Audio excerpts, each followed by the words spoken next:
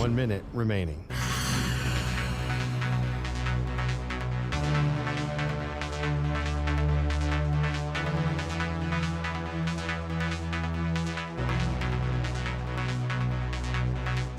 Forty-five seconds remaining.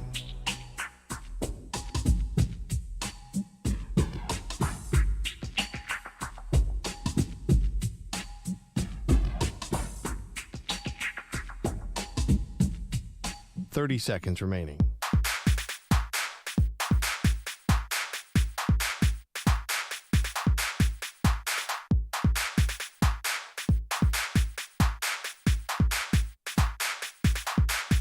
Fifteen seconds.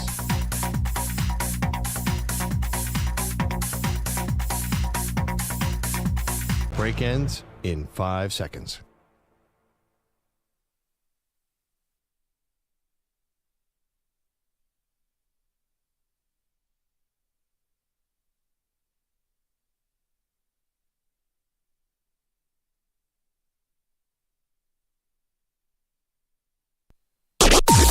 Maggie and Perloff on the Infinity Sports Network. Luka, left side of the floor, wants Gaffer to come up and set the screen. To the left, Luka turns that way, and from the bottom of the logo, he hits! He sure did, because Anderson went under the screen and he saw that opening and took it. You can't leave him open for a little bit. A 17-point first quarter for Doncic, the most points he's had in any quarter in the playoffs. That would be 20 points at the end of the first quarter for Luka Doncic. That was Chuck Cooperstein on Mavs Radio. Welcome to the show, Maggie Gray, Andrew Perloff. A complete demolition last night. The Mavericks take care of the Timberwolves. They are on to the NBA Finals. Perloff, Luka Doncic, and Kyrie were phenomenal. Well, I mean, the T-Wolves figured out a way not to lose late in the game to Luka. They just lost early in the game to Luka. Yeah, switch it up. I can't remember a playoff game with less effort on one side of the ball. I mean, Minnesota had 1 foot in Cancun the entire game. I think Stan Van Gundy said it. They were so excited not to get swept that they're like, we're not even going to put out 1% effort. There was only one player on Minnesota trying at all last night. That was Anthony Edwards. That was a joke. That was a horrible, horrible performance. I'm tearing up that team based on last night. Tearing it up? Wait a minute. Hold on 1 second. Yeah. We'll get to the Dallas side of this, and Dallas and the Celtics, and Dallas is a significant underdog to the Boston Celtics, and we'll get to that in just a second. But the thing about the T-Wolves, and I know there's going to be calls to trade Karl Anthony Towns, and he was bad last night, and the team looked completely, deer in headlights. They were not ready for the moment. You mentioned the effort was not there. Stan Van Gundy said it was embarrassing. I mean, it was bad. It was terrible. It was terrible. Like, They say no lead is like insurmountable in the NBA, except for this one. This one was very insurmountable. It's basically a 30-point lead at halftime, and the T-Wolves didn't have a chance. But let's not forget something here about Minnesota. Before you want to break up the team and slice it off for pieces and start putting Anthony Edwards onto the Lakers or the Knicks or whatever silly thing we're going to do this offseason, they beat the Nuggets. That was the goal for the team. Now, the goal is like to make it to the finals. I get that. But when you're talking about the architecture and how that team was created, it was because the Nuggets were this juggernaut team where Jokic is the best player in the world, hands down, and they built a team to beat that Nuggets team. Yeah. And guess what? They did it. They did it. So why would you break up the team just because now they ran into another matchup that was bad with the Mavericks? You're whack-a-mole right now. You've got to have an identity. If you're built to beat a team, doesn't that count for something when you actually beat that team? I mean, all that makes perfect sense. But you look at the future of the team. Why are you going out there? If you have Rudy Gobert on the court, you're never winning an NBA title. So what's the goal here? Well, I think they believed they would see the Nuggets, and that would be the hardest competition they were going to get. The Mavs are a 5 seed here. The Mavs have totally transformed themselves. Well, they might have believed that, but now all that is in the past. What about the future? I mean, there's just no way this team with 2 Frankensteins up front is going to get through the entire playoff. Okay, but then how did they get through the Nuggets? And again, they were built very well to beat the Nuggets. The Nuggets never ran into a team with height, and then they finally ran into a team with height, and they couldn't handle it, and Jamal Murray was hurt. Yeah. So those two things combined. But there's just no way this formula, we've said it before, this is not a league that values centers. So you have 2 of them there that are just gigantic defensive problems for the T-Wolves, who are ironically the number one defense. But come playoff time, you're going to pick those guys apart. You can't have those guys on the court and get all the way through the field. I think that's very clear. And I'll tell you right now, they might have some really good series next year in the playoffs. There's no way they get through the whole postseason with that formula. It's just not. It's why no other team. You see any other team who's paying $50 million a year to two centers? I do not. However, I'm watching a Mavs team that got bigger at the trade deadline, right? That understood that they needed more size, and it worked for them, and it's working for them. Yeah, it's totally different. They have defensive guys who are not making a lot of money up front. It's not like they're paying Derek Lively anything. So, right, and they're just complements to what they do well, which is have a lot of perimeter talent. Where the T-Wolves they were completely the wrong matchup for Dallas, and I don't think there are enough matchups to protect how bad Gobert and Towns are really on defensive in today's NBA. Right, which is obviously the irony is the guy's the 4-time defensive player of the year, and to say he's not good enough on defense, I hear you. I can't fight you on Gobert. It was ridiculous the day they traded him, the amount that they traded him. It never felt like it was modern, his game, in terms of all the ways that you can pick him apart. However, for Karl Anthony Towns, you're stuck with him, right? Well, I don't know if you're stuck with him. It's going to be hard to move him because he makes a lot of money, but he's one of the reasons why you beat the Nuggets in the first place. He was one of the reasons why you did stave off, a sweep. So is that enough? No, because he's not poised enough in the big moments, and he's way too inconsistent to be paid as much as he's getting paid. But at the same time, I watched him be a crucial part of a team that was really good all year and a team that did take out the Nuggets. And again, I think that the Nuggets are still going to be the goal for people. I know we're all on Luka right now, and rightfully so. The guy's fantastic, and he's going to be the best player in the finals. But let's not forget 15 seconds ago when Jokic was the best player in the world, and he was the guy who you had a game plan for, and he was the one. And we just have these really short memories with the NBA. It's like it's so game to game with us that I think Jokic is still the goal for a lot of teams. How to beat Jokic is the goal. Yeah, I see what you're saying. But next year, obviously, I think a lot of teams are coming up on the T-Wolves' heels here. You got, obviously, the Thunder are going to be great. We'll see what they do in the offseason. You got Denver, you got the Mavs. And then there's a whole assortment of Western Conference teams who could step up and be just as good. I just think you have this gem in Anthony Edwards. So you really, as an organization, have to say, what's the best team to surround Anthony Edwards? Is it really Jaden McDaniels, Rudy Gobert, Karl Anthony Towns, and Mike Conley, who's obviously at the end? So there's a lot of work to do here, especially because Conley, they obviously have to move on from that. Defensively, he's not adding anything here. So you have to do something. You're going to have to do something radical this offseason. You're just going to run this back? I don't know, because it's like pick your poison, right? It's like, do you want to now try to rebuild your team to match up better with who? The Mavs or the Clippers? Like, I don't know who you want. Or the guy who was the architect of the Nuggets is now the architect of the Minnesota Timberwolves, and he built a team rather, to beat that team. Yeah. So it's just kind of odd to me, the break it up part. I think that's easier said than done. Sure. I mean, I don't think anyone wants those salaries.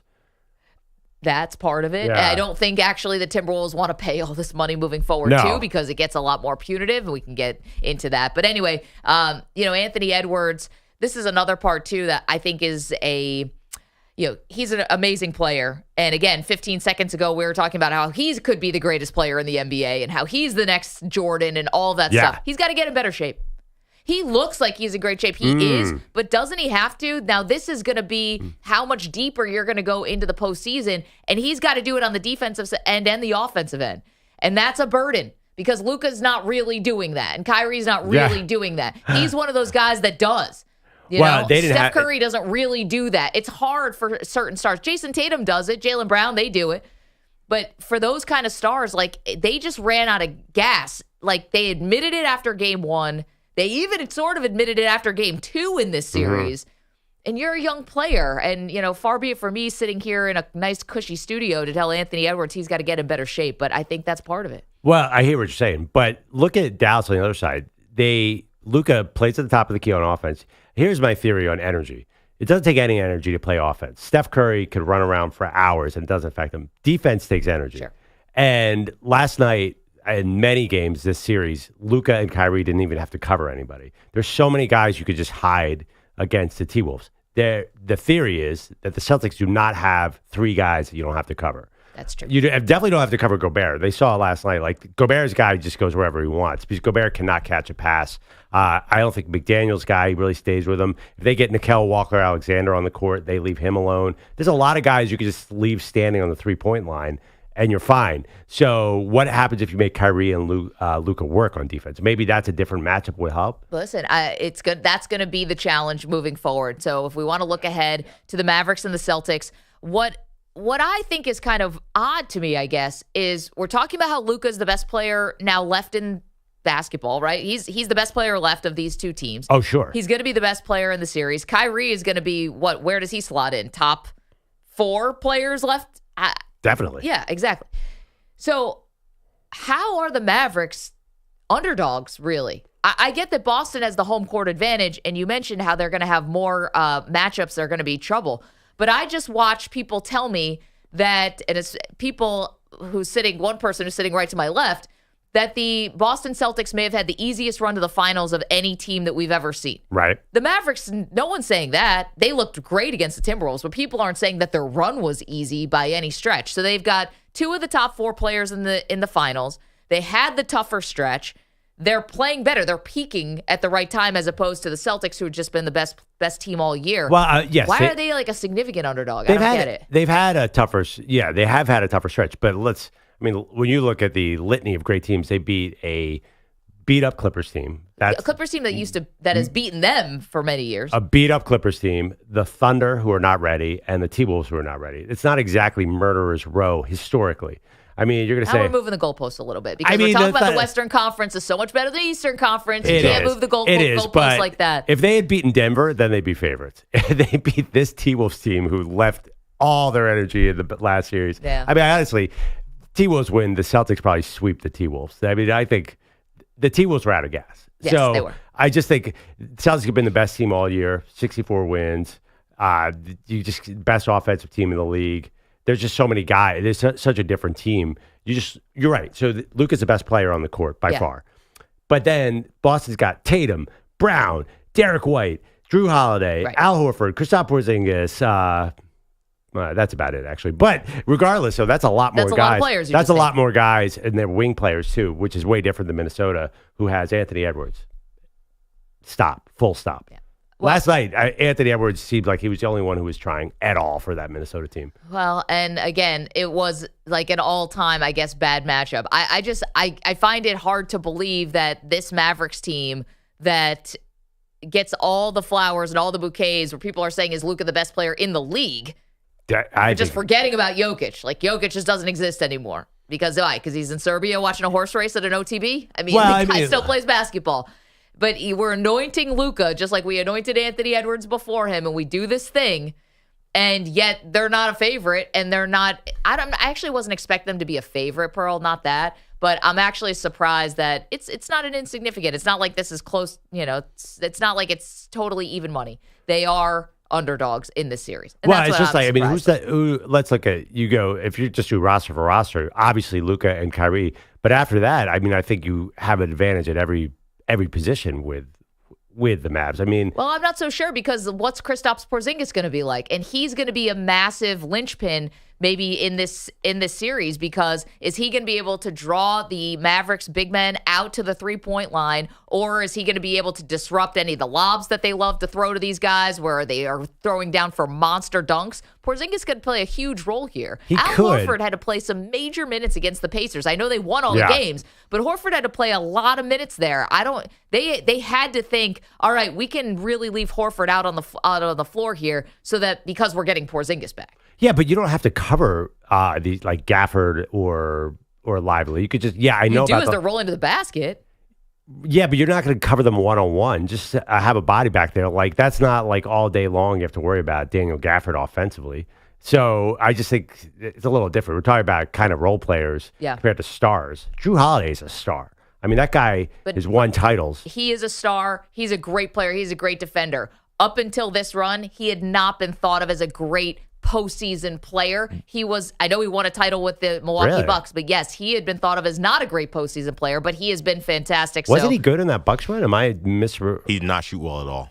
He's The not. defense is always there. Defense is always there, but he didn't shoot well. He never mails it in on defense, but he has not had good offensive postseason success. But he's turning that around now. I love this in the chat. Thank you, Black Rain, who said Boston's the best team. Chick. Thank you. Well, I mean, Hey, Thank you. I mean, obviously, But who's the hotter team? Yeah, but Boston just went 12-2 in the playoffs. I know, but I was told that the Eastern Conference was basically a red carpet ushering the Celtics directly to the finals, and they felt almost no resistance. But how does that make Dallas hotter then if we haven't even seen Boston play? Like, hotter than what? Well, I think because they had more resistance. They had a tougher road, and they overcame it. Yeah, I hear what you're saying, but like that doesn't mean, how is that a negative on Boston? Because they only lost 2 games. It's a negative because I was told that there's no competition, that they've just been sleepwalking basically all the way to the final. So we haven't even we saw them tested in a couple games against the Pacers at the end of the game where the Pacers totally imploded. Right.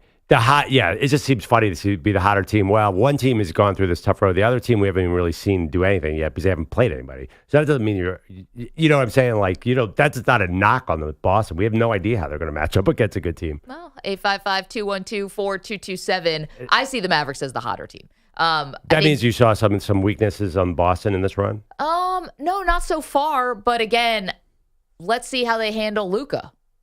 Who's the superstar that Boston has played so far in this playoffs? Right. But I know maybe Donovan Mitchell. Thank you. Well, part of the series. And but he didn't even play the whole series. Right. Tyrese Halliburton didn't play the whole series. Yeah, exactly. But that doesn't make them not hot. It means we have no idea. They haven't even really started yet. Now the playoffs start from Boston. I kind of wonder if I want to ask you guys, is it better to be Boston where you've been kind of untested and therefore you don't have the wear and tear that some teams that have been more tested have? Or would you rather be Dallas and be more battle tested but probably more beat up going into the series? Yeah, I mean, Perloff was sending a text to us last night. Didn't look like Luka was hurt last night. Fair. Oh yeah, Luka, amazing that he overcame those knee injuries. He could have scored 50 last night if he wanted. If they'd kept him on the court and he just wanted to go to town, but Kyrie's like, I'll take those easy points. Yeah, Kyrie in with his A-Rod 36 points against a team that was just done. Anyway, I do disagree with this hotter team thing because you have no idea. That sort of sounds like a ding on the Celtics to me, that saying they're hotter. Nobody has even touched them in this playoff. So basically I guess they've been on hold is how I would say. One team's been on hold and one team looks great, but it's such a different matchup for Dallas. This is a way different series. It's a huge step up, I think, because Boston's been there too. Nobody in Minnesota had been there. I don't think you can discount that. No, they had Edwards had not been there at all. Yeah. Edwards reminds me of Luka 2 years ago or 3. When were they? 2 years ago, right? Where he was really good. He carried them to the Western Conference Finals, but it felt like he wasn't quite ready. So maybe Edwards, who's only 22 years old, will be there in 2 years. Boston's been there again and again and again, and they're getting older. Like they're the right age to do this. So that's to me why I think Boston's a favorite. I just think it's a matter of they're not going to be caught like deer in a headlight like Minnesota. I understand the favorite thing. Matchup wise, it's great. I do have a little fear about Al Horford being out on the court for 40 minutes, as you just reminded me. I don't know. I think Porzingis is going to be back. He's going to be fine. It's just, does he actually stay healthy through a whole series if it goes 6 or 7 games? Yeah, but is he 100%? I don't know. I bet the Mavs already, by the way. Did you? 855-212-4227. See you guys on the phones. You want to get in on this. Should the Mavs be underdogs? Do you consider them underdogs in this series against Boston? And also, do you consider the Mavs the hotter team versus the Boston Celtics, who've been the stalwart team all season long? Just awesome. 855-212-4227. Let's get it going. We'll talk a little basketball. We've got tons of football to get to today as well. We've got our old school, new school, where we're going to tackle college football. So much to do today, this summer Friday. It's Maggie and Perloff.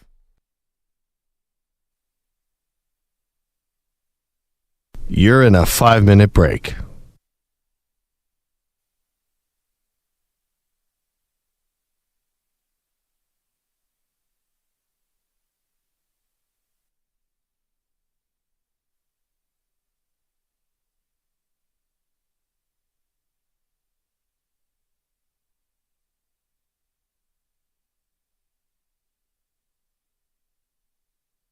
Four minutes, 30 seconds remaining.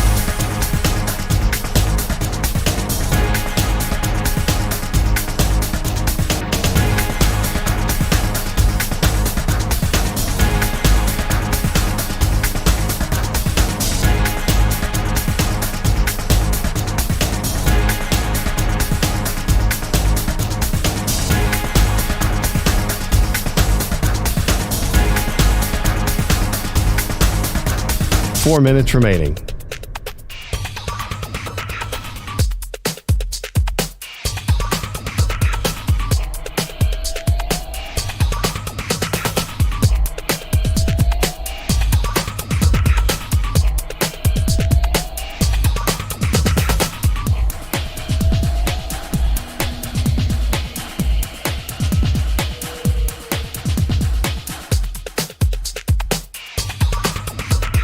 Three minutes, 30 seconds remaining.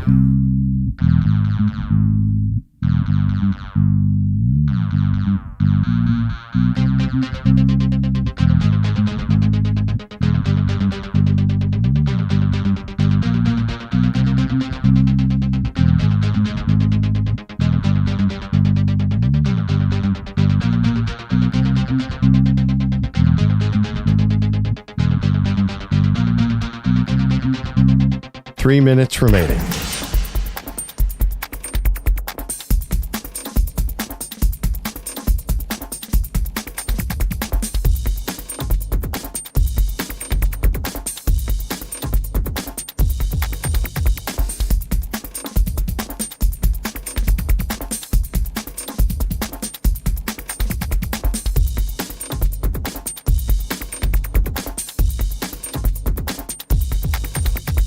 Two minutes, 30 seconds remaining.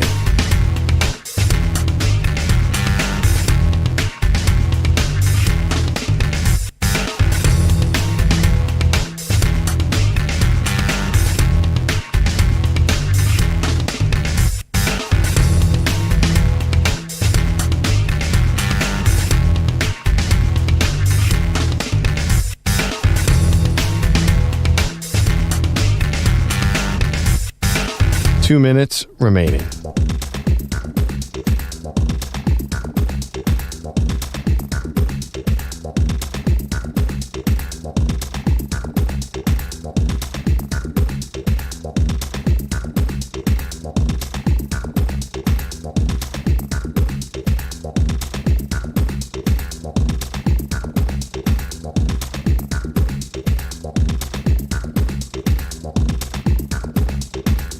One minute, 30 seconds remaining.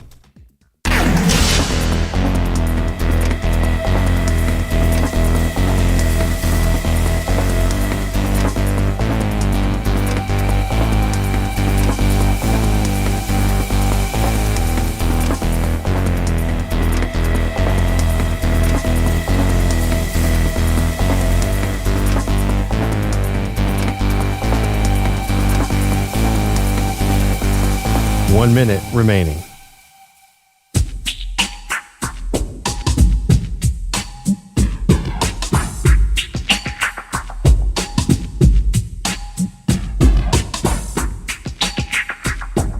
"45 seconds remaining.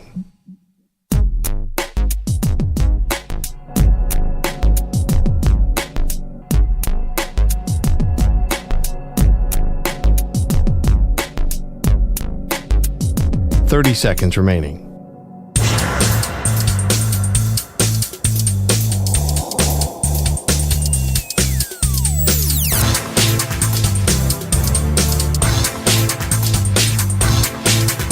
"15 seconds.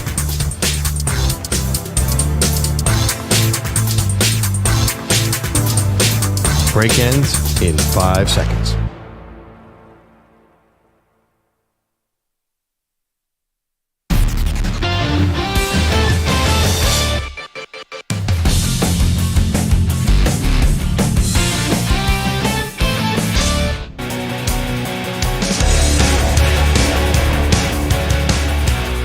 All right, with Wendy's $3 English muffin deal. Listen to this, Maggie. You don't just get breakfast, you get a proper meal. Get your choice of a sausage or bacon, egg and cheese English muffin sandwich with small seasoned potatoes. Oh, boy. Yeah. I want the bacon one. Grab yours today. Terms apply. The NASCAR Series heads to Illinois this weekend. Christopher Bell goes for back-to-back wins after taking the checkered flag at Charlotte last weekend. Denny Hamlin still leads the field in points with 492. We got food on Maggie's mind. I know. She's going to be distracted. You can't talk about food this time of the morning/night. Gosh, we just had an interesting debate here in the break.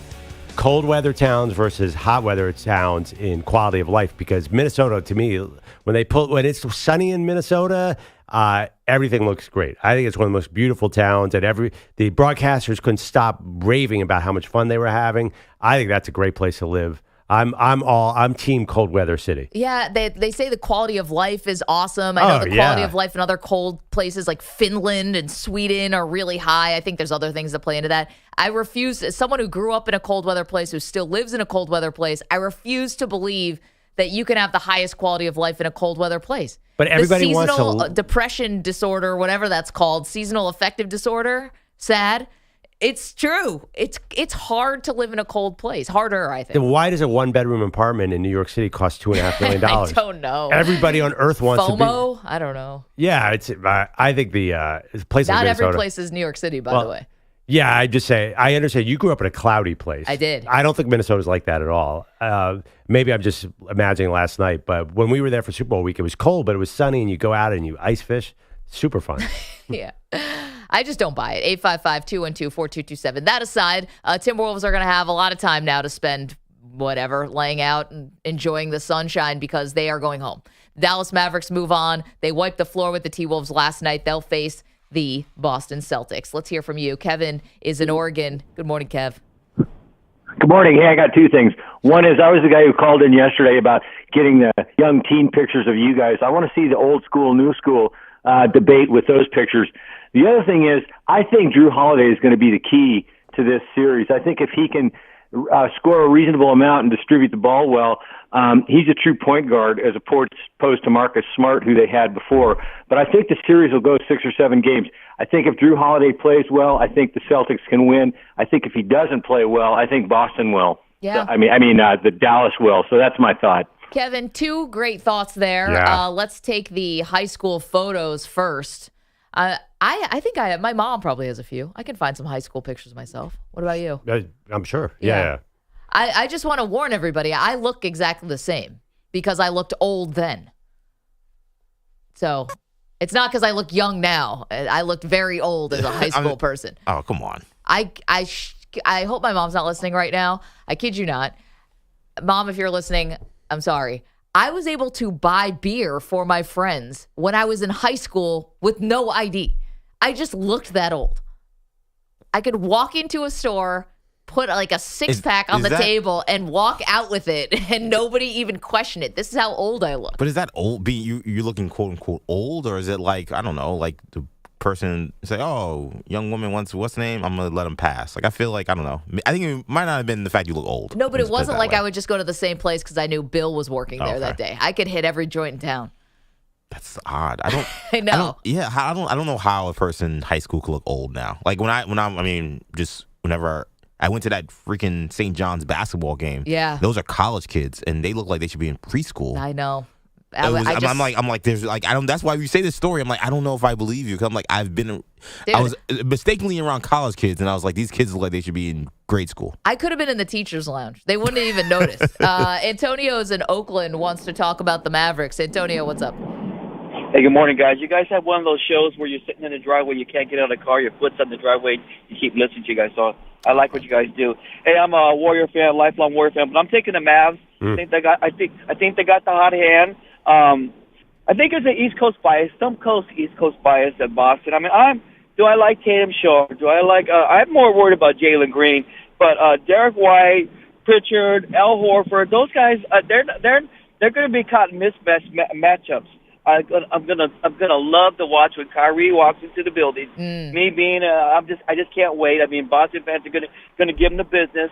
But I'm looking for the mismatch when you get Luka going. I mean, I'm a NBA hip hop lover of all this stuff, so I'm gonna get a kick out of it.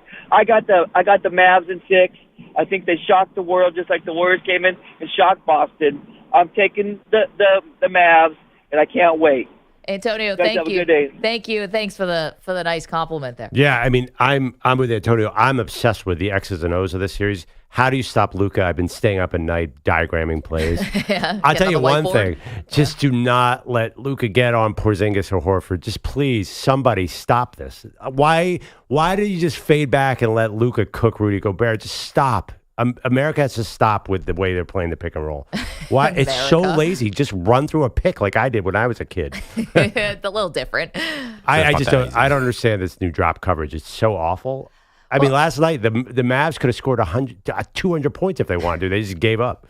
And this is against the number one defense in the league. Yeah, I think it was more about matchups. You're right. It was definitely about energy level, something. But that's the thing about Boston. They are going to have plenty of bodies to throw at Luka, because Antonio just mentioned the three people. You got Tatum, you got Jaylen Brown, and you've got Drew Holiday. You've got a lot of defensive options. Well, right, but either you're too big, you're too small to cover Luka, or you're too slow to cover Luka. He's impossible. He's the impossible chess match. The Celtics are notorious for being a switch everything team. Yeah, I know. So this is going to be very interesting because the Celtics, Holiday and White are so strong for their size that usually they can guard bigger wings and it's not a problem.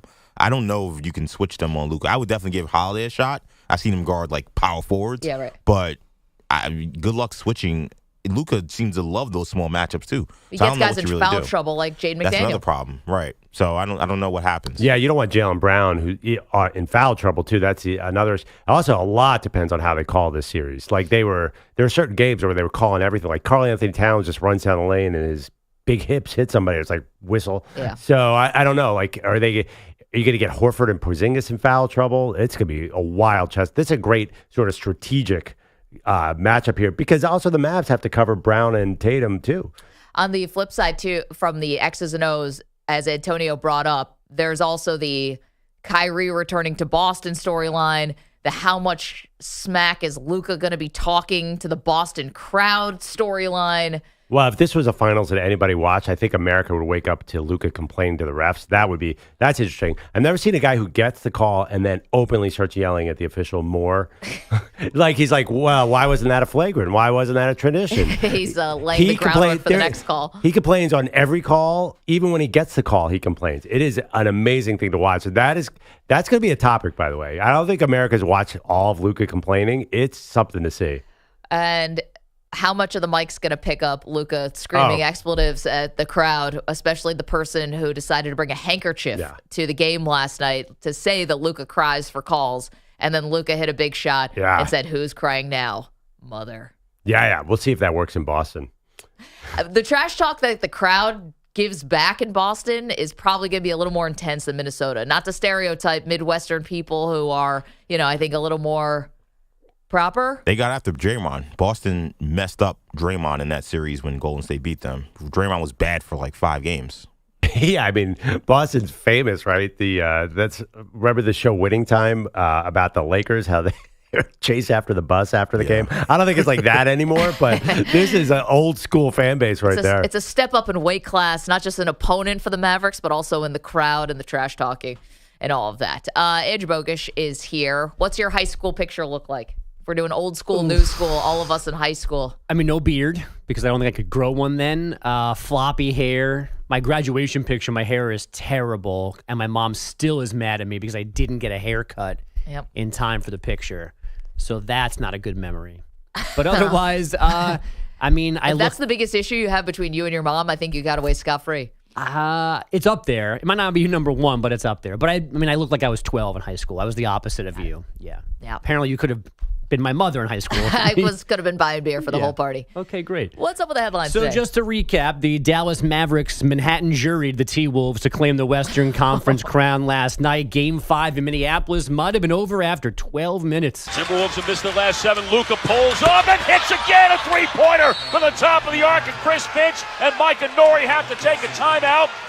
Doncic, a 20-point first quarter. Chuck Cooperstein, Mavs Radio. Luka putting 20 first quarter points on Minnesota's 2 coaches and all its players. He finished with 36 as the Mavs cruise to that 124-103 clincher. The lead as large as 36 in the third quarter. Jason Kidd thankful for Luka's hot start. Luka came out and set the tone offensively and defensively. I thought he let everybody know he was ready to play.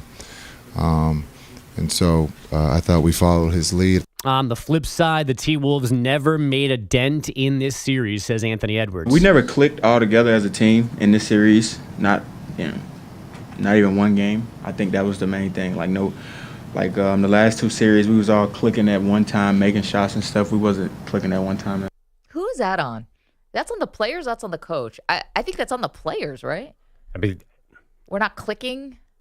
Could be on the Mavs. I think. I mean, he said they weren't making shots, so I think he put it on the players. Yeah, I mean, listen, Jaden McDaniels and Nickeil Walker-Alexander were sitting there wide open in the three-point line all series. They happened to hit their shots in the earlier series. That's clearly not something you can count on, right? They don't have that much talent, do they? Am I missing something? It feels Monday morning quarterback to say that. They just beat the Nuggets in the earlier round. How do you say they don't have any talent? Well, I don't know how they did. I still don't know how they came back from 20 in Game 7 on the road. I don't think Perloff's wrong. I mean, I don't look at the Minnesota Timberwolves and say that that's a team that's going to overwhelm you with talent. Right, like they need their role players. Firepower. Right, they need their role players to hit 3-point shots, and like that comes and goes. I think that is not where Dallas does not need their role players. I guess they do. Dallas has the same issue. PJ Washington gets hot.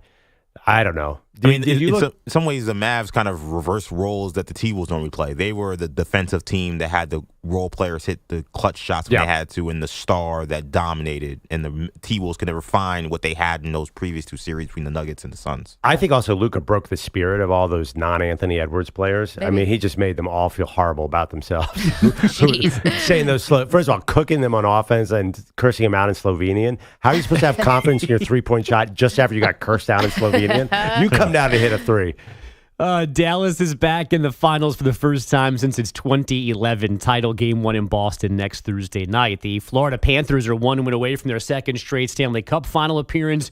They held off the Rangers 3-2 at the Garden last night for a 3-2 series lead. Caitlin Clark, 20 points, 9 assists, 1 tech in the latest Fever loss, 103-88 at home to Seattle. Indiana now an WNBA worst 1-8.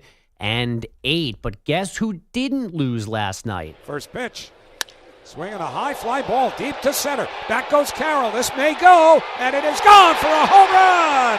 J.D. Martinez gives the Mets the lead as he homers into the batter's eye just to the left of the home run apple casing. Maybe it only took a reliever throwing his glove into the stands and then reporters misunderstanding what he said after the game to get the Mets finally going. Howie Rose, Mets radio, that J.D. Martinez homer came bottom 8. The Met bullpen did not blow that lead for a change. They beat Arizona 3-2, just their second win in 10 games. DH for sale.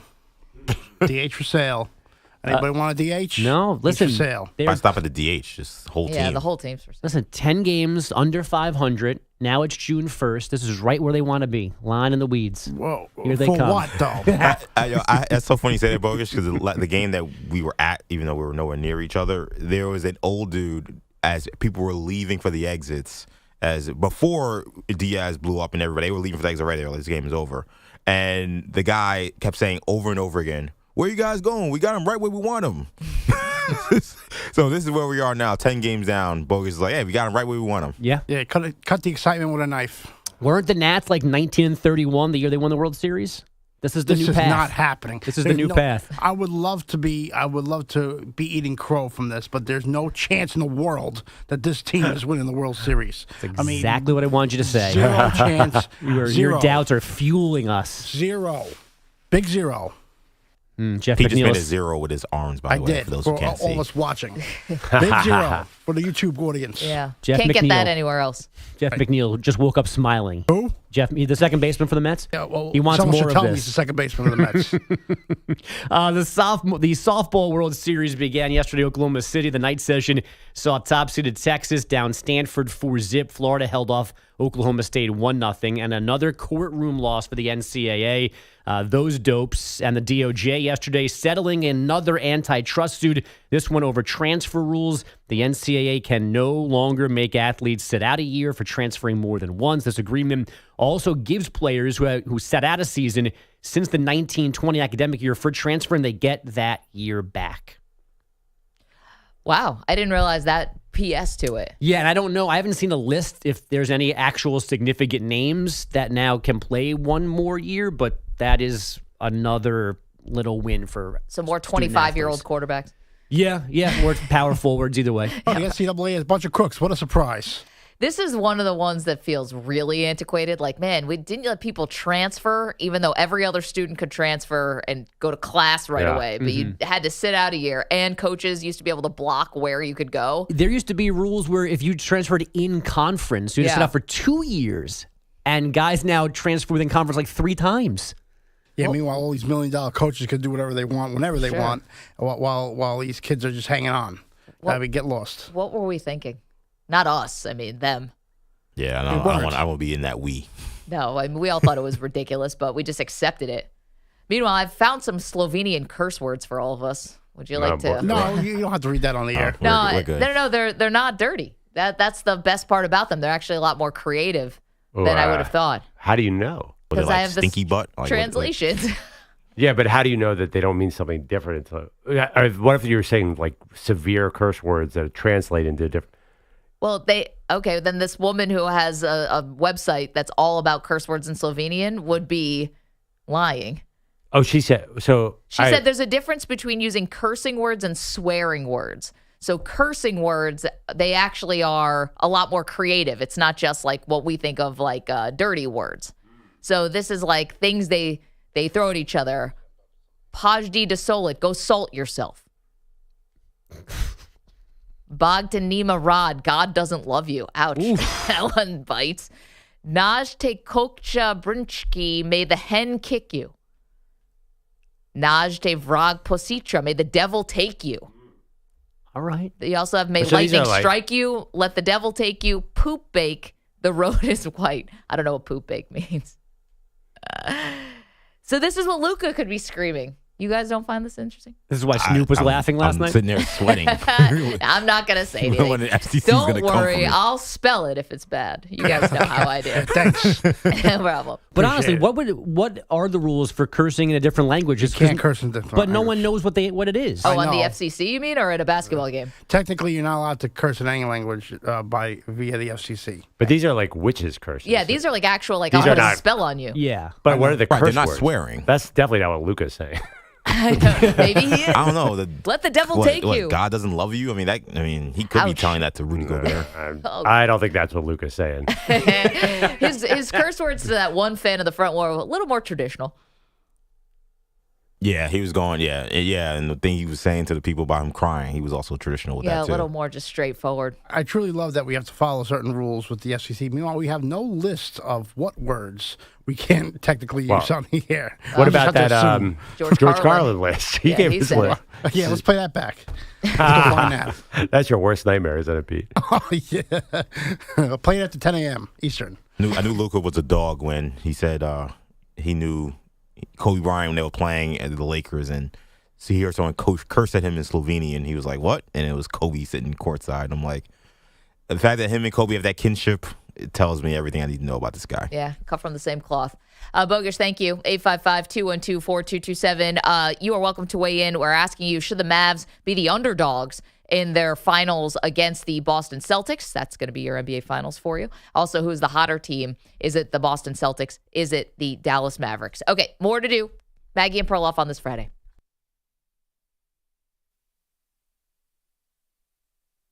You're in a 5-minute break.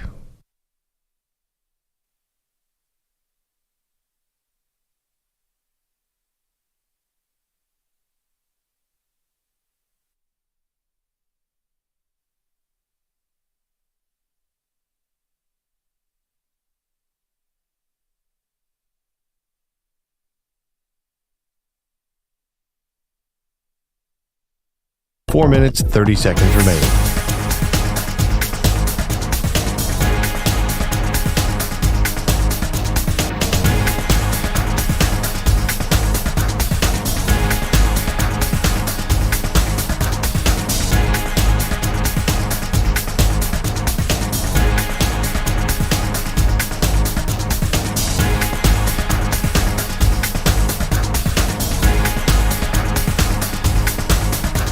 Four minutes remaining.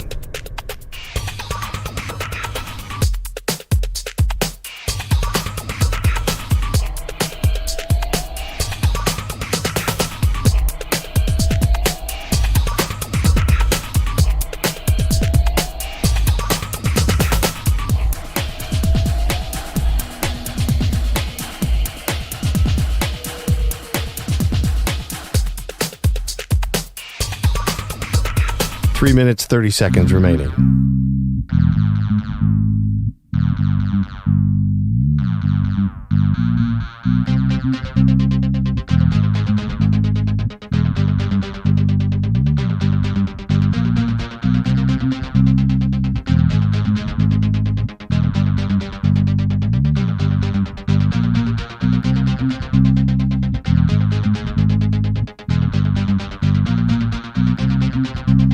Three minutes remaining.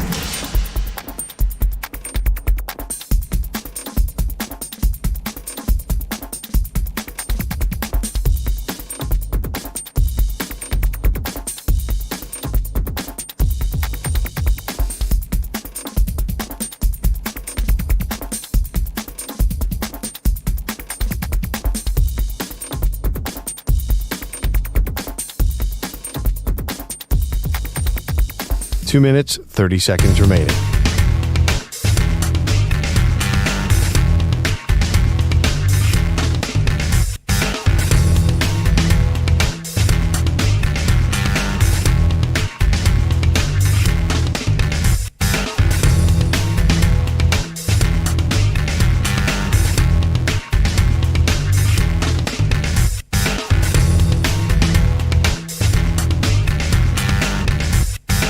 Two minutes remaining.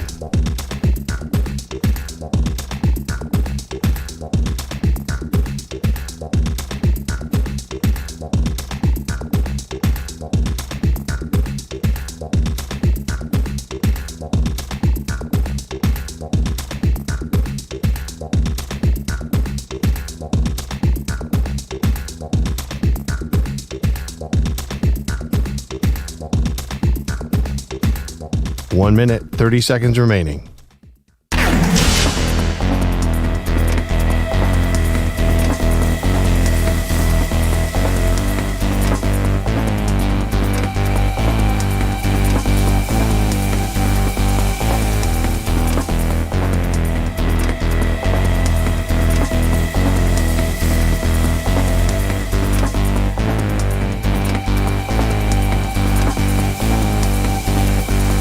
One minute remaining.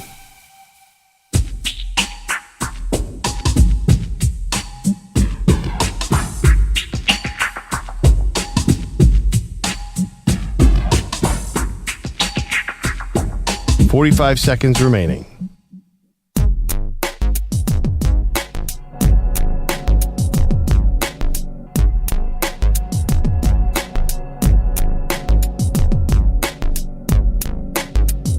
.30 seconds remaining.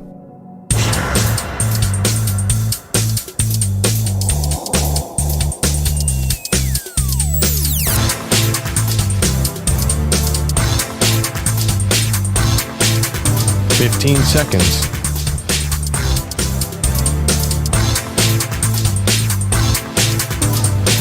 Break ends in 5 seconds.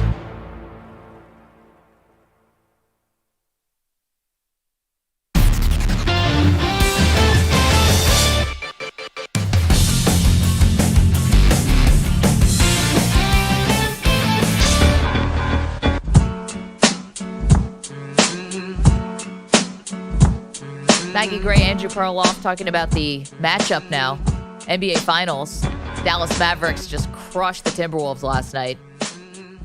It was odd to see a game, Pearl, where one team goes up big, almost 30 points at halftime, and you're thinking, well, but I've seen this in the NBA where a team will mount a big comeback in the third quarter, and maybe this game's not over, and then it was just over. I mean, the third quarter was as bad as any of them. I mean, the Mavericks just did not let up. Yeah, I think did they get it down to 20 at one point? There was a point where it just seemed like for 1 second, maybe they, do you remember when Anthony Edwards blocked Kyrie Irving and threw the ball? They were on a little bit of a run and Edwards was getting hot. I'm like, okay, here we go. Let's make it a game. And then Edwards blocks Kyrie's shot and some other player in the Mavs picks it up and hits a three. And it was like, this is over. It is. Good night. We've been asking you, should the Mavs be the underdogs in the finals against the Celtics? Mike's in Albuquerque wants to react to what we saw last night. It was a bloodbath, Mike. How are you? Hey, good morning, guys. It was a bloodbath. You know, I feel like after a game like that, a loss like that, Like maybe, it's better on your psyche to just barely miss the playoffs and not make the playoffs at all instead of just getting absolutely run and crushed in your house last night. And I got to agree with Perloff. They need to break that team up. I mean, that is the pinnacle of as far as Minnesota can get. And, Karl Anthony Towns was so bad during that series. Gobert's the defensive player of the year. And and he's didn't even appear to be dominant on defense. My thought about the championship is Luka is just a killer, like MJ or like Kobe. I mean, he just got that bloodthirsty look in his eye, and the Boston crowd is going to be really, really rough. But there's nobody on that Boston team that's just a straight killer like that. So, I'm excited to see it, but definitely think the Timberwolves, something has to be done. That was horrible. Thanks for taking my call. Yeah, Mike, appreciate you. A lot there. The thing is, you're going to break out. Which way do you want to take that? Well, one thing I would say, I agree with the Luka being a killer, because if there's a minute left, you have Tatum on one side and Luka on the other, everybody's live betting the Mavs for obvious reasons. Yeah. Luka is the killer. Tatum has not been the killer. Yeah, but, to this point, they both have no rings. I guess, the other part, too, is would you rather lose in this fashion or barely make the playoffs? Is that what Mike said? Or, barely miss the playoffs? I disagree with that. You got to, this was a good season for the Timberwolves. Guys, this was a good season. I'd say borderline great season for them. They beat the Nuggets on Game 7 on the Nuggets' home floor. You'd rather not make the playoffs? That's not exactly is that what he said? That's what he said. Barely make the playoffs. Yeah, I'd rather barely make the playoffs. Than lose like this and be embarrassed on your home court. But how many great moments did they have? I mean, I know Pete always says, if you lose, you're a loser. But there's definitely some levels to this thing. I'm going to go Giannis on this. There's steps, there's levels, and the Timberwolves took a huge step forward this year. Yeah, where's it going? I worry about this team a little bit. Not that this was their one chance, but I just don't think anyone's picking them next year, because you have some systematic problems here, right? Can you really see that core? Is this a championship core? I'd be more bullish on the Thunder than the T-Wolves. If you had a choice of those two franchises, feels like the Thunder are building something where you could add little pieces. The T-Wolves are maxed out money-wise. There's going to be some problems. Well, maybe, but they both just lost to the Mavs. I mean, they just got handled by Luka. I mean, Thunder were way closer. Yeah, Thunder didn't get destroyed like this. Okay, but still, that I would love to have seen what would the Mavericks done against Denver. I think that would have been a better series than people realize. They would have been closer. Yeah, exactly. So it's I have trouble making these wide sweeping generalizations and just being the sort of prisoner of the moment here, because I think that we're forgetting what the T-Wolves did. And it was only a week ago that I was hearing, less than a week ago, I was hearing Anthony Edwards is the new Michael Jordan. So we got to keep it on the rails here a little bit if we're going to do this as media and even as fans. You can't have it both ways here, right? It's either he's the great player and ascending, or they're trash. It's no. silly. I think the issue is Edwards is fantastic. You got to surround him. He's going to win a title. The question is, you got to surround him with the right team, and if it's not going to be in Minnesota, so you got to cycle out of these bad contracts and get the right players around him. Jay is our pal in Nashville, just getting off work. Hey, Jay, how are you? Taking that long mile walk through the parking lot. Feet hurt, but I don't care. It's Friday, and I get to chill out. But you did it. What I'm going to do? Yeah. You said I'm going to what? What? Did you say I'm going to get faded? No, I said you made it. You made it. Oh, I'm to the end of the week. Whoa, hey. But anyway, I don't know if you're going to get faded. I have no idea. It's your personal time now. Yeah, no. Basically, when I do get home on my personal time, I'm gonna figure out how to say your mom is my cardio in Slovenia and put it on a T-shirt. But as far as your last caller, he kind of stole my thunder, but he's spot on. Boston doesn't to me. Tatum is like an overachiever to me. You know what I mean? That whole Boston team is a team full of overachievers, and they don't have this straight just disrespectful. The thing I loved about Kobe's game, his game was just disrespectful. You know what I mean? Just disrespectful, and that's kind of and the thing about it, Dallas has two players like that. Those are the type of players between Kyrie and Luka. those are the players that are just break your spirit, make you want to cry on the inside. Or like dude on Friday crying in the car on the way home from the game after you lost. And Jay, you are underscoring something, and you're awesome. Thank you for the call, sir. We're just up against it here, dude. But this just underscores like what Jay is saying, and I think the fact that Luka's a killer and Kyrie's a killer, but we're not sure about Tatum and Brown. It just underscores how much freaking pressure is on Boston in this finals. Yeah. Because their entire outlook, reputation, everything changes with them winning a title. If the Mavs don't win a title, people still think Luka's awesome. They still think he's a killer. He'll still get compared to Kobe. Tatum and Brown, they have to be feeling the weight of the world. If they care about this kind of thing, they've got to be feeling the weight of the world on their shoulders. That's true, but also they're just not as good as Luka. That's just a reality. Both are really good, but they're not that next level. But the expectations are just as high. I would say Luka's top 3. They're between 7 and 12. But the idea that they have to win a title I agree. It changes everything. It's like Giannis. Like, people thought he couldn't play in a crunch time situation. Then he won, and now he's great. Okay, coming up. Oh, man. Golden State Warriors.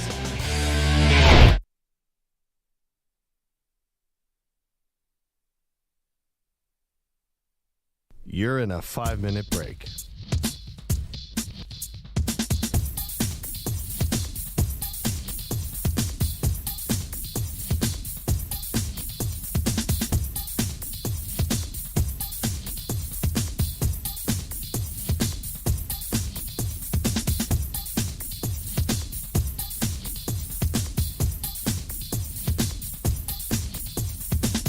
Four minutes, 30 seconds remaining.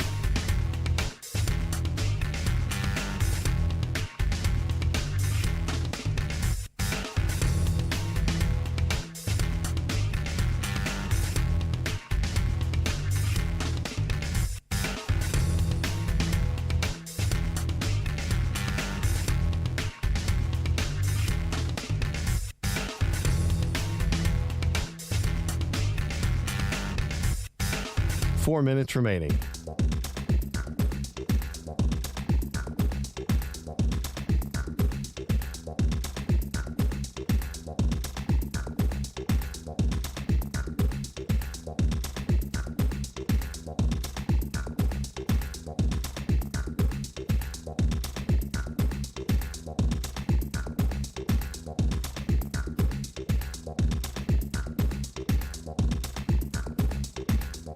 Three minutes, 30 seconds remaining.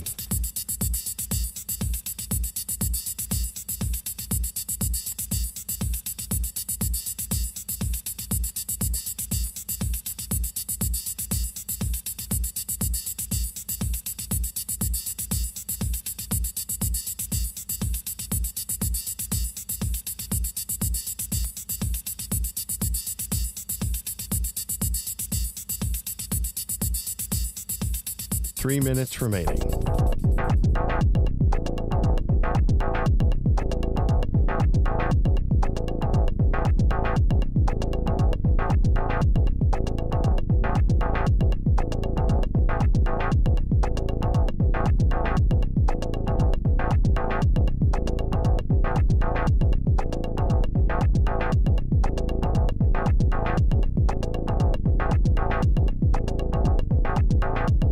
Two minutes, 30 seconds remaining.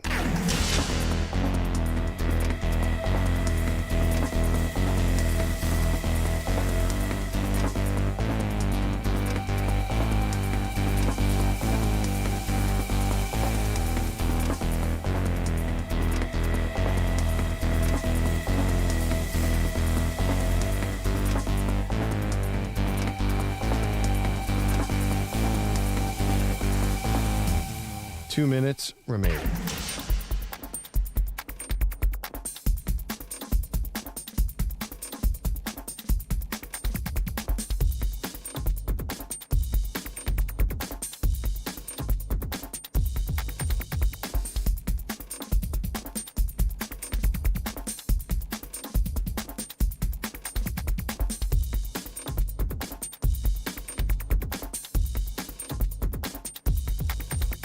One minute, 30 seconds remaining.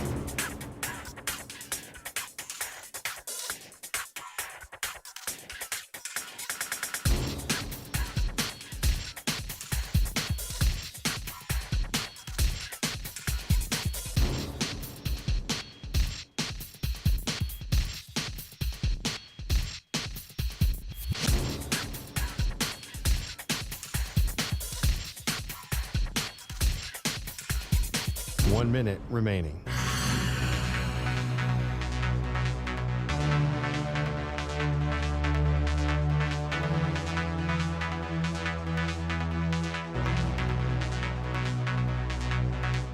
Forty-five seconds remaining.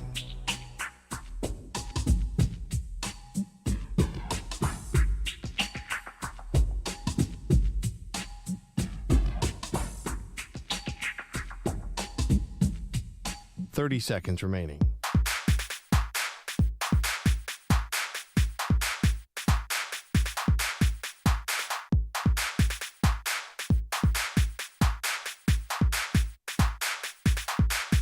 Fifteen seconds.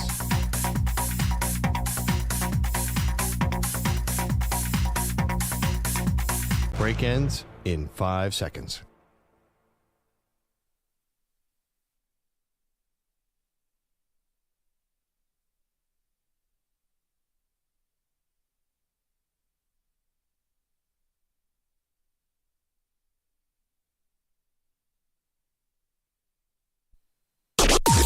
Maggie and Perloff on the Infinity Sports Network.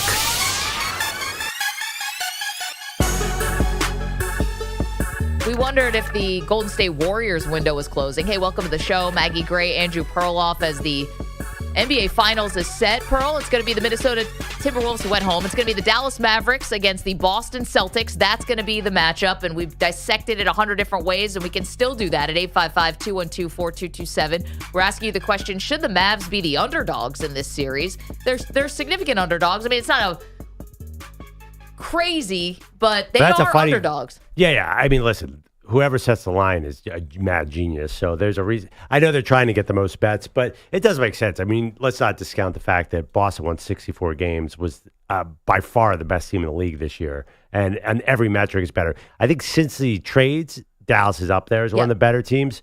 But on paper, I get it. Boston has 4 or 5 like legit kind of star players, where Dallas is 2. That's it. You are welcome to weigh in on whether you think Luka, Kyrie, and the Mavs feel like underdogs, should be underdogs to Boston. Let us know what you think. But I mentioned the Golden State Warriors because they will forever be interesting, because with Steph Curry and trying to maximize the end of Steph's career, we got a new report yesterday that said Jimmy Butler is going to be one of the teams that's sniffing around. The Golden State Warriors are one of the teams that's sniffing around Jimmy Butler to possibly add him to extend Steph's sort of the end of his prime, if you will. Now, okay, couple things here. Not to get bogged down in the details here, but it could take a little gymnastics to make this work. Bottom line, though, it's not impossible for the Golden State Warriors to get Jimmy Butler on their team. You get the sense if they really wanted to make this happen, and if Miami is very motivated to get off of Jimmy Butler's contract, which is massive, they could get this done. Is Jimmy Butler the right move for Golden State? Oh, absolutely not. I mean, you're gonna get older. I mean, what are you doing here? You're gonna get, and also you clearly need some help inside. You already have outside guys. Why are you adding another ancient swing, a guard or 2 or 3? What's the point of this? That's like kind of the last player they need. Well, I think this is the idea. If they're sniffing around Jimmy Butler, then they feel like not that they need to get older, but maybe they need to get a little more veteran laden, which I know that they have a lot of vets, but if you're trying to rip off one more title with Steph Curry, your draft picks don't do anything. You know, do you want to give up on, you'd have to give up on like a Kuminga or someone like that who's kind of the future. But the Pajemskis and the Kumingas, maybe you feel like, all right, we don't have time. And those guys have been good. They have been very good. But we don't have time to, win with this, what we have right now. Like, is this team good enough to win? Clearly not, because they lost a play-in game against the Sacramento Kings. So obviously shaking something up. And Jimmy Butler, yes, he's older. Perloff, he is one of the great postseason players that we have in the NBA. And we all know that's true. And if you are the Warriors, that's the goals now. That's what you're being judged on. What do you do in the postseason? Everything else is irrelevant. Adding someone like Butler, I can understand the appeal. I don't get it. Like they are already old and slow. You're going to get really old if you do this. And where are the big guys? Who's stopping Minnesota and Oklahoma City and Dallas and and all these gigantic teams, and the Lakers are also big too. Who's stopping all those teams? Who's playing your 4 and your 5? But that's not ever how the Warriors have won. That's never how they've won. They've always been able to do this with backup centers that are fine, with Draymond as the anchor, as a great passer who's in the middle, and everything that Draymond brings to the table. I don't think size has ever really been their concern. Well, I think it's emerged in the last couple of years as a problem. Their front court, I think Denver's run last year was you can't be super small anymore. I don't know. I know they ripped off that title against the Celtics, but that felt like the end of an era. Obviously, like bringing in Chris Paul this year, it feels similar to that. It feels like the continuation. It's like, oh, well, Chris Paul didn't work. Let's find another old guy who's overpaid. Yeah, I just don't see. Do they match up well against any of these elite Western teams by adding Jimmy Butler? Maybe Jimmy can cover Luka. I have no idea what they're thinking here. Like they need an Anthony Davis, or they need a Joel Embiid. They need somebody big up front who can cause some problems here in the West. It's a big conference right now. Okay, but I mean, Joel Embiid. I'm just trying. Yeah, I mean, actually, yeah, they need somebody. He's also injury prone. He's also not young. Well, he's a lot younger than Jimmy Butler. Okay, but who's a better postseason player? In this scenario, by the way, are they keeping Clay? I don't know. I'm not so sure what's going to go on with Clay. I would think probably not. But I'm not exactly sure. I just feel like this is a really old, really small, really slow team. I mean, but could they be a good and effective postseason team when the game does slow down a bit, when it is more of a half-court game? Maybe. I see what you're saying there, but I mean, are they going to get out of the play-in? That's another issue here, because they're certainly not going to be a top seed with that team, because you can't use Jimmy all season long. Yeah, but what does the seed really matter? I mean, I watched Denver lose a Game 7 on their home floor, and I just watched the Mavs as a 5 seed just, take care of the Western Conference. Yeah, but we also, as we just mentioned, saw the Warriors lose to the Kings. I don't know. I'm not excited about this team to bring it. So he turns 35 in September. Curry is getting really old too all of a sudden. 36, right? Yeah, I just think there's a major problem here. I think this team reminds me of this old team. Maybe Pete remembers this. Remember in the 80s when the Anaheim Angels signed Reggie Jackson and Dave Winfield and Dom, got all the aging superstars? This feels like the aging superstars retirement home team. It's got to be the oldest starting 5 in the NBA if they go Butler, Draymond, Steph Curry, Clay.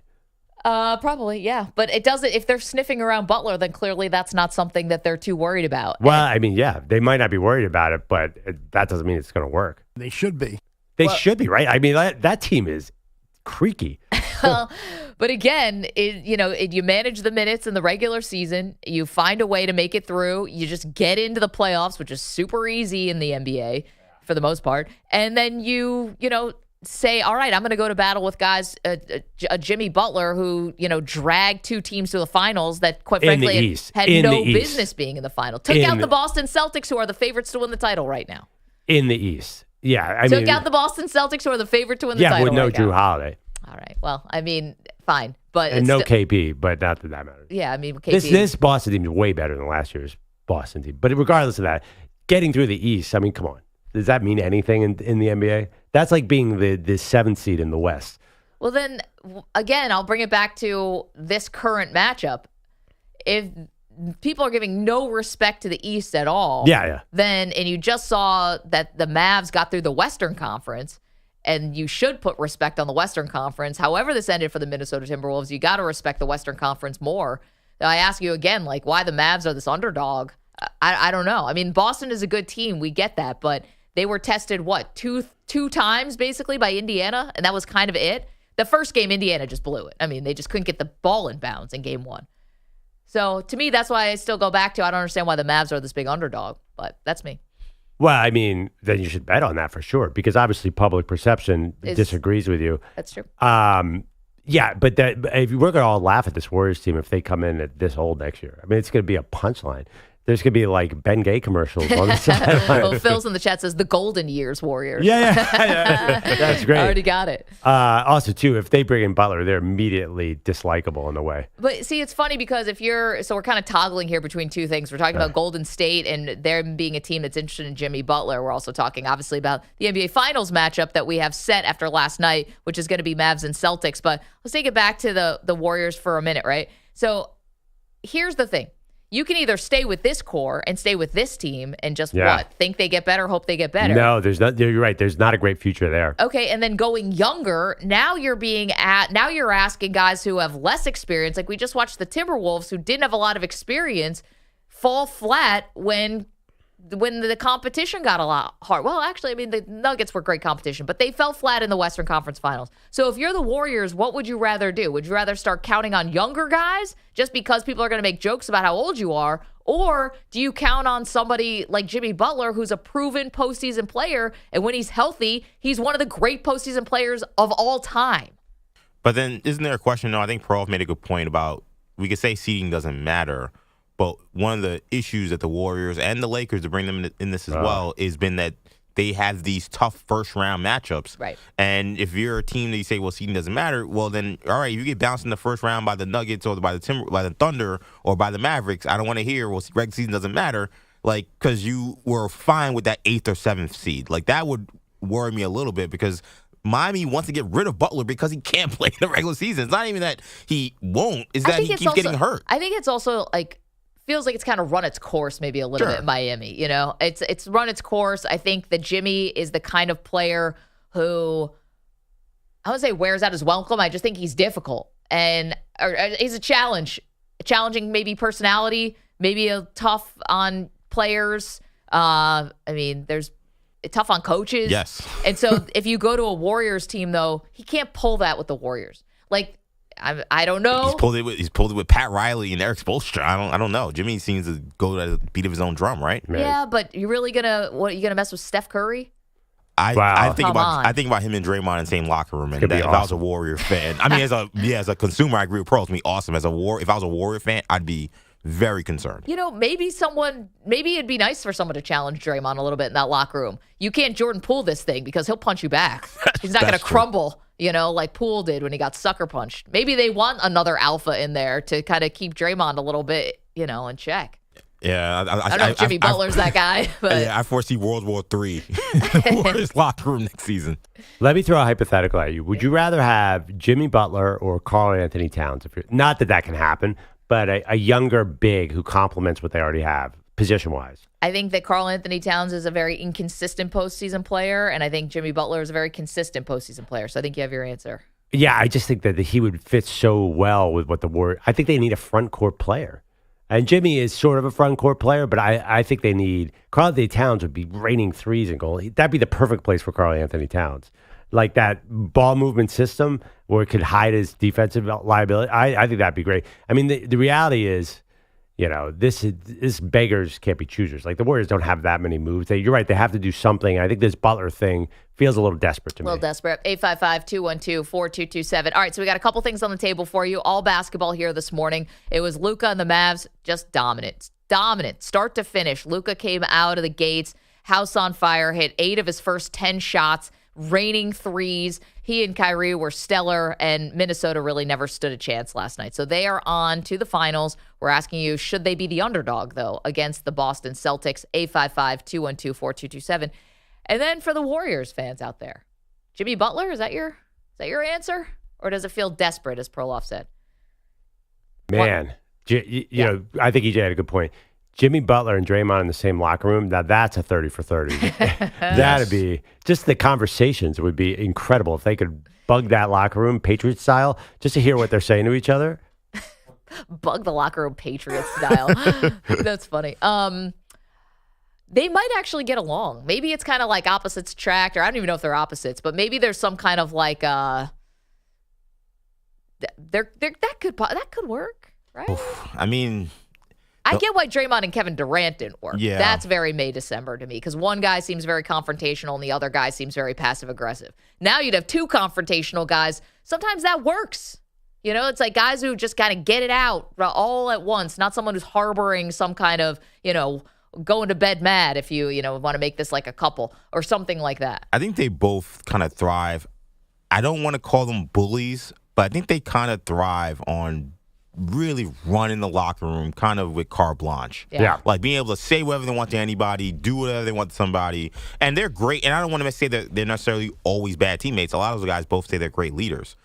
I think that changes when there's two of them like that. Again, I can't. The stuff Draymond Green says to his teammates, I can't imagine. And to Kerr. Yeah, and to Steve Kerr, I can't imagine him saying that. And then you got Steve Kerr's now got to deal with two guys talking crazy to him every other week, like. And then those guys having to, at some point, it's going to collide, and they're all old. Like, they're already going to be more cranky.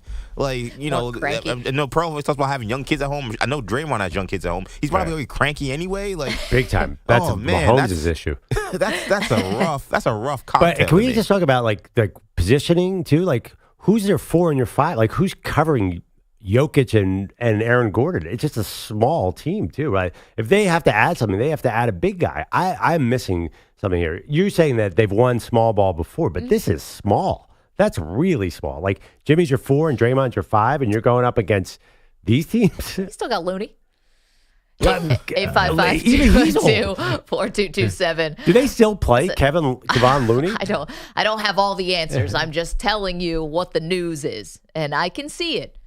The Draymond Jimmy Butler, if that would ever happen with Golden State, yeah, the personalities clash, but they had no reservation about bringing Chris Paul in. And Chris Paul, I know he's different. He's older. He's definitely past his prime. But he and Curry have had a rivalry that goes back to North Carolina. Yes. So, and high school days. So I think they feel like their locker room is strong. Chris Paul and Steph Curry is not the same thing as Draymond Green and Jimmy Butler. It's not the same, but I just say that they're willing to take a risk on some personality conflicts. That also didn't really work out very well. It did not. 855-212-4227. Again, you could weigh in on the NBA Finals matchup we have. Should the Mavs be an underdog? And also, our Golden State Warrior fans, we know we're on in the Bay Area. Jimmy Butler, is that your answer? Watch the show if you'd like. YouTube.com/Infinity Sportsnet, Twitch.tv/Infinity Sports Network. If you're in the chat, please hit subscribe. It helps us do so many things we love to do around here. Also, the podcast. Chef's Kiss on the podcast. Thank you to the guys on the other side of the glass for that. If you ever want to catch up on things you missed, that's a great way to do it. Also, the free to download Odyssey app and SiriusXM channel 158.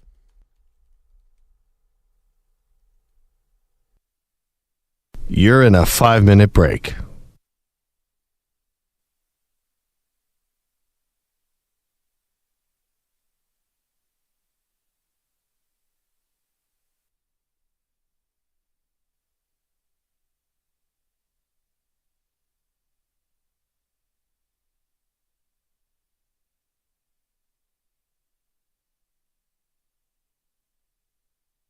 Four minutes, 30 seconds remaining.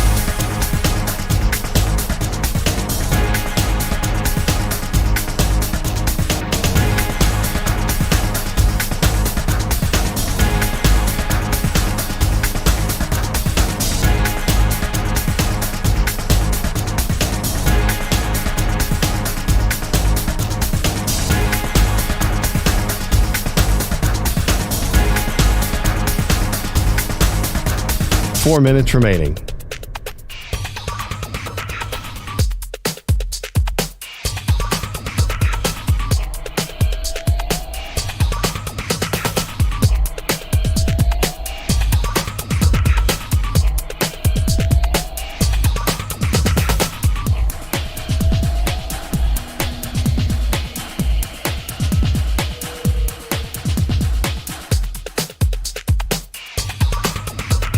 Three minutes, 30 seconds remaining.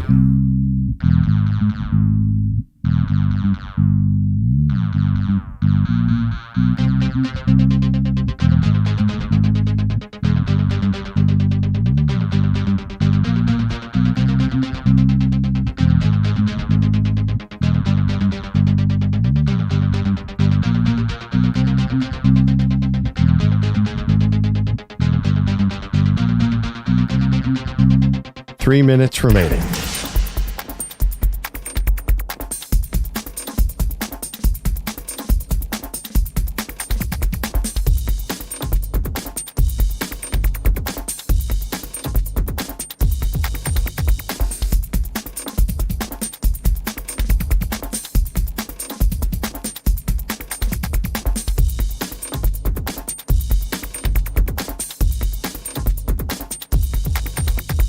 Two minutes, 30 seconds remaining.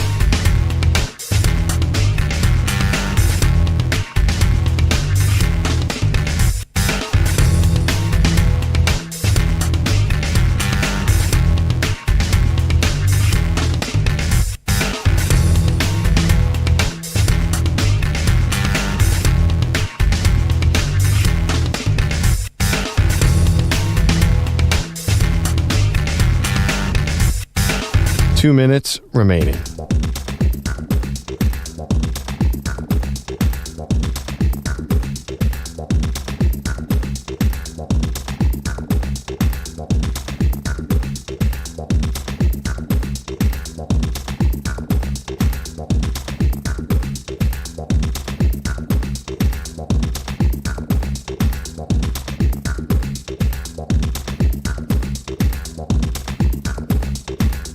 One minute, 30 seconds remaining.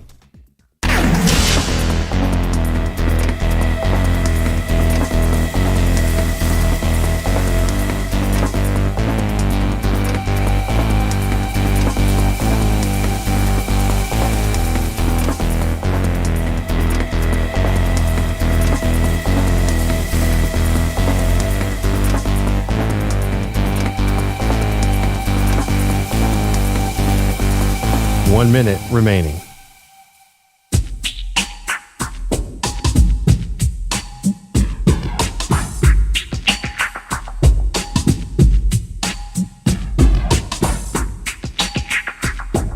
$45 seconds remaining.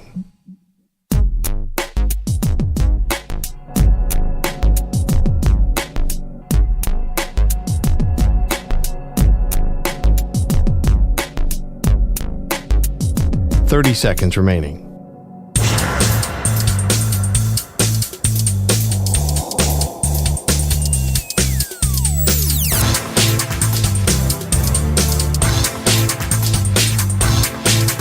$15 seconds.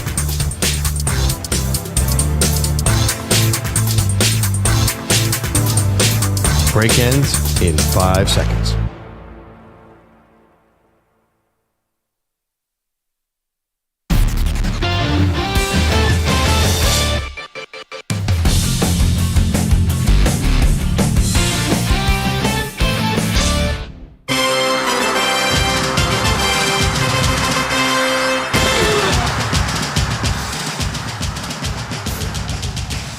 Is that college football noises I hear, Maggie? What's going on here? Oh, it is. A little foreshadowing of what's coming up at the top of the hour, which is our old school, new school debate. Today we take on college football. Love it. Little tease for you. Love it. By the way, I love that you sat there and gave Jimmy Butler to the Warriors in the last segment. You can call us and let us know what you think of that. 855-212-4227. What about Jimmy Butler or the Sixers? What happened to that? That's all already gone. We're done with that. We're moving on. You don't want him. You're a Sixer fan. You don't want him. I don't think Miami would trade him to the Sixers. Why? Well, what do they care? Because they're going to have to see them and compete against them. You trade them to Golden State, it's out of sight, out of mind. Well, if Miami gets rid of Jimmy Butler, then they're looking at some form of a rebuild. And I think the Butler window is 1 or 2 years in Philadelphia. So the timing could work out. You'd be like, okay, you could try with him. Do you think Pat Riley thinks that way? I don't think Pat Riley's scared the Sixers are coming out of the East anytime this century. No. Baby. Yeah, no, I don't think Pat Riley's super scared of trading Butler to the Sixers. I mean, because I actually do mean that. The timing's going to be way different. Miami gets rid of him. I mean, they're not trying to go, who are they winning a title with next year? Well, everyone keeps saying how bad the Eastern Conference is and how up for grabs it is every year. So why wouldn't Miami think that they have a shot with that they could do a quick rebuild? And, with who? Well, I don't know. They're probably trying to get something back for Jimmy Butler. Yeah, I mean, it's probably going to be draft picks and future things. I don't know. The rumors out there on the Sixers is all draft picks. Well, for the Sixers, it would be draft picks because they have cap space. But if it's the Warriors, then it's got to be players because you got to make the salaries match up. So it depends kind of what Miami wants to do here. Do they want like a Jonathan Kuminga? I don't know. Is that a little like Bam Adebayo? I'm not sure. I'm just Jonathan Kuminga? You think they're getting out of the East with Kuminga and Listen, I didn't think they were getting to the finals 2 years ago with the squad they had with Gabe Vincent and Max Strus, but they did. Yeah, I think trading Butler means, hey, we're looking 5 years down the road. I don't think they're in the mix next year. I mean, maybe they make the playoffs, but in the mix. I don't know. I never underestimate Pat Riley and the Heat. So God, I will take that bet times 1,000. So, if Jimmy Butler's gone, they're not sniffing the second round of the playoffs. That's one thing on the table for you. We found out one of the mystery teams that was sort of in the mix for Jimmy Butler is the Golden State Warriors, which piqued our interest quite a bit. And how would that work? Of course, we're still reacting to what we saw last night, which was a thorough beatdown. That was the Mavs taking care of the Timberwolves. And now the Mavs go to the finals. They'll play Boston. The finals start next week on Thursday. And the Mavs are underdogs in this series. What it's gonna be such a great X's and O's. Oh my God, I'm gonna diagram some plays on how we're gonna cover Luka. You're a Boston fan now? Yes, because I'm picking the Mavs to win. I do not like the Mavs. I'm just gonna say. Wait, hold on. What did you just say? I'm picking the Mavs to win. I think they're gonna win, but I root against. I'm not a fan of Kyrie, and I still don't like Luka's style of play. I think he's probably the best player in the NBA. But, I mean, it's so slow and plotting. He's got his guy on his back, and he hits an 8-foot jumper. And then it's just, oh, God, he's driving me nuts. But you don't see a little bit of a change in that over these playoffs? I mean, last night he was just raining shots. So it didn't even matter. I like above-the-rim style play, and he's the ultimate below-the-rim style play. He has like 5 dunks his entire NBA career. Well, that's what you got with your Daniel Gafford for your above-the-rim. Yeah. And Lively. And your Lively get knocked in the head again Derrick Jones last night. Jr. is a former slam dunk champion. Right. How about Lively gets knocked in the head again last night? So first it was kind of, listen, we all watch a lot of sports and especially football. And Derek Lively, when he got hit in the head, we said this the day after it happened, that looked like a concussion. The guy's staggering. Our pal Chris Nowinski was tweeting about it, who's done more work on concussions than anyone on this earth. Said it looked like a concussion. He's like staggering, dazed. They said he never entered concussion protocol. So, of course, he misses a game, comes back last night. And what happens? Knocked in the back of the head again, and he crumbled. Like, the way he went down on the ground and is holding the back of his head, that was scary for him. Right. Because of the previous concussion. Definitely. Certainly. It was here. I mean, this is serious, but it's so hard to tell because NBA guys act so much. Like, what's really, how hurt is the guy really? Because he came up and he was one for 2 from the free throw line. Yeah, in real time, that didn't look as bad. Then you saw it in slow-mo. It looked bad. It didn't look like the kind of thing that totally usually knocks you out. The first one was really bad. That was a clear concussion. I'm not surprised he jumped up from this one. But if he had sat down, then the NBA would take some NFL like heat, right, for hiding a concussion. Well, I don't know if they're hiding it, but it just... Well, they said it was a neck injury when all of America knows that it was a concussion. It was silly. They said that. And then here's the thing about getting hit the second time, as we've learned about concussions. It takes less the second time to thought that. Bring on the symptoms. So now what? They're going to he'll have a couple days off, so that's good. Then fly to Boston. Hey, I was thinking about this as another thing. So the Boston Celtics, right, have had all this time off. But here's a question for you. Bill Walton passed away on Monday, right? I'm assuming that when they have his funeral and services and all of the things to honor Bill Walton, of course that's all going to happen on the West Coast. Don't you feel like the Celtics would probably fly to and be at that funeral? I was thinking about that. They're talking about all these travel days off, but if Bill Walton's funeral is going to be on the West Coast, wouldn't the Celtics fly to that funeral to pay their respects to Bill Walton? They might have a weird cross-country trip here. What? Really? Why would Jason Tatum and Jaylen Brown pay respect to Bill Walton more than any other player in the NBA? Because he played 2 years there? Well, Bill Walton was very connected still to the Celtics. I think that Bill Walton made himself very connected. Yeah, I've heard stories from Celtics players, and even Kendrick Perkins saying, Bill Walton sat him down and told him exactly what it means to be a Celtic. I think that's a very tight-knit group of alums. I think that everyone who was on those championship teams, especially that 85, 86 team like Bill Walton, I think they felt very connected to him. And I think the Celtics pride themselves on that kind of once a Celtic, always a Celtic type thing. I mean, I'm trying to remember if there were any current Knicks at Willis Reed's funeral. I don't remember if there was one. I assume there was one, or some kind of service. I don't know if that's necessarily going to happen. Really? Yeah. But the other thing too is they have 2 weeks off. They got to find something to do. I know, but just flying cross country and then coming back. I mean, it's not nothing. Anyway, just something I was thinking about. Because listen, the connection between Drew Holiday and Bill Walton, everyone knows that's a big deal. Get out of here! Who cares? Tatum and Brown. I don't buy that that seems like a non-factor in this series. Something I thought about. Andrew Bogish is here with headlines. Hello, guys. It was a gentleman's sweep with an ungentlemanly end. The Mavs steamrolling through Game 5 in Minnesota, closing the first quarter on a 17-1 run, up by 29 at halftime, 36 in the third, before wrapping up the series 124-103. Luka Doncic scored 20 of his 36 points in the first quarter to quiet T-Wolves fans. It's a good feeling, man. I can't lie. Just go out there and, it's us against them. Just stay together. But that feeling is great. Kyrie Irving also scored 36 to put the Mavs in the finals for the first time since 2011. It is trip number 4 for Kyrie. Feels great, man. Definitely don't take this moment for granted because of how hard we had to work to get here, and we had to earn our spot into the NBA Finals. And we had to go against some great opponents, OKC, Clippers, Wolves, and I feel like they got us better. And, of course, the finals will be an unhappy reunion for Kyrie and Celtic fans starting in Boston next Thursday night. And Kyrie was bad in Boston when he was there with the Nets. He played okay in game 1. They lost it anyway, and they ended up getting swept in that series. Well, the first time they played them, they crushed Boston. Okay, but then when he came back and he was like flipping off the crowd. The second time was bad. Yeah. Was really bad. If you want more big guys who probably can't defend the perimeter, the NBA draft might be for you because Purdue's Zach Edey is a potential first-round pick. He's expected to work out for the Pelicans pre-draft. New Orleans has the 21st pick at the moment. Zion and Zach Edey, Pearl, two favorites. So that'd be Zach Edey backing up Valanciunas. I mean, that is some speed at the 5 right there. They should race up and down the court. Weren't you all high on Zach Edey being a top 10 pick in March, EJ? I said he'd be a first-round pick. And he will be. Isn't it amazing? The 2-time Naismith Player of the Year, and it's like, yeah, he's going to be a first-round pick.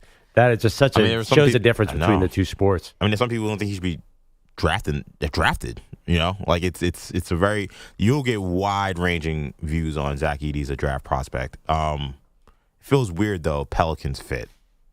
Well, no, I mean he's very much like Valanciunas, right? I mean, but isn't Valanciunas part of the problem? Like, do you want like another guy like that? I'm not even sure he's as athletic as Valanciunas is. As Valanciunas, is he available? Is he? I think he's a free agent. Yeah, I think he's a free agent. No, I mean Edey's got backup player in the NBA, right? To start at least, like he's a 10-minute. Yeah, he's like a Plumlee. Which one? You got to be more specific. There's 20 fine. Plumlees. Yeah, there's a role at first for 10 minutes for Zach Edey. That's fine. I would not be surprised. Who cares? I wouldn't be surprised if he starts next year. For who? The Pelicans? I mean, if the Pelicans aren't bringing back Giannis Valanciunas, they don't have a lot of bigs.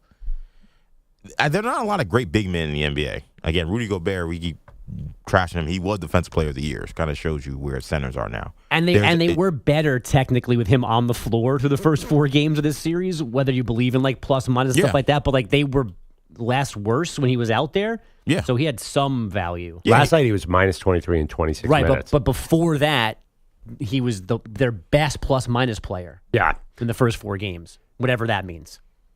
But Edey's funny. Remember that video of him running the 40? He looks like kind of me and you combined.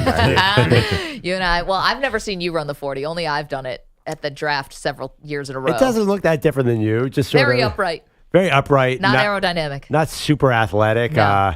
Yeah, Edey could fit in athletically with this crew. I would say that. So maybe the Pelicans should be working him out. Maggie and Perloff show should be working him out. I don't have the same handle I used to. Put him through Pete drills. See what happens. I know, by the way. It's over. I didn't want to bring it up because there's an order to these kinds of things. But obviously, I officially lost the bet last night. Yes, it was just a long goodbye. As Luka's just basically hitting shots with a blindfold on. And I'm going to have to eat the tuna fish jello and also the Rocky Mountain oysters. But I think there is an order here, which EJ has to pay off his bet first, which is he has to go through football drills with Pete on the whistle before I have to pay off the tuna fish jello. I think we should do it all at the same time. Betapalooza? Yes. I don't know if we can handle. I don't think if the YouTube link can handle that kind of traffic. While you're running drills, Maggie's eating. Oh God, I'm not doing that outside. Unless you're doing the drills indoors. I'd be outside. You'd be inside. This got complicated. Pete. Maggie can't run for 3 days after eating that. But she'll be constantly throwing up after she touches this lime jello tuna mold. I think if we have a camera on EJ running and then an oval in the corner and it has Maggie eating. That's a good poll question. Who's more likely to throw up? EJ running or Maggie eating the lime jello tuna? Yeah, have Maggie and Pearl throw that up there. And the normal poll. We're the only show that'll have that, I guarantee you. No one's stealing that poll from us. And I love Pete suggesting signing up for logistics that he will then complain about the morning of. Why are we doing this? Get a camera. Spread it out. That's right. I'm running the drills. That's my job that day. So I am blowing the whistle. And EJ is going on a hike. So all of our producers are going to be wrapped up, yet we want to pull off this complicated maneuver of We're going to need like shoots. 4 fill-ins that It's day. just 2 cameras. Well, Pete can handle that since he's the schedule guy. I can handle that. And he has an unlimited budget apparently on scheduling. How about Carlos with a K? Yeah, we can't get a free new chair or some pens, but Pete can bring in 4 Pete replacements on a single day. We could use some new chairs. Yeah. It's going to be like a monkey see, monkey do, by the way, because I will puke off the Jell-O, and then who's coming with me? Because once one person pukes, everybody's going to start puking. I am a big starting to gag when I see other people throw up. Yeah, I know could that already. about you. Yeah, that's not going to be good. Although I'm not, I would eat the lime jello tuna. I like tuna. I like jello. Throw them together. That reminds me of the Friends episode when Joey's eating. Yeah, the meat. it was He's Joey. like, Joey. jam, good. Meat, good. Yeah, that's exactly what I was thinking about. We need Joey. Joey would house that lime jello tuna casserole. Man, the worst Friends character. Thank you, guys. And not to mention that there's going to be bull's testicles float around in that jello. That's right. Well, that's another. Do you want to add them, or do I have to eat them separately? I'm going to have to throw myself at the mercy of the court on that. Yeah, I went to Maggie the other day. You want to triple down or nothing on the finals? She's like, no. Well, somebody, I think it was Kaplan, said, why don't you find something disgusting with Boston and like triple or nothing? But I don't know what Boston has that's clam gross. chowder. I don't even know. Clam chowder is good. Yeah, I like everybody that. likes clam chowder. I don't know if there's a disgusting Boston delicacy. Instead of clams, though, you have bull's testicles in the clam chowder. Is that half gross? shell? Has there ever before been a meal where the oysters are not the worst thing on the menu? You don't like oysters? No, the Rocky Mountain oysters. They're usually that's usually like the cleanup hitter. Well, move aside, Manny, because Ramirez, because I got something else for you. We're gonna have to get into Fear Factor live bugs kind of territory soon if we triple down. Aren't we there? I mean, is tuna No, at least Jello these things not are- the same? No, they're dead though. They're dead. Right. Yeah. Well, I mean, what do you eat, a scorpion or something? I don't know. Put you in a coffin filled with maggots or something. I don't know. Jay keeps talking about the That'll go goat over. anus. I'm like, do you realize the black market butcher we're going to have to go to see to get some kind of goat anus? I don't want to meet that person. It's like Perloff's old doctor who gave him scabies. So this is is off brand. He might sell off-market meat products. I'm not sure. Does that on the side? Yeah, and fake Rolexes. It's a one-stop shop. But also, step into my whirlpool. Burner phones, whatever you need. Yeah. International calling cards. Still do that scam. Anywho. Let's get back to sports because I'm super excited to tell you that the Florida Panthers have almost won the Eastern Conference. Left side of the circle, Lundell a shot, and he scores! Anton Lundell gives the Panthers their first lead of the night. He lets it rip out of the left circle. It's 2-1 with 9:38 to play here in the third.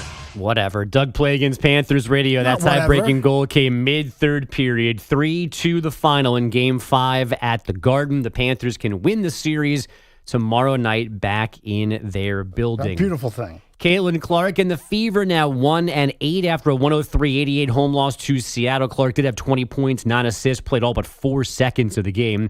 The Washington Nationals took 3 of 4 in Atlanta with a 3-1 decision last night. The Tigers 5-0 winners at Fenway. Jack Flaherty had a no-hitter through 6 1/3. And boxer Ryan Garcia says 2 of the supplements he was taking were contaminated by the banned substance that showed up in his urine and the B urine sample. His camp is hoping this shortens his pending suspension from the New York State Athletic Commission. However, Garcia's people apparently submitted unsealed containers of these supplements. There's no chain of custody, so there's no way to know for sure how legitimate the contamination It's like, no, is. he wrote his initials on it. It says RG right on the side. We're back to B urine. That's the triple or nothing. Maggie has to drink B urine. Not drinking B urine. I'd rather eat a bee. Apparently, these were lemonade flavored supplements. Yeah. And I guess the real way what you have to do is like find the what they call like the lot number on your container, get another sealed container from that batch, and you send that in. You can't send them the one you use that's open that you could have sprinkled Osterine or whatever right into. Like, oh, look what I found. We should give credit to the people who just take their suspensions and go away. That's right. As opposed to the athletes that fight this stuff with the dumbest explanations, and everyone's to blame. You should call it like the Ryan Braun Award of just banishing you to the sun. Or And Lance Armstrong is yeah, time. maybe a little more famous. Yeah, the supplement I was taking was contaminated with the illegal stuff. Yeah, that makes a lot Just of say sense. like, yeah, my bad. I'm gonna just pay the fine. Or how about A-Rod, who did that and then did it twice? Who? Yes. Yeah. That's like tripling down. Yeah. Popping the gummies in the dugout. Lucifus for doubling down on the steroid use. The only exception would be the guy, the NFL player who had the fake prosthetic. Oh, Ontario Smith? Is that who it was? To the Vikings? To urinate Oh, out yeah. of? The Wizinator? Yeah, that's... Yes. that was an incredible era of Vikings football where they were just doing crazy things. Was that the boat party era? Yes, that was all within 3 years. Was Bryant McKinney? That was the Tice years, right? Mike Tice was there. Yeah, I think so. They didn't remember how to. They didn't do their picking time, so they had to wait 2 picks to make their first round pick. That is actually, they still got a pretty good happen. player out of that. I think. I know. Was Brian Brian McKinney? I think, right? Yeah, Hurricane. I know. I think McKinney was on the boat too, right? He was on the boat, I believe. I'll tell you what, that guy's an excellent tennis player. Really? Yeah. Yeah. Bryant McKinney. Yeah, he can move, dude. Bryant McKinney. We were staying one year at the same hotel as is it Ravens 49ers, right? Was Bryant McKinney on that? In New Orleans. He might have been at the Ravens. He was right? the Ravens. Yes. So it was Ravens 49ers Super Bowl in New Orleans. Media Hotel was the same as the Ravens Hotel, and they had a indoor tennis courts, and the gym overlooked the indoor tennis courts. And I was working out in the gym, like getting just a little treadmill. And I'm like, is that Bryant McKinney? He was playing a little tennis. He was fabulous. I'm watching this video of him playing tennis, and he's getting taught by Serena Williams' old coach, and he looks good. He does look good. He's not moving, but like he's just like doing hand-eye coordination stuff with the tennis racket. It's very impressive. He's a big man. He is light on his feet. But I will say this, like, offensive linemen, you got to have, the quick hands to like hit certain spots, and they know. So like tennis might actually make sense for that. Now the moving is the thing that's surprising me. He does not have the shape of most tennis players. That's the part. The running would be the one that would surprise me that he's that good. But he's hitting these tennis balls like he's hitting them. He hit them in like a little basket at one point. Very accurate. Told you. The court would prefer him to play a different sport in his spare time. But otherwise, what else we got? That's it. I'm done. That's good though. Thank you. We have football stuff for you, including Russell Wilson talking about Justin Fields. We'll do that next. It's Maggie Perloff. You're in a 5-minute break.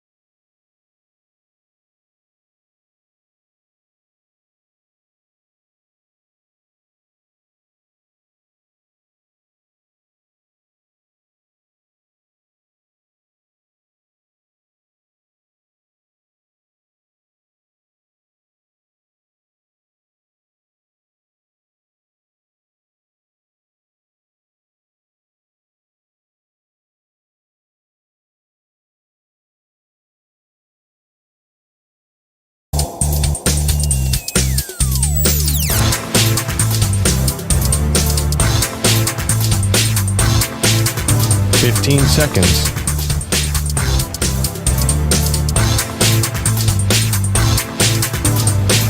Break ends in 5 seconds.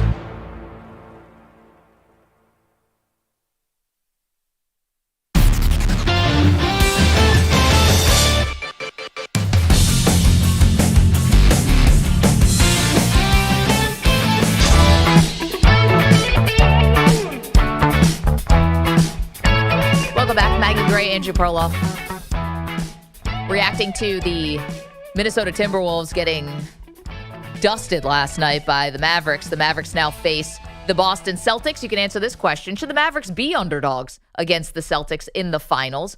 That's our question for you at 855-212-4227. Let's turn our attention to some football. Want to play a little game called Do You Believe It? EJ has a few news items from yesterday. Perloff will tell you whether or not we are buying it.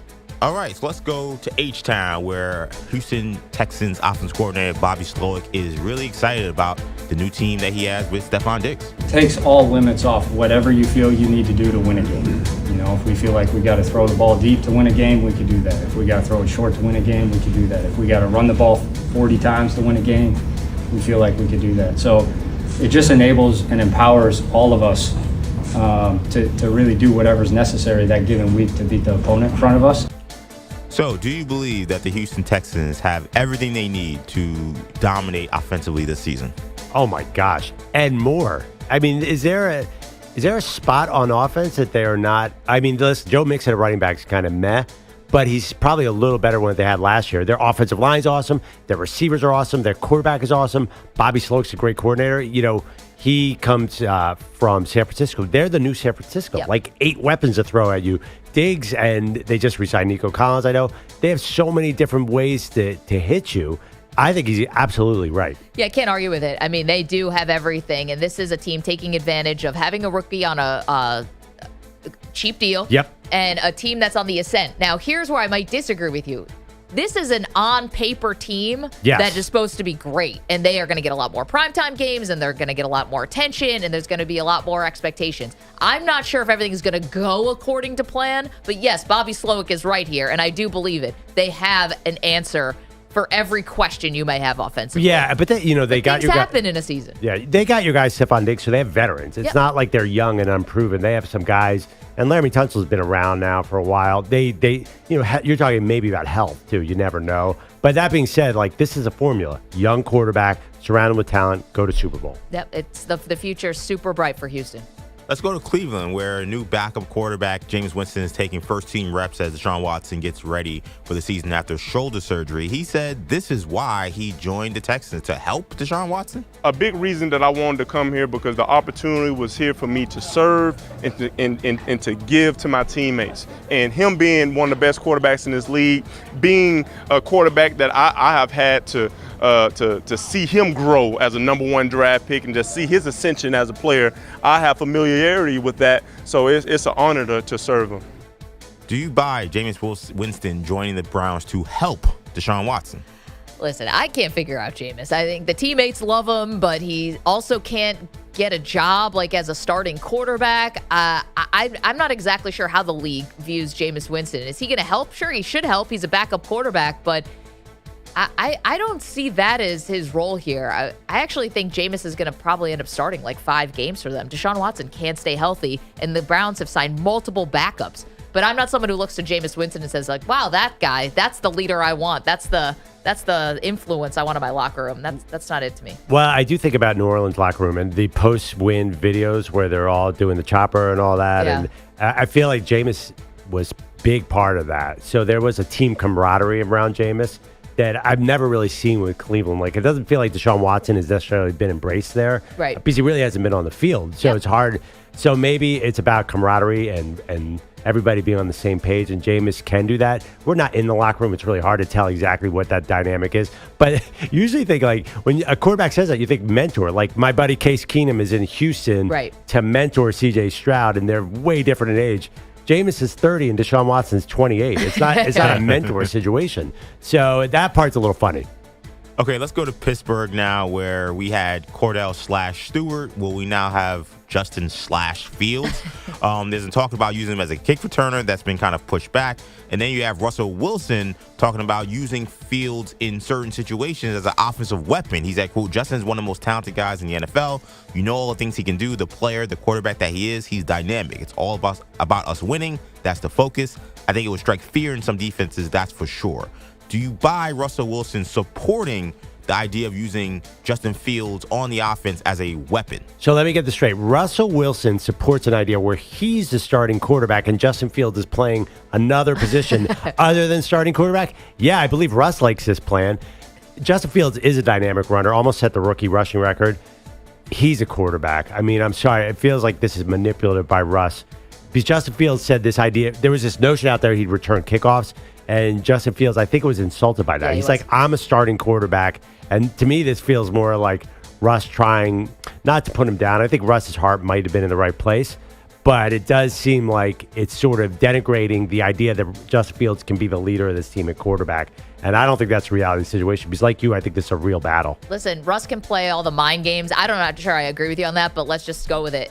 He can play all the mind games or send all the messages that he wants. There's nothing, you can't hide with this quarterback competition. Like, either Russ is going to be good and he's going to hang on to this job that he's in the pole position to have, or he's not going to be good and Justin Fields is sitting there right over his shoulder and he's going to get replaced. Like, I don't think any kind of, all the stuff that Russ is doing, like going to Pirates games or whatever, you know, being the man about the town and sort of acting like you're the franchise quarterback, none of that's going to matter. I do think that he's going to win the job, I guess, but I don't know how long he hangs on to it. Well, it is a weird team, though. They could easily win a bunch of games 17-10 because TJ Watt just destroys the other quarterback. That's true. I mean, Russ might be bad and they might win. They won with Kenny Pickett, and he wasn't doing anything. So there could be a gray area where Russ hangs on despite not playing well. Can you see that happening? Well, maybe, but again, I don't think anything Russ says, nothing he says, I don't think is going to, you know, make the coaching staff go, I guess maybe Justin Fields isn't a quarterback. Maybe we shouldn't line him up at H-back. Like, nothing he says is going to have an impact. So if this is an effort to manipulate the situation, it won't work? I don't think so. I don't think anything about Russ, like being in the videos with their schedule release and just he's acting like he's been there all the time. You know, like, not like I just got to town. Like, hey, I've been a Steelers quarterback for the last 5 years. That's how he's acting. Can you blame Russ for saying, hey, Justin Fields would make a great tight end? Have you guys ever considered putting him in the tight end room? That's what you do to your competition. You put them in another position. It's like us telling someone, like, tell our boss, like, that radio host, they'd be great on, doing political talk, actually. Yes, They've got exactly. some hot takes about what happened yesterday. Maybe they should move over to a different station. Yeah, it's funny. The last person I wanted to ask what to do with Justin Fields is Russell Wilson. He's too close to the project, is what we say. Or Russ could be like, Justin Fields would make a great backup. What a great backup he would be. He can't go that far. That's fighting words. No, but you could say, he's the kind of guy who's going to be really good for the team, whether he's on the field or not, because his spirit's so great. Stuff like that. Who knows? You're absolutely right about Russ, though. The quickness with he became Mr. Pittsburgh was hysterical. Yeah. He's in the airport walking around. My God. Like, this guy has been flying private for 10 years, and all of a sudden he's walking through the concourse. Yeah, he's saying Yinzer and all sorts of Pittsburgh stuff. Oh, the French fries on his food. We see right through that act. 855-212-4227. Coming up, it's old school versus new school week on Maggie and Perloff. Coming up next, college football.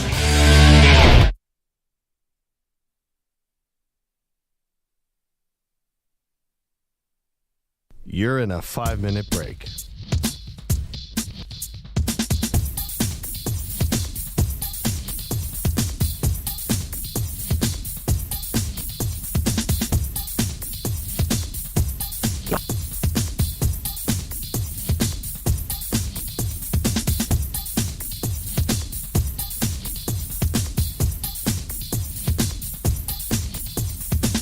Four minutes, 30 seconds remaining.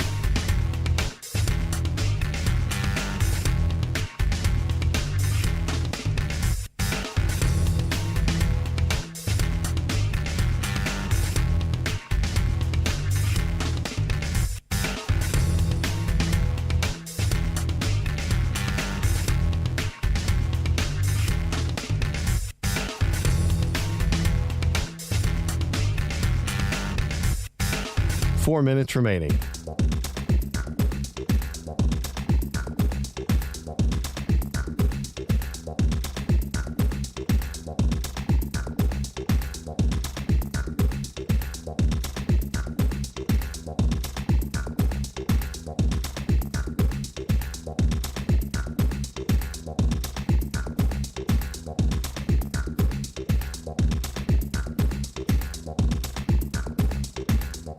Three minutes, 30 seconds remaining.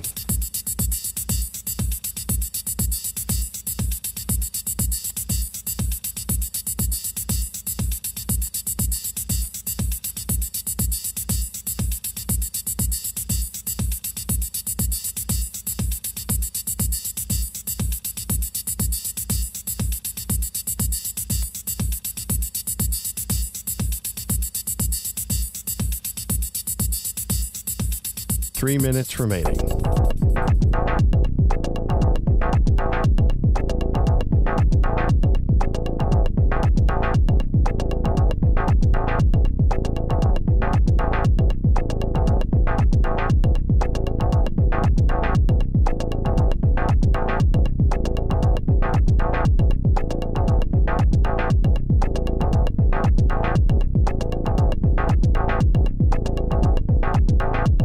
Two minutes, 30 seconds remaining.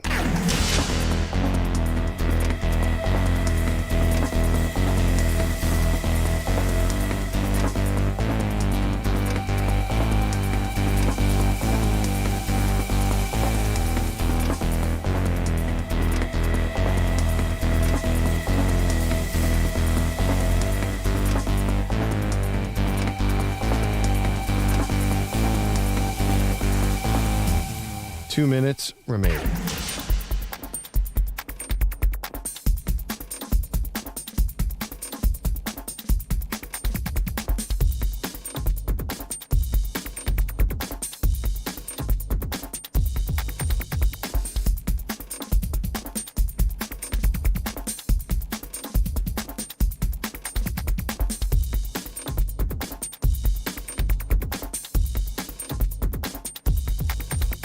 One minute, 30 seconds remaining.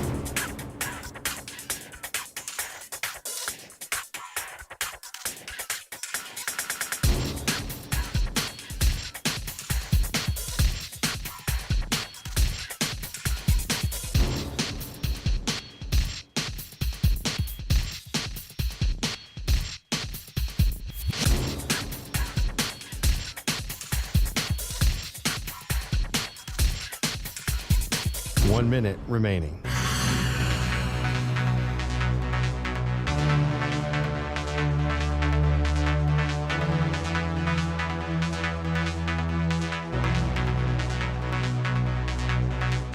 Forty-five seconds remaining.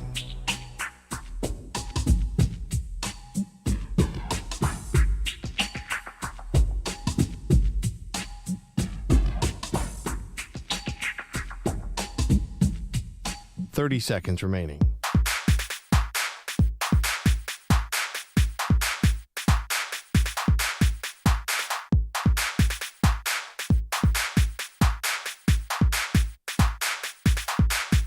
Fifteen seconds.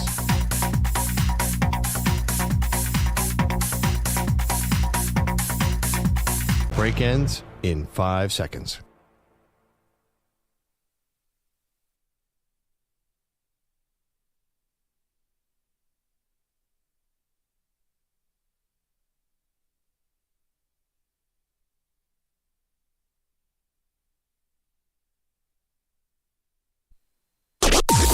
Maggie and Perloff on the Infinity Sports Network.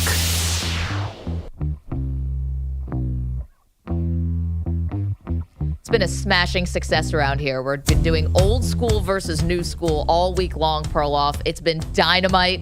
We've loved it. We've gotten such a great reaction and feedback, and we've got a brand new old school versus new school today for our incredible listening Smashing audience. Success, Dynamite. What is this, The Great Gatsby? What are we doing here? It has been a hootenanny and a hoedown. Yeah, okay. It is awesome. Oh, you're going old school with your accent. Love it. It has been dynamite. It has. And this is what it sounds like. It's Maggie and Perloff's Old School, New School.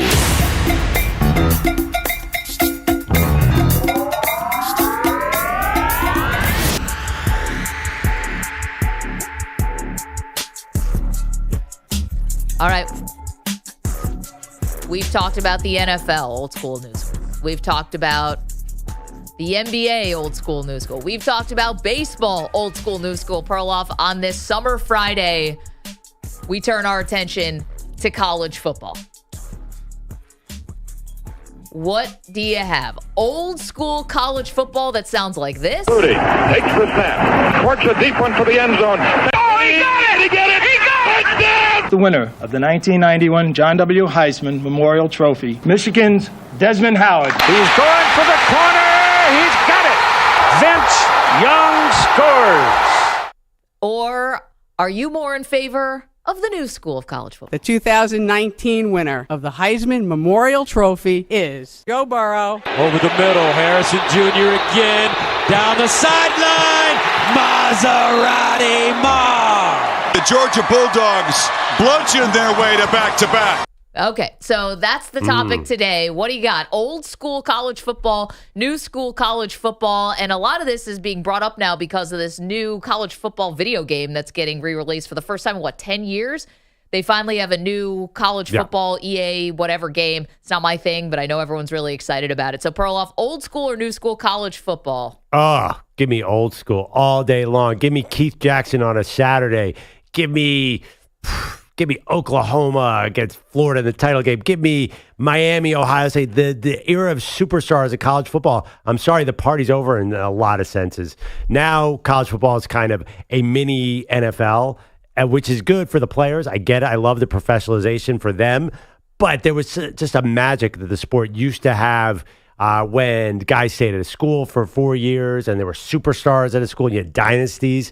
Now it just feels different. Now it feels like a completely different product. A lot of the charm has gone. I remember as a kid, New Year's Day, bowl games meant something. Now we're really moving more towards an NFL playoff format, which is awesome. I totally get it. But it's not like college football that I grew up loving. Okay, I'm all about new school college football. You want dynasties? We had Alabama. We've got Georgia winning back-to-back titles. You still have those dominant teams. And I like now, in the modern era of college football, we get a champion. We get a champion that can't be disputed. It can't be split. It can't be controversial. You have to win the title in the college football playoff. We're not talking about 1994 Penn State, which is a team I know that still sticks in your craw. I love that team. We're not talking about, even in years where there was a going away number one team, who that number one team was going to play was always a real controversial. You're talking about an even 2000. Oklahoma was number one, but who was number two? Was it Miami? Was it FSU? Was it Washington? 98. Tennessee was one, but who was two? Was it Ohio State? Was it Florida State? 99. Florida State was one, but who was two? Was it Virginia Tech? Was it Nebraska? You actually have a way to determine a true champion now. That's why in this old school, new school debate, give me new school college football over old school college football. Right. Because nowadays, if you win all your games and you're in a major conference, then that leads to something. Do you understand that you are talking about the year that Florida State just got knocked out of the Final Four, but despite being undefeated? So what? All that goes out the window. They just said no thank you to the Seminoles. That was different because the starting quarterback went down with a major injury, and it was a bit controversial. But do you not think that we got a true champion this year? You do not think Michigan was the true champion? No, Florida State definitely should have been in that Final Four. You think they were winning? No way. Not with Jordan Travis hurt. I don't think they were winning, but you can't say that it's any less controversial. Florida State not being in the Final Four is one of the most controversial things we've ever had in college football. Well, that's 1 year. That's 1 year. The college football playoff started in 2014. I gave you 4 examples there of 2000, 98, 99, 94. About the number 2 team. Wait, were you talking about the number 1 team or the number 2 team? I'm talking about there was controversy on who played for the championship. Right. And so did we actually get a true champion? No. There's mythological champions out there. There's all these things that we had in college football in the old school of college football where you couldn't determine a champion. You want to tell me Florida State was controversial this year? That's 1 year. We've had 10 years of the college football playoff. We actually get a champion. How about and it's mostly Alabama. How about when Ohio State jumped my Baylor Bears and Kansas State to get probably unfairly into the Final Four, then rolled everybody? Was that a true champion? Yes. There's still controversy. And you know what? They're going to go to 12 and there'll still be controversy. There again, there was a charm to the way they used to do it. No, I didn't love it. No, No. Penn State got screwed. But Florida State clearly got screwed this year. I think I remember more people being mad this year than some of the years in the past. Like, this was ridiculous. There is another reason why new school college football, to me, is better than old school college football, which is the thing that you talked about. Payments above board, and I know this is relatively recent, but paying people above board, it's all out in the open. It's not this $100 handshakes where guys are way underpaid anyway, and the ability to transfer, which I know is, again, very recent. But still, these are the improvements that make college football better today because you still get the good teams. You're still getting possibilities for dynasties like you had with the Nebraskas back in the days with Miami and stuff like that. But now you're getting it, and everyone can feel a little better about it because it's not just this unpaid labor where, the system was completely broken. We are fixing the system. It's not perfect, but we're closer to it now with modern college football. Well, yeah, but there were a lot of tax breaks in the old illegal days. Like Cam Newton asked for $300,000. That was post-tax. That's gross right there. So that's the only downside. And I think there was a lot more than $100 handshakes going along. You're right. No, just from a logical standpoint, the new system financially is better. It was ridiculous. And part of it is because the TV contracts have gotten so enormous. But part of that has been built on the back of how awesome college football was in the past. I think you're going to look at, to me, the peak was Miami versus Ohio State. Yep. EJ's Miami Hurricanes, the Willis McGahee game. I don't think national title games are ever going to have that level of interest. I think the as flawed logically as college football was, there was something incredibly special about it, and you just seem to have powerhouses clashing against each other. Now you might get Michigan and Blake Corum versus Michael Penix in Washington, and that Georgia team did not fascinate me in a sense. They just had a lot of pros on defense. I just felt like there was a certain pizzazz that is missing now. Man, I think that's a beauty in the eye of the beholder because I feel like first of all, I think the ratings are going to keep going up and up because once you have this tournament-style postseason, it has this crazy intrigue. Okay, the bowls kind of go by the wayside a little bit more, which maybe people like, maybe they don't, but the stakes keep getting higher and higher because you're going towards one true champion, and that's going to continue. And I thought this last year, these Final Fours have been great. I mean, I know that it didn't end well with TCU playing Georgia 2 years ago, but give me that TCU-Michigan game. That was an all-timer. So I love what new school college football is giving us, and it's still, I think that's a beauty in the eye of the beholder about, hardcore teams meeting because I got Alabama, Texas, Michigan, and Washington. These are powerhouse teams. And if it had been FSU, even FSU is a powerhouse. So. Yeah, but for some reason, and I can't exactly put my finger on it, maybe it's more a vibe, Vince Young against USC just felt bigger than anything we have now. There was just, I think it's partly because of the transfer portal and partly because of NIL. I think you're going to see the talent spread out a little bit more, which is, again, very good for the players. But there's going to be a little bit of magic that's lost in this new system. You don't expect anybody to stay anywhere. So, I mean, why would you?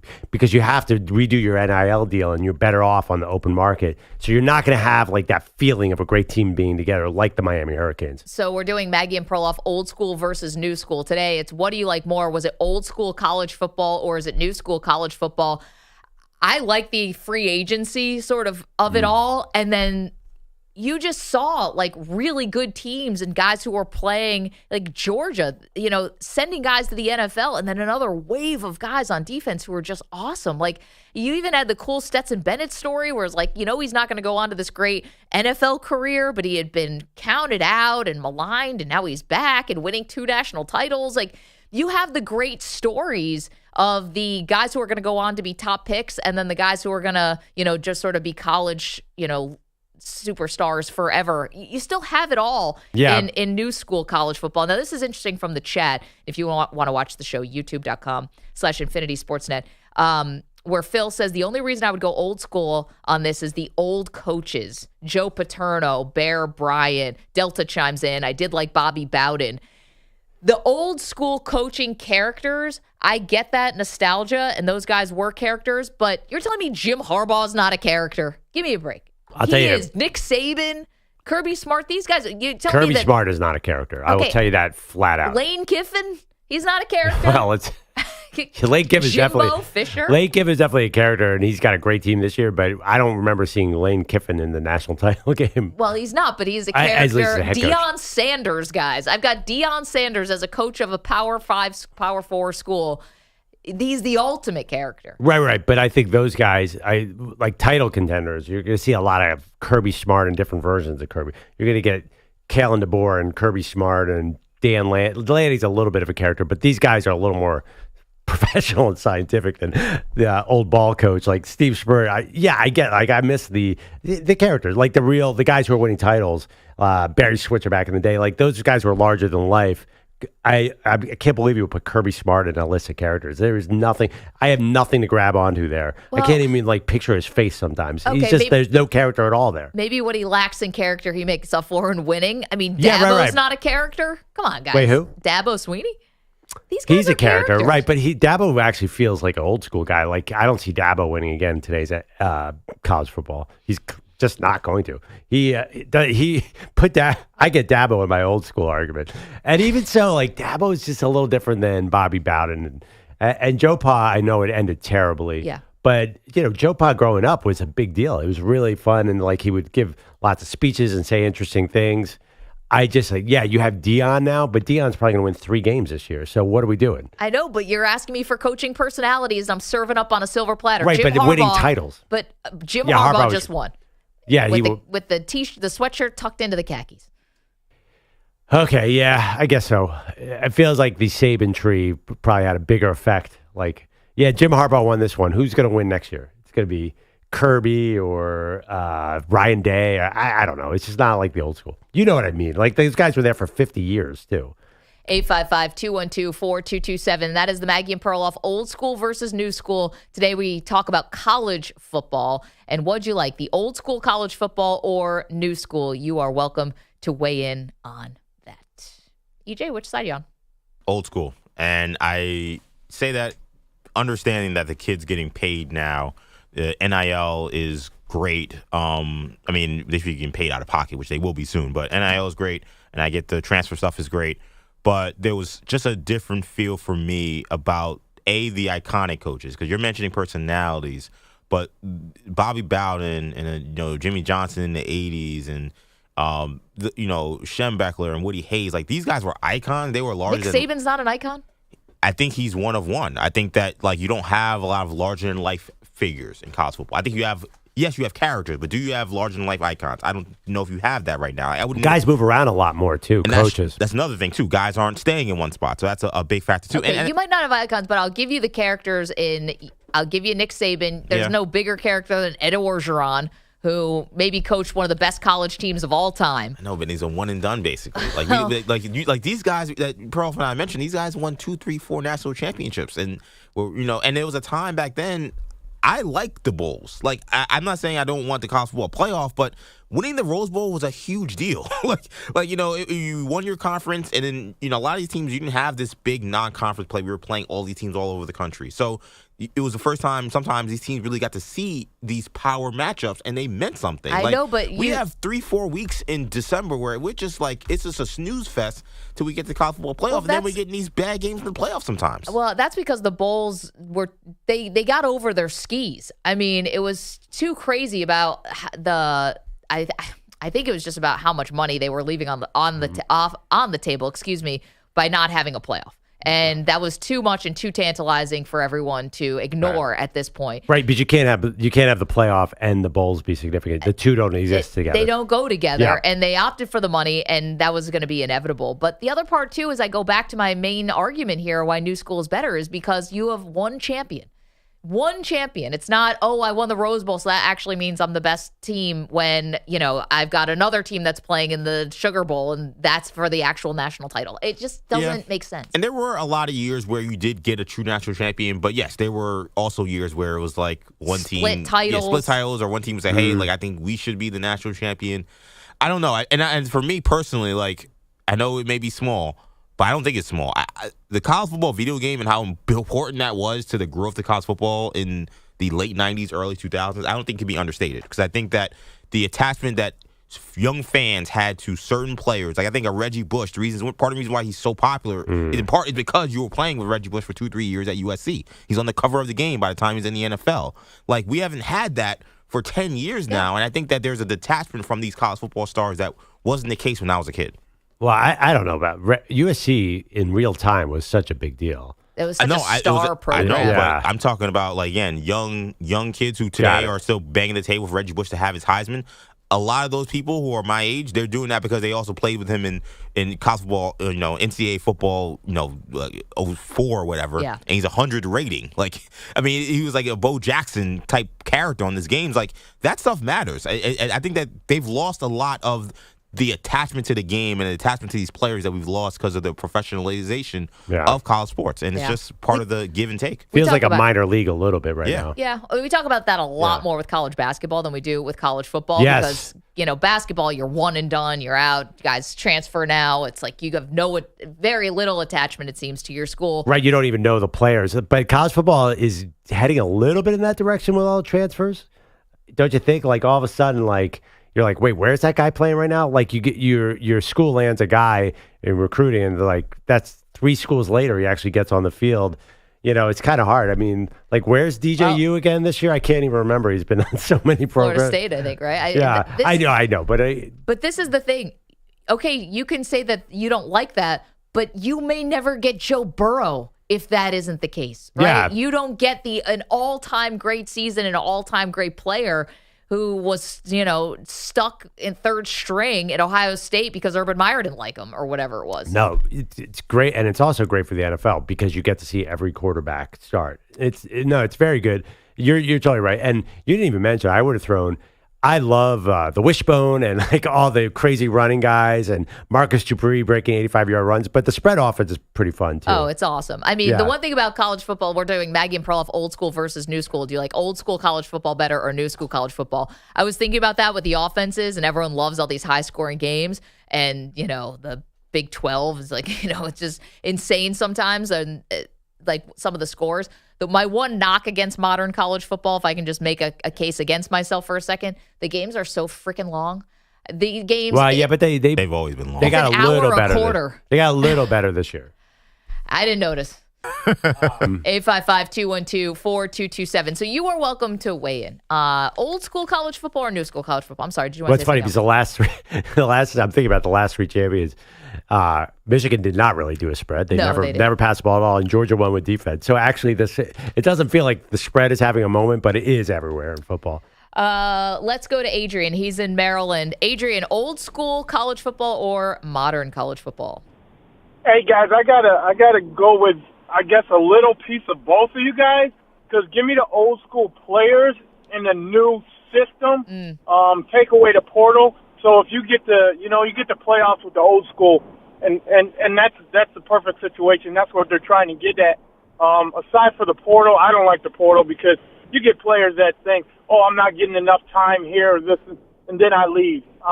It's just 1 year free agency this year. And Maggie, as far as the guy that said the old school coaches, I think he's saying that, back in the day, you could say a coach like Joe Paterno, you knew exactly what team he was on, what team he coached. Now you really don't know sometimes. Okay, I mean, yeah, I guess the coaches do move around a lot. I think there's something, about this, Adrian, where a couple things. I think you have athletic departments that aren't as patient anymore. You also have coaching burnout that has become a thing as well. I know there's lots of coaches. Like who? Like, did you notice there were guys who were head coaches at schools that left to go to the NFL to be assistants because the way you have to recruit nowadays has been crazy. Adrian, thank you so much. I just think there's more turnover in kind of everything in life. But I'm also just coming off of Nick Saban doing an incredible, 20-year run at Alabama? Right, but years? I think back in the day, Lincoln Riley would have stayed at Oklahoma. Kellen DeBoer would have stayed at Washington. I just think that the money does inspire movement more. I think Kirby Smart will stay at Georgia for a long time. He just happens to be a little bit boring. Yeah, I mean, think about Lincoln Riley. Like who leaves Oklahoma? Nobody. Well, yeah. I mean, back Brian Kelly was at Notre Dame for a long time before he went to LSU. It's not like guys. But he probably would have stayed at Notre Dame under Norm, but the money got too big. Well, again, elsewhere. I can't blame that things just change. Like, I'm not gonna just because a guy doesn't stay somewhere for 20 years. I mean, Harbaugh just stayed at Michigan for 8 years? It's not. I mean, I know it's not Joe Paterno, but we might not have that again. Yeah. No, and again, that's just one factor. There was just a certain charm to all that used to happen. And this is a nostalgia colored glasses, I'll admit. But the question is old school versus new school. When I think and I just feel the college football from the 1990s and the 2000s, there's just something different than today's game. No, I get it, but there's also a reality here where you have some coaches who maybe would have stayed longer at their schools, but they got upended on scandals. I mean, not Paterno, put that aside for a second. I'm talking about how long could Hugh Freeze have stayed, and he got upended in a scandal. How about Ed Orgeron? He gets upended in a scandal. You have guys who could have stayed. How about Les Miles gets upended in a scandal? You have guys who could have stayed longer. Can you give me some more serious people than that? Hugh Freeze? Or, for example, you have teams and you have athletic departments that maybe their expectations are a little off. Like, why does Florida keep cycling through these coaches? It's like because they think they should be winning titles when maybe that's not exactly where they are. And so coaches keep getting fired. And it's not the coach's fault. If you can figure out the University of Florida football team and why they're not good anymore, I'm always wondering that. And why can't Nebraska get good too? I always, why is it's such an odd sport right now. It felt simpler back in the day. Back in my day, turn it on New Year's Day, wake up, see the Blue Bonnet Bowl. Also, the corporate names of the bowls. That's one thing where you have to give it old school. Yeah, well, having the Peach Bowl was great. Having the Heineke, the Meineke Muffler Bowl or whatever. The Fruit Loops Bowl. Yeah. Well, no, it's okay. The Pop-Tart Bowl was kind of cool. Pop-Tart Bowl, yeah. Who is in Snoop Dogg gets a bowl this year. He was courtside at the Timberwolves game last night, and now he's got a bowl. It's did he take over the bars? He took over the Barstool game? Yeah, it's like gin and juice bowl. That's something like that. All right, I'll give you that. I mean, come on. That's a check in your column. Thank you. We're doing Maggie and Perloff, old school versus new school college football. What do you like better, old school college football or new school college football? 855-212-4227. Let us know.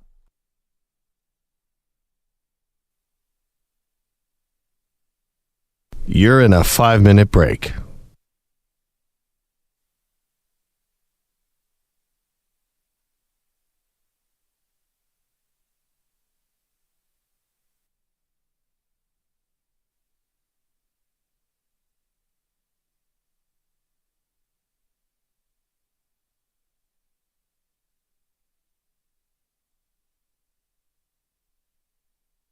Four minutes, 30 seconds remaining.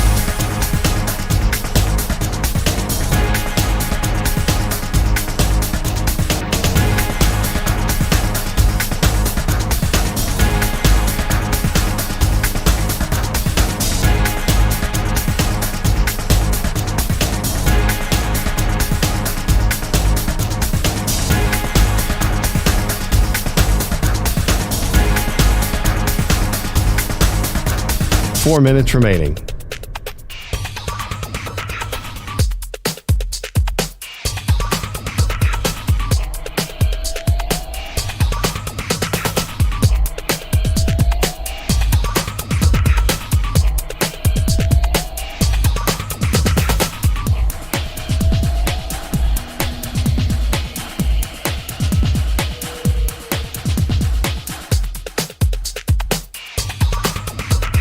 Three minutes, 30 seconds remaining.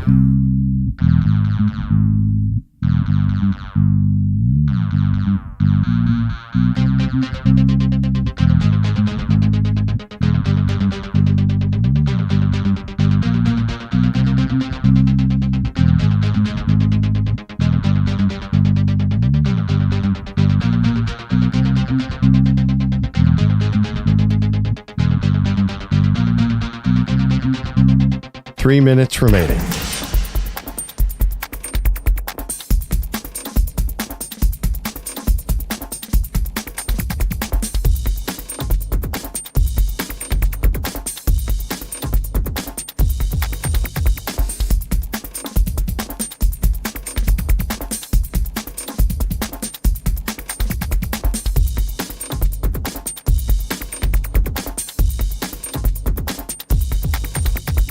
Two minutes, 30 seconds remaining.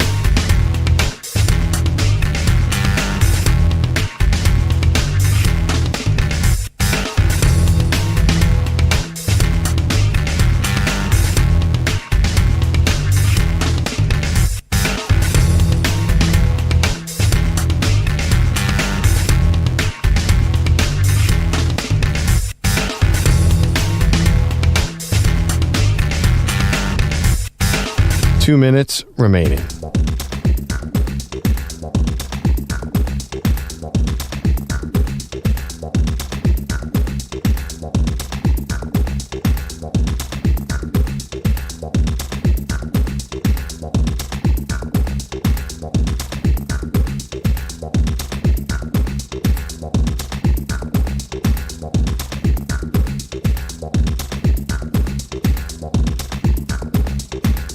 One minute, 30 seconds remaining.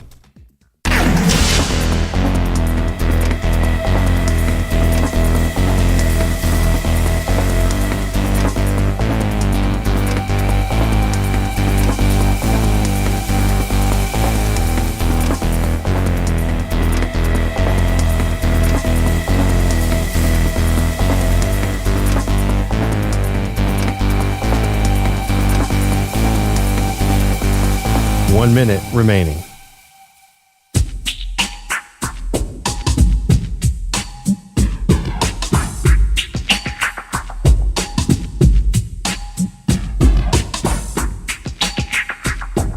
$45 seconds remaining.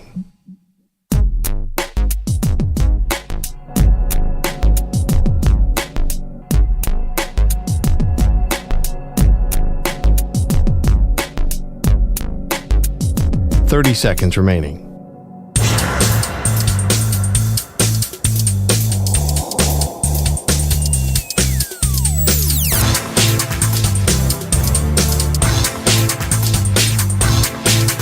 $15 seconds.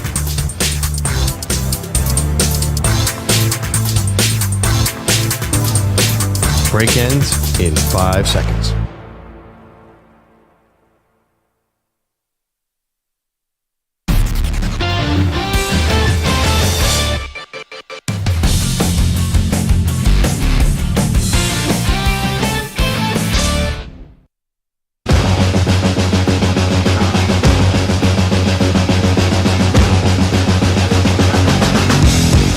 Welcome back to Maggie Perloff. I tell you, one of the great joys of not drinking is being able to do a 6 to 10 a.m. Eastern show. Because I got to tell you, back in the day, Maggie, you would have had a much different Andrew Perloff showing up at 6 a.m. straight from the bars on the Lower East Side of Manhattan. But apparently someone's been partying. What's the deal out here? I don't know. Something's going on. I think Bogusch, is this can we put all the NBA Finals matchup and everything hockey aside to try to solve this mystery? Yeah, this is the story of the morning. This is CSI Soho. Apparently somebody got sick in one of our men's bathrooms in a sink, not in the toilet. So there's evidence of somebody being sick. That was discovered by our friends over on WFAM. And of course, it went right onto the air. And they were trying to figure out who could have done it. And the second segment about Puke Gate involved you guys. So we were talking about who might have barfed in the sink. And just 30 minutes ago, a poll went up. So Al was joking about, because Maggie and Perloff do a lot of bets over there on Infinity Sports Network, and he was saying that it was probably a Maggie and Perloff bet situation. So we were laughing, thinking that was a joke. It's not a joke, as Maggie and Perloff just a half hour ago on their official account did a poll.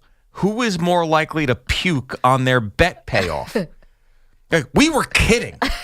And they're actually doing this. Maggie eating lutefisk, which I guess is that tuna jello thing. Yep. Or EJ running gassers. So it's not Maggie because this was the men's room. Yeah. So it could be EJ who was running gassers and then had to vomit in the sink. Yeah, but where was he running gassers? I don't know. I don't know. So you're thinking EJ now is suspect number one? Yeah. Okay. I think he is.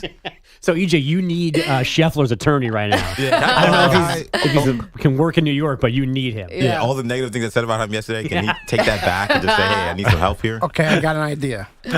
We got to put up another poll. Who is going to throw up in the sink next? Now, the candidates are Perloff, Bellotti, and Bogusch. It can't be Maggie. It can't be EJ. Yeah. Do we just mess with the morning show now with all of our polls? It's like, who's going to have diarrhea? Do we really just go really gross on this thing? Who will not make it till Monday's show? They think that we're just melting down over here because we're not paying the bets off today. This was a hypothetical. So EJ is not running gassers today. I'm not eating the Ludafizz today. But we could really mess with them if they're monitoring our Twitter handle this closely. So the only problem is I knew this was happening because our new brand manager, Ryan Hurley, came to me and said, did one of you guys just get sick in the bathroom because? And then he gave me the rundown. Got it. And I said, no, that none of those things have happened yet today to lead to vomiting. So it was not us. And I think he went right into the studio. So I think they know it wasn't us. So they would not fall for fake polls. I gotta be honest. Now that we're talking about throwing up in the sink and not even reaching the toilet, I'm getting a little sick. God. I could easily lose it any second now. So I'd say, don't go in that bathroom. If I walked near that bathroom, I would be sick for the rest of the day. By the way, Go in that bathroom. Major party foul to whoever pukes in the sink. Like, that's always the person in college where you're like, you couldn't even make it to the toilet. Or on the ground. That's terrible. Isn't there a whole other side of this floor that it's like news and stuff like that? Yeah, but they usually use the other set of bathrooms because they're almost right outside their front door. Yeah, it'd be weird for them to go that way unless they went to the cafeteria first. Also, you really think those button-up news people from 1010 Wins were out late last night partying? Yeah, I don't think Levon Putney's doing that. I don't know who that is. These are straight-laced people over there. They're not the yahoos like us, like in the sandbox of life. Right. J-Lo's sister's an accomplished journalist. She works in the White House. She's not in the bathroom puking. They're not eating Ludafizz. Wait, whose sister? J-Lo's sister works at 1010 Wins. Linda Lopez. No way. 100%. Perloff's That's outta here. amazing. Does she work this shift? She works midday. She's probably just getting in the building right now. Right. Lovely. So thankfully, this would not happen in the women's room because we're way more civilized. We actually puke in the toilet. You guys, everyone here has been here longer than me, I think. Maybe not EJ, but I wander around this building sometimes. I'm like, oh my God, there's this state. Like, there's like music stations upstairs too, like country and rap. Yep. Yeah, like you can walk into, all of a sudden we go from sports and there's like rap stars walking around upstairs. That's right. Anyway. And that's why they should broaden the search out. I don't know how it got landed on me being suspect number one. I mean, they saw me this morning. I looked fine. I talked to both of them. If you were hammered, though, maybe you came down from the 11th floor and used our bathroom to get everyone off the scent. But people that's do that, too. Right. And I've gone upstairs for privacy. But if you come all the way downstairs to puke, you got to be able to take 3 more steps to get to the toilet. You would have puked in the stairwell if Right. it were really that urgent. Yeah. Is this by the way, are we sure this is a partying situation? I know I said party. No, foul. not We're at trying all. to figure out who puked in the sink in the men's room because it's not us, even though What a WFAN is accusing us. What's that? What a reset. Listen, this is my job. So you say someone, I mean. But what if someone's just sick? Are Then we that's not as fun. Which gets me a little nervous. I mean, I'm nervous about that. That's what I'm more nervous about. Keep that person away from me. Yeah, let's send them home. Well, everyone that I know that you guys have been around this morning is fine. Good. So unless you wandered into a different corner of this place, you probably did not come in contact with the sick person. I have a guess. With patient 0. Okay, well, it's not EJ, it's not me. I think it's Ryan Hurley. You think it's Ryan? Yes. Whoever smelt it dealt it situation? Yes. I don't know. That doesn't strike me as a type. Honestly, that's a major thing to. He's worked here for like 2 months. Rangers lost. He's upset, and it happens. You know what? It's good logic. I will say this one in his defense, and we're new friends. I feel comfortable saying that had he gotten sick in the sink, he'd clean it up. He would have cleaned it up after He's the himself. boss. That's he can't true. just Yes. leave That it. is true. Yeah. He does seem like an extremely courteous person. He I have is to be very honest. polite. Yes. No, And it nice. can't be Ryan. He's It not a can't. rude puker. And by the way, throwing it out I would instantly forgive Ryan if it was him. I'm like, yeah, you go, Ryan. Throw up in the sink. We'll learn a little more about each other. You're a sink puker. There's some people I'm already thinking about names out there. I'm like, ooh, I'm gonna side eye that guy when I get outside. It's a certain. Okay. There's certain production directors Just around say it, here. Billy Jackalone. Yeah, no, Billy's. I had Billy a would very clean it pleasant up. conversation with Billy Billy would this clean morning. it By the way, if Billy's sick, then he's covering it up really well. So, we're going to be really. Can we be honest about one thing here? Yeah. Have I gotten everybody sick? I may or may not have had a slight case of pink eye last week. I don't know why. I was actually mad at you last week for this. Bogish was mad. Bogish kind of So Perloff's like, Well, I didn't think it was actually How do we pink eye. I set found this out up? on Friday. I found out because what kind of adult gets pink eye? Well, you walked in and one eye was kind of shut. And you're like, something's wrong. It's like, what's the matter? You're like, I think I have pink eye. It's like, don't touch anything then. Well, did you get pink eye, Bogus? No, because thankfully we didn't like Eskimo kiss, but you said it like it was not a big deal. Waiting Like, on that. why are you here? I don't, because I can't really be pink eye. I still don't Except think it was, No, right? this Nah, they weren't sure. This is the thing about with Perloff with the pink eye. He'll come in and he's like, I'm not sure if it's pink eye, but like, I'm definitely here. I came on earlier. I'm like, I have a sore throat. It's not COVID. It's not strep. It's not the flu. And Perloff's like, let's get out of here. Like, I can't be around you. Like, Do you notice it's the I've been same trying thing. to cut short all our production meetings? I coughed and Perloff left the room. I'm like, I'm not sick. It's I mean, when just, I had COVID, like I had to basically take like 800 tests for Perloff to let me back in the building. Oh, I knew you were salty about that, EJ. I'm like, why do you have to? I wasn't salty about it. I'm just saying. Well, it did seems like you happen. remember it pretty well. I remembered it only because of this combo. Yeah.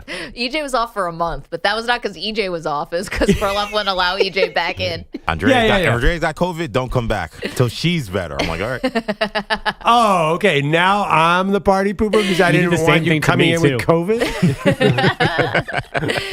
So that's what's going on. Somebody puked in the men's bathroom here. Now we're all trying to get to the bottom of it. It is funny that we just put that poll up about who was going to puke. EJ running Gassers or me running Lutefisk, and then the guys at WFAN happened to see that. But by the way- that poll is going to do crazy numbers. EJ, I think you put out the wrong. You said lutefisk. Like nobody knows what the heck that is. You should have said, and then they mistakenly said that that's the lime green tuna jello.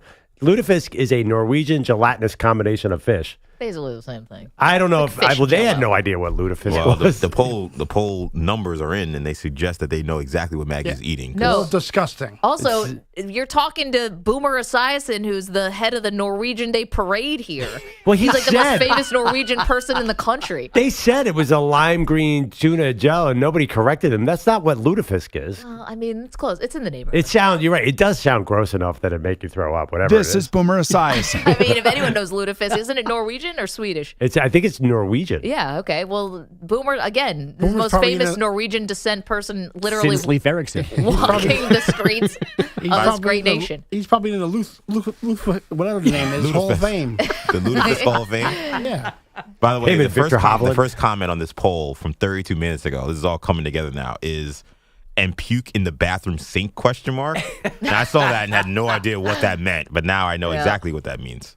No, Rick. Leave it to we WFAN. didn't puke in the sink. Yep. I'm starting to feel really queasy right now. Maybe it's the pink eye moving its way around your body. No, I mean, I don't. The idea of someone throwing up in the sink is not good for me. Because also these sinks have no water pressure, so whatever's there Nothing. is staying staying there. there. They don't have soap either. They don't no have soap, soap. no There's water soap pressure. or water Barely a pressure. sink. Yeah. Like a V. That's another beautiful thing by us too. We finally got bathroom remodeling upgrades. They spent money and they worse. got sink dispensers. I mean, soap dispensers that don't work. Within 36 hours, they're like, "Here's a little push bottle because the machines don't work." Right. Our bad. I also have a problem. Like you have to have your hand in the exact right spot to actually get the paper towel to come out of the automatic paper towel dispenser. And if you get one, you're lucky. If you get two pieces of paper towel, it's a miracle. Yeah, you essentially have to do the Macarena in front of that thing just You to get guys the do a paper little towels to dance? come out. Yeah. Okay. Yeah. It's tough. But again, we're no closer to figuring out who puked in the men's bathroom. What a Friday. I think it's someone that it's either Ryan Hurley or it's someone that worked the shift before and left. Oh, they're on the way out. On the way out, Not on the way Drop the mic. Leave a parting gift. Okay, but here's the thing. If you're puking in the sink on the way out, then you're sick. That's not because you're drinking on the job or partying. Maybe. I think Could that's be. a hangover puke. Well, to be honest, and me and Pete talked about it, it's everybody in the shift. It's hard. Like if you're sick the morning of one of these night or early morning shifts, good luck trying to call out. Like Yeah, it's who the hell- unforgiving, who the this hell are you shift. gonna, Yeah. It's fill fun, in though. for? We love it. It's not about that. Yeah, it's no, of just course. there's It's certain real life aspects to it. So it's you might they puke come in the in sink. and then say, "Look, like I can't take a day off because they have no one to replace me. Right. Like it's midnight, so I just got to just work. Maybe this person's been puking in 5 or 6 bathrooms, and this is just the only one where they didn't get to the toilet. Maybe this is a boot and serial rally. puker? Maybe this person was like down and out against the ropes. pulled the trigger, and then they're back up on their feet. Maybe this is a positive story. I'm turning Eagles Kelly Green as we're talking about this. The boot and rally is one of the great things you have to learn to get through college.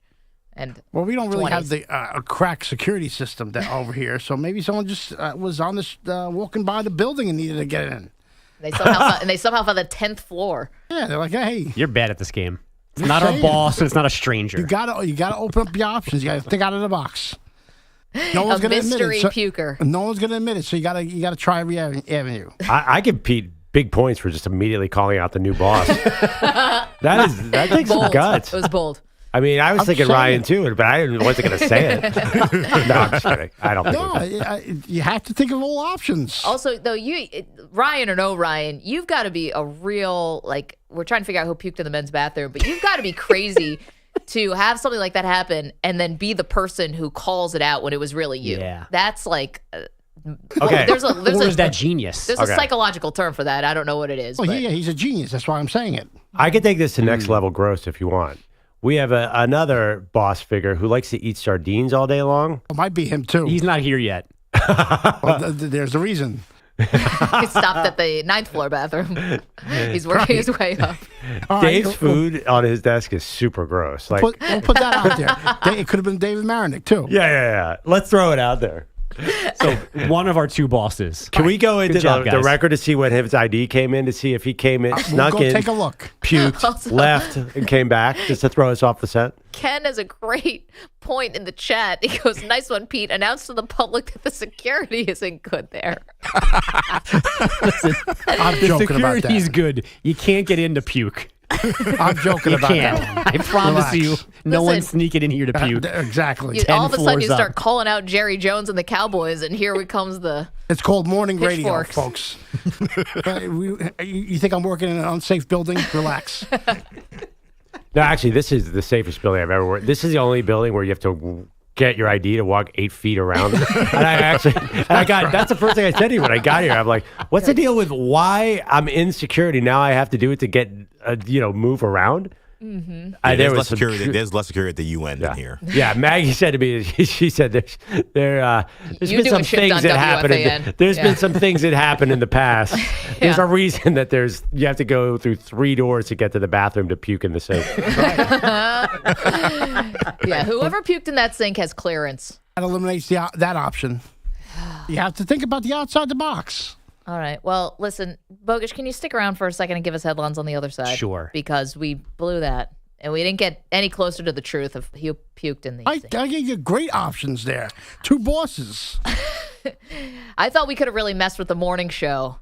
That would have been fun. Here's to just another start one. putting out crazy polls like who's most likely to have VD today. Like we really could have gotten weird with them, and What we does can't bogus do that it. mean? Wait, what? 855-212-4227. Who gave Perloff pink eye? It's not crabs, it's pink eye. Face crabs. Here's another option. He's not here. Andrew Kaplan. He's on the building. Puked and left. He puked and left. Yeah. No, Kaplan's too classy for that. Maggie and Perloff, don't move.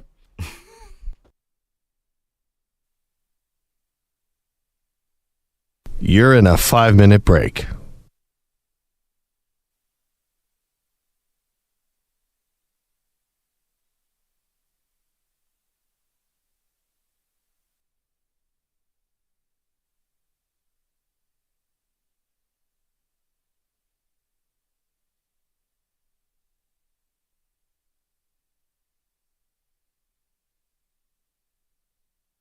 Four minutes, 30 seconds remaining.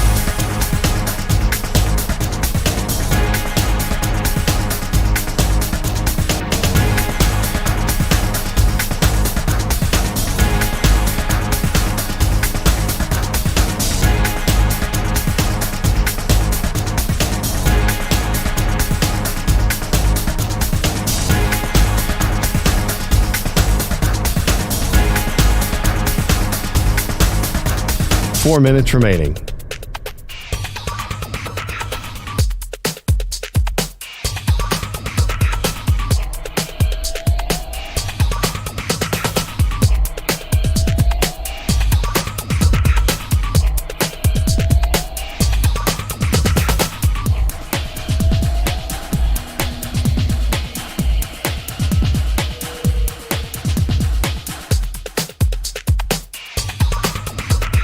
3 minutes, 30 seconds remaining.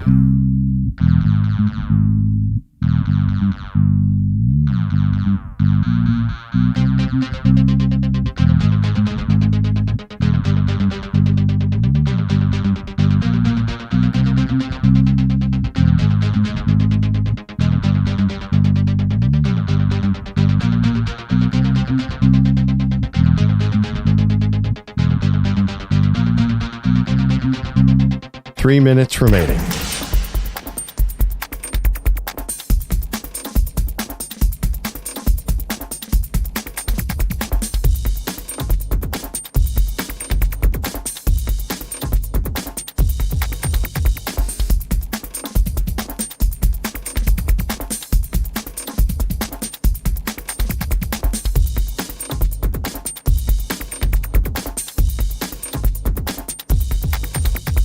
Two minutes, 30 seconds remaining.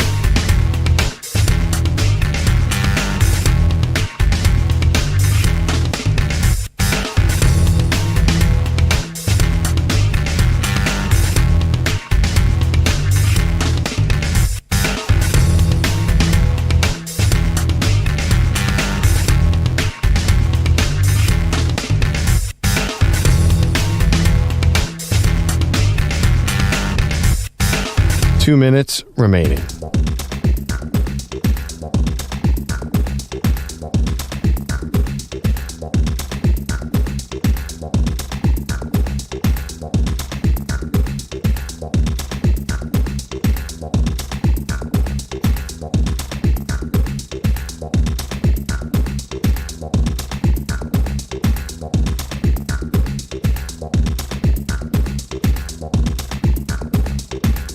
1 minute, 30 seconds remaining.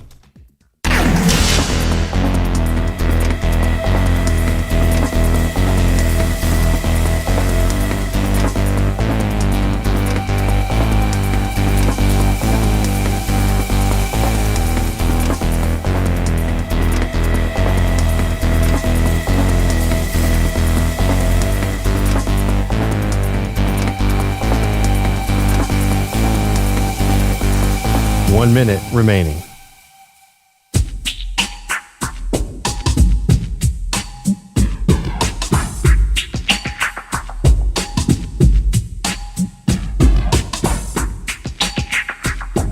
.45 seconds remaining.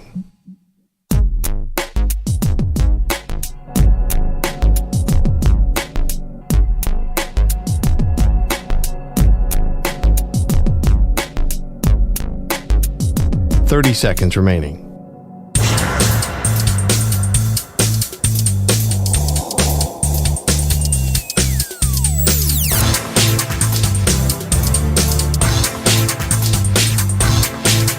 .15 seconds.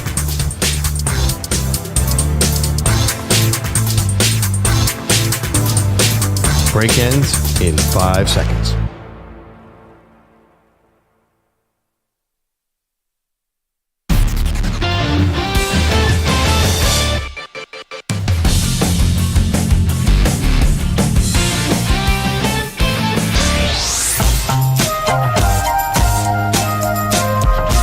Back to Maggie Perloff. We have still not solved the mystery of who barfed in the men's bathroom sink, but it did take up our entire last segment, which means we had no time for headlines, which means Andrew Bogus joins us now to update us on the latest. But first, a puke update. Oh, got it. In the break, I'm a journalist. I was able to determine from sources that the puke has been in the sink since the 5 a.m. hour. So that that opens up to even more candidates. Still no one that breached security, but that now seems like an overnight possibility. So there are definitely more people now who should be on the radar as possible guilty parties. Wait, is that it kind of still eliminates there? Us though, right? You can see it like on the drain. So now we're 4 hours in. We're approaching 4 hours of it sitting there. Yeah. No one's cleaned it up. So okay, this is in the last 45 minutes, maybe, because I refuse to go into that bathroom. So this has been on the horizon since the 7 o'clock hour. And I have seen our custodian here today. So maybe by now he unfortunately has cleaned it up. I feel bad for Yusuf. But it does date back to enough. the 5 a.m. Eastern hour. Yeah. Anyway, the long con came to a close last night. The Mavericks kept listing Luka as questionable with knee and ankle issues. He kept limping. The team made his knee bleed at one point, all to set up the T-Wolves for Game 5 last night. Luka scoring 20 of his 36 in the first quarter to start a 124-103 series-ending rout in Minneapolis. Dallas head coach Jason Kidd. It was definitely Luka Magic mode, and just thinking about, is he going to play all 48? You know, why not if he's going like that? But because he was going like that, they didn't need Doncic to play all 48, just 37 minutes, 10 rebounds, 5 assists, in addition to the 36 points. Kyrie also scoring 36. The T-Wolves closed out with barely a whimper. Head coach Chris Finch on a first quarter where Luka outscored his entire team. Missed a lot of easy stuff, went one-on-one too early, just kind of got busted out of any kind of offensive structure, and then we couldn't get stopped, so that was the game. So their offseason's now underway while the Mavs prep for Game 1 of the Finals in Boston. That is not until next Thursday night. Another loss, another technical foul for Caitlin Clark last night. Head coach Christy Sides wants to make Pete angry. She's a competitor. I love her fire. We've just got to get better with the officiating. We've got to get some of those calls. I feel like they're getting some calls, or that's happening on our end as well, and I just don't feel like we're getting some of those. Excuse me. You're 1-8. It's not the refs. Relax. I mean, take it easy on this poor woman. She's never going to make it through the season. Her vocal cords are shredded. But, I mean, come on. You're going to go blame the refs? You're 1-8. They could be 3-6 with better calls, Pete. Right. We could have had another win. It worked for Rick Carlisle. Give small market teams a chance. Yeah. There you go. It's an Indiana thing. And then they got bounced.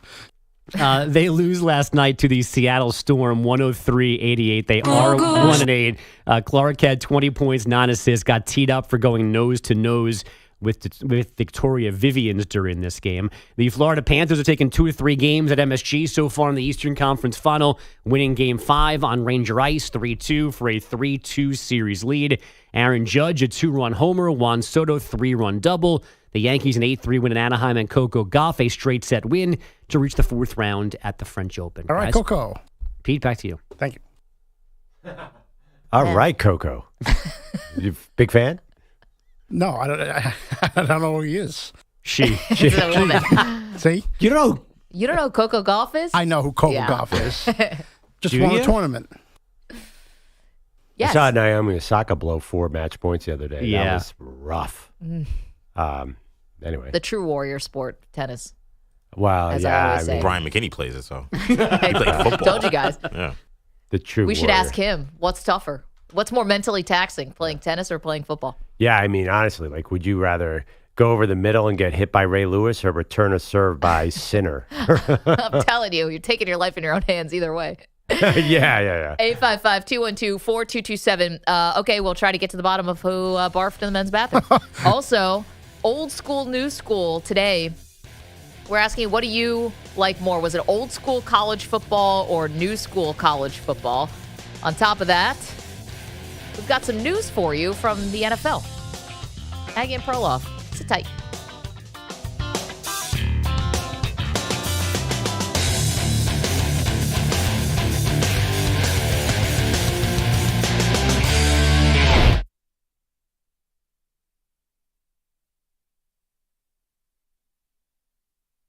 You're in a 5-minute break.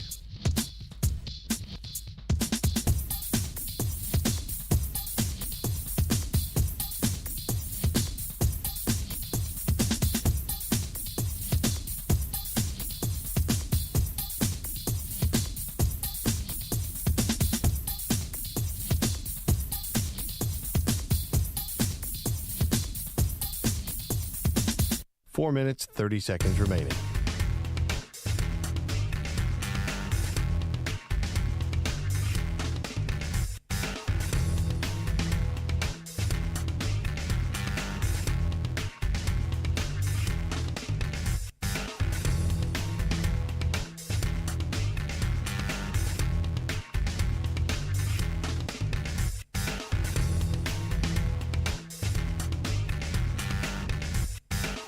4 minutes remaining.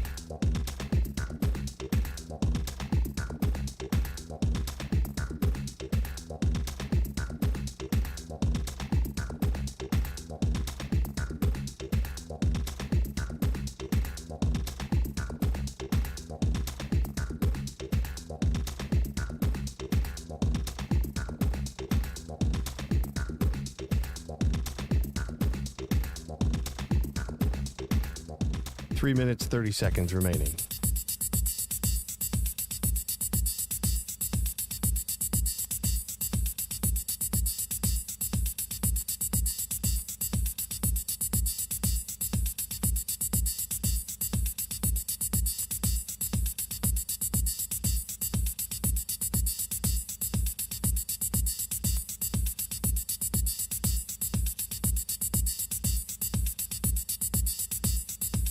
Three minutes remaining.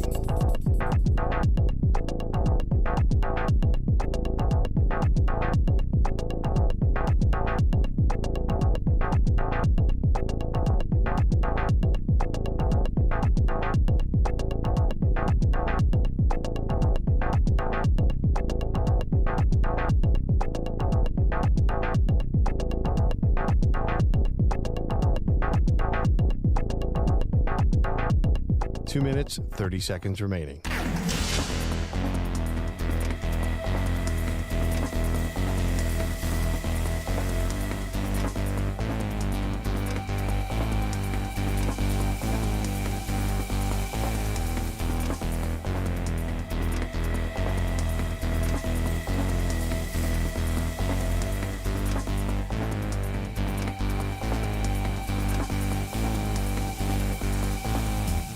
Two minutes remaining.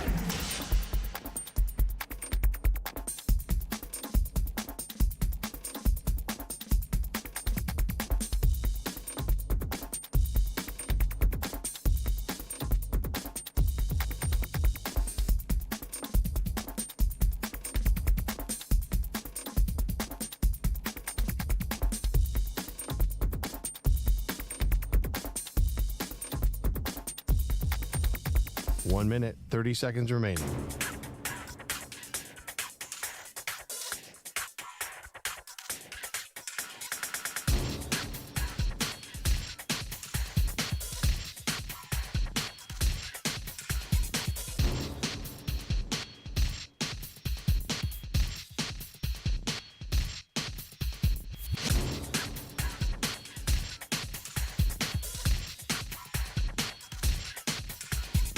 One minute remaining.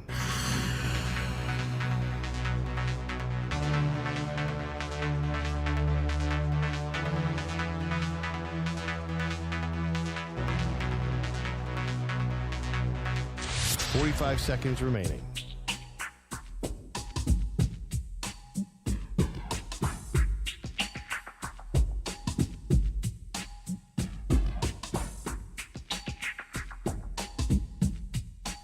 Seconds remaining.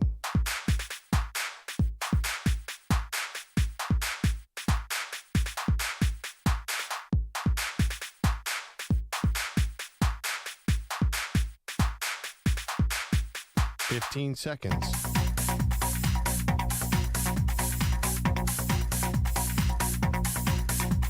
Break ends in 5 seconds.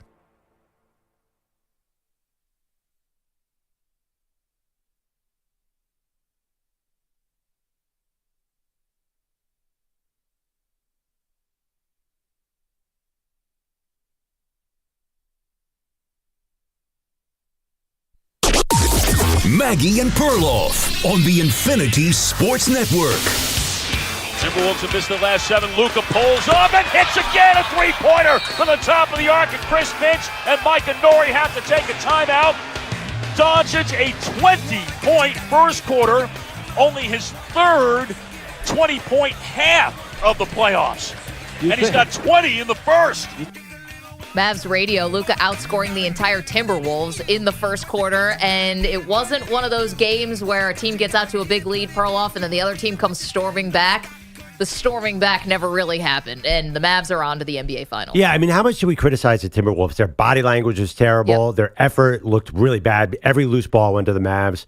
do you rip this team for just ending it that way, or do you credit them for this run, which I don't think a lot of people expected them in the conference finals because they're young. Edwards is only 22. Yeah, I think the fact they took out Denver, they beat Denver on their home floor, I think you would say this is a success, but I mean, they bottomed out in this series. They were leading in the fourth quarters and with 5 minutes left to go in the first couple games and couldn't close it out, and then this was just a no-show. I mean, they said it on the broadcast last night, embarrassing effort. I think they were just happy not to get swept. And that was it. And it was like, all right, mission accomplished. We didn't get swept, and now 1-2-3 Cancun. Yeah, and I started off the show. I'm a little bit negative on their future. I just don't know, as the team is constituted right now, it's not just that Gobert and Karl Anthony Towns kind of seem slow in a playoff format. I mean, their role players, Jaden McDaniels and Kyle Anderson, still kicking around. They need a little something extra, maybe another player. Yeah, but, I feel like just a week ago we were praising those guys for stepping up in a big spot, and where Kyle Anderson was the guy everyone kind of forgot about. And, I saw the broadcast did a big pregame feature on him about needing eye surgery and then coming back and making the right plays. And all I see when Kyle Anderson is that, there's this video of a robot slowly shooting a basketball and then comparing it side by side with Kyle Anderson's shot delivery. The guy takes 9 seconds to deliver. It's hysterical. He does take his time. He's the most awkward player I've ever seen. I like him. But the idea, we'll get to the Mavs side of this for a moment because they're the victor, and to the victor goes the spoils. But I think for the Timberwolves, a couple things. One, Anthony Edwards is a star, but has not arrived yet. He's a star. He definitely ran out of gas in this tournament. In the playoffs. I think he has arrived. Yeah. But you're right. He's like... The Jordan comparisons always felt a little premature because you can't just say, because he plays like Jordan. If you compare somebody to Michael Jordan, we know what that means. That means that they're a killer like Michael Jordan. That means that they're a winner like Michael Jordan. No, I don't think so. I think you could compare him playing style, like the turnaround jumper, the verticality, the physicality. I think he's got a Jordan style. Like, who would you compare him to if not Jordan? He's not LeBron. No, he's not LeBron. Maybe Kobe. I'm not sure, but... Yeah, actually, Kobe might be a more fair one. But you're saying if you're going to compare him to Michael Jordan, you better be a championship-level player, and he's not there yet. Well, you know what you're doing when you compare him to Jordan. You know the bar you're setting, It's not like you're not comparing him to, Fred Hoiberg. Like, you know what you're doing. I don't know why I just picked him out of thin air. But it's a different type of calculus. And I think listen, as far as blowing up the Timberwolves and just saying, you cannot win this way and you have to do something different and Gobert and Towns, first of all, good luck getting out of Gobert and Towns if they even want to. Those are tough contracts to get out of. These guys get paid a lot. And two, this is a team that was built to beat the Denver Nuggets, and they did that. They were built specifically to beat Denver because the way we're talking about the Mavs now is just how we were talking about Denver last year. Jokic is the best player in the world. Who's going to stop this team? How are they going to be beat? This feels like it could be the next dynasty. And that's what people are saying about the Mavs. The Timberwolves deserve credit for beating the Nuggets. No. The Nuggets built up. I don't think people are saying the Mavs are going to be the next dynasty. I felt like Denver felt a little more sustainable. But they were always hanging around the number 1 seed for a long time. The Mavs kind of came out of nowhere a little bit this year. They were the 5 seed, and they did brilliant things at the trade deadline to bolster their defense. But I think the Mavs are a little bit more out of nowhere than that Nuggets team. But now look at how people are talking about Luka. Yeah. Is he the best player in the NBA? Is exactly what we say about Jokic. Jokic is a 3-time MVP. Luka's a 0-time MVP. I mean, by the time we had that conversation, that was 2 MVPs in where we had that conversation about him. So it's totally different. But here's the thing about you, Anthony Edwards, you cannot do Michael Jordan, right? I agree with you on that. But Luka, you could do anyone. I've seen stats comparing his postseason numbers compared to LeBron James, Larry Bird, and Joker. Like, he is already, there's no comparison that's too big for him right now. I mean, he's a singular player, a historic player. Well, and let's see now what the Boston Celtics have in store for him, because the Celtics have multiple guys that you can throw at Luka, which is, to be honest, something that we said about the Timberwolves before the series started. It was like, well, it could be Edwards, it could be McDaniel, and it didn't matter because Luka was able to get his. Can Boston put up a little bit more resistance towards Luka because they have Tatum, Brown, they've got Drew Holiday, they've got Derek White? Well, you need stronger guys than McDaniel, but you need fast guys too. And you need to keep your offensive players out of foul trouble. You're like building someone in a lab right now? I know. As awesome as Kyrie is, I don't let Luka beat me. I throw 3 guys at him. Just double team him, make PJ Washington hit all those threes. I watched that totally burn me, but that's how I would stop Luka. I just am not let someone else beat you. You saw the first quarter of yesterday's game. Once he was starting to hit his threes, like it was over. The T-Wolves knew they were beat. You can go and vote at Maggie and Pearl. Right now we're asking, should the Mavs be the underdogs in this series? They have the best player in the series. I think we'll all say that. Luka's the best player on the court in the NBA Finals. And Kyrie's probably top 4 player in the series. So you got...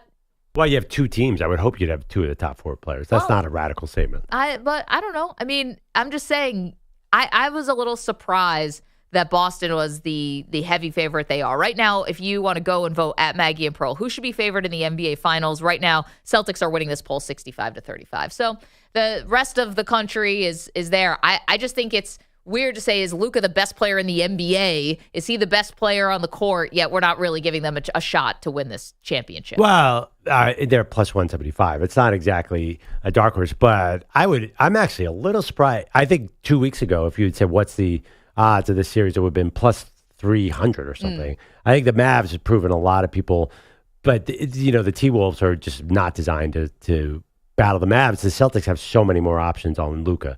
So I think that's why it is. And also, it's almost like we're forgetting Tatum and Brown. Those guys are stars, big stars. Huge stars, a lot of pressure. Because the way that we're talking about Luka Doncic now, you just put him in postseason numbers with LeBron and Jokic and Larry Bird. Yep. And also people call Luka a killer. He's MFing the crowd last night. He's talking trash to Snoop Dogg last night. Someone brought a handkerchief in the front row to say like, oh, Luka, you cry about calls. And he is blasting them back. People and the way that he's kind of cold-blooded in the way he plays, he's already, his reputation, even though he hasn't been an MVP or a champion, his reputation as a great player, I think, is more than solidified. Right. Tatum and Brown, for as great as they have been, for as much success and how many conference finals and now their second finals, they don't have that same respect that Luka has. They just don't. That's totally true. But let's talk about player number 3, 4, 5, 6. Who's the third player on the Mavs? Well, it's going to have to probably be Washington. Yeah, that's what I'm saying. It's you go with Derek White and you go with Drew Holiday and you get Porzingis and Horford. We're talking about Hall of Famers, actually, where Dallas has Derek Jones Jr. and guys who are more journeymen. So I think that's where the difference is. I think that's why the Celtics are favored, not just the 1 and 2. We have Luka. We've got some audio from him talking about the trash talk with the fan last night. What'd Luka have to say? Was there one fan in particular that you kept going at early on? And yeah. What was that about? I can't tell you. If I tell you, I can sue him. But, that gets me going. Everybody knows that by now, so just got to do it. Wait, what? Who's suing who? What was he would sue the fan. Oh, because of what he was saying? I guess that's what he's saying. I'm going to be honest. Wait till you get to Boston. That's going to be rough. But the fact that he was willing to be like, that fires me up, though. Yeah, I know. Wait till you get to Boston. I was a Boston Celtics fan. Maybe that gets him even more fired up. If a Minnesota Timberwolves fan saying something that he thinks could get a lawsuit started, and he played like that, if I'm Boston, I'm just showing up with tape over my mouth for the entire game. Don't say anything to this guy. No. Yeah, I bet you this series is going to be the Mavs are going to win in Boston and the Boston's going to win in Dallas. You just know. I just get that vibe from these playoffs that, again, we talked about this before the show, Maggie. Home court, meaningless. Yeah, it doesn't feel like it means as much. Can we hear more from Luka, please, about how he enjoys ripping opponents' fans' hearts out? It's a good feeling, man. I can't lie. Just go out there and, it's us against them. Just stay together. But that feeling is great.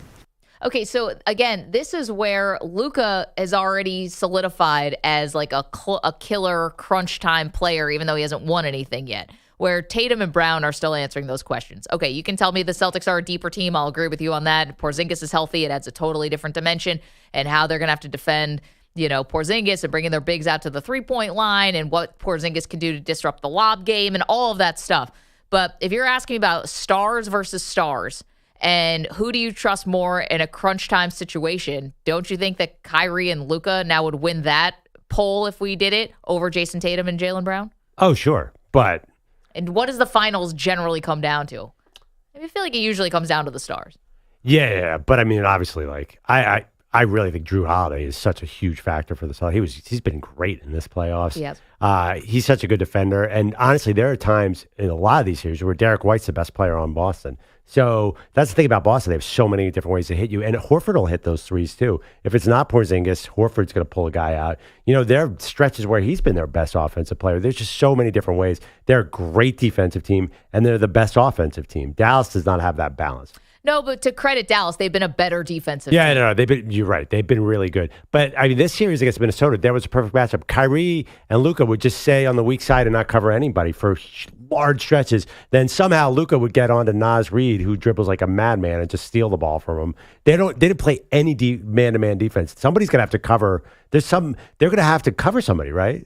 Who's Kyrie covering? Who's Luka covering? Well, you got to try to hide Kyrie probably on defense. But you're hiding Luka too. 212-4227. This is interesting in the chat if you want to watch the show. YouTube.com/InfinitySportsNet and Twitch.tv/Infinity Sports Network, where Delta says, I'm pulling for Dallas just because Boston has enough titles. I'm curious where the casual fan, where their allegiances are going to go on this one. I've never heard of an out-of-market Mavericks fan.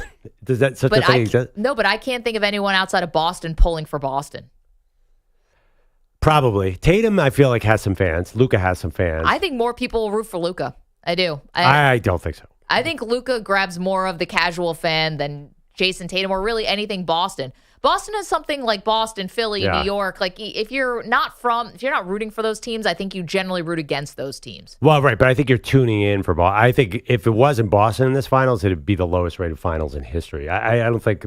I think Luka's the star of this finals. He's the attraction. Well, it might be the lowest rated anyway, but if you didn't have Boston, if you had another team, then I mean, Dallas is not going to get any eyeballs. Nobody cares about the Mavericks. Can we put that up as a poll, EJ? What's the attraction in this finals? Like, who are casual fans tuning in for? Is it to watch Boston or is it to watch Luka? I think it's definitely. But they're not tuning in. This is definitely going to be. If they, I mean, someone's watching. Yeah, but it'll definitely be like. I mean, if you had Lakers Celtics, it would get 40% more, or any other matchup. Like this will challenge as one of the lowest rated finals of all time, right?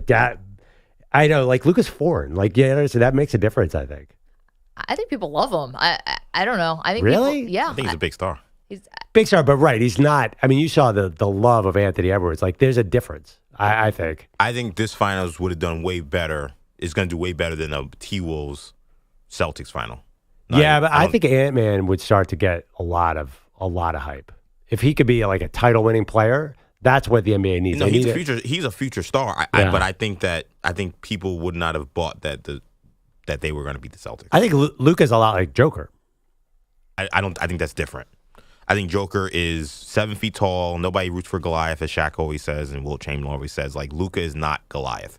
Also, Luka really seems to care and care about basketball and love basketball. I know this is an easy generalization for Jokic, but the idea that he just can't wait to get out of town to get back to Serbia and his horses, Luka's not like that. He's screaming, talking trash to Snoop Dogg. He's definitely embraced more the NBA. He's more entertaining than Nikola Jokic. I mean, he's hitting logo threes. I mean, he's cursing out people. Like, and he's more of an entertainer, showman. Some of it you hate because he's complaining about the calls all the time. Maybe that turns people off, but he's an Joker's got these crazy. I know Luka does a little bit, but Joker's got these crazy passes. Those are fun. But the thing is, one of the problems with Dallas is they haven't won yet. Like whatever the ratings are, if they win this title and come back, then people will get on board. But right now, like, I don't think the casuals are going to grab onto this series. Maybe I'm totally wrong about that, but I feel like also the week off is definitely not going to help the NBA at all. By the time it finally gets around to this finals, I'm not sure I see Luka the same way you guys do. Interesting. All right, we can go vote. We have a new poll up. Who's the bigger attraction in the series? Is it the Celtics or is it Luka? Like, why would you be tuning in if you are a casual fan here? We also have the poll up, who's more likely to vomit, me when I eat the lutefisk type thing, or EJ when he runs the gassers. Those are just two of the Maggie Perloff show bets that have to be paid off in the next coming weeks. Fun. I know, I can't wait. Right now I'm polling at 81% think it's going to be me. So, Pete, you're holding the whistle, right? You heard that? That's right. Let's go. Get him up. Get him up. It sounds like WFAN voted for me, so they're the 18%, the New York station here. Yes, because we're also trying to solve the mystery of who puked in the sink in the men's bathroom and then left it there for 4 hours. I have my suspicions. What a place we work at. Does this happen at other places? Gonna be honest, Perloff and I worked at Sports Illustrated for a long time. You worked at Dan Patrick's show. People weren't generally puking in the sinks around there. Oh, you missed the glory days at SI. Probably. Oh my God. SI famously used to have a booze cart that would go through the halls. I miss that too. Yeah, right. That was like the 60s. Yeah. No. That was the 90s. Oh, that was the 90s? Yes. Oh, when people would tell those stories, I always assumed it was like the 60s. No, you thought my Perloff God. was around in the 60s? No, Perloff missed the bar cart. I got too. there in 2005, and I missed the party. There's so many famous stories of how they used to just ply everyone with alcohol. It was a much different time, a much better time. 855-212-4227. Okay, we've got all that on the table for you about should the Mavs be the underdogs in this series? Who are you tuning in for in this NBA Finals? Is it Boston or is it Luka? We also are hitting old school, new school. Today we talked about college football. We'll get into that next. It's Maggie Perloff.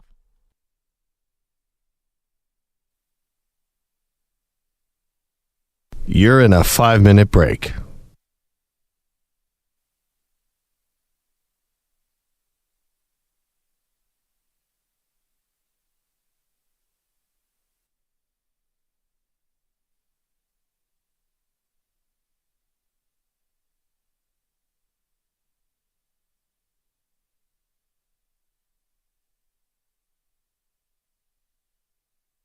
Four minutes, 30 seconds remaining.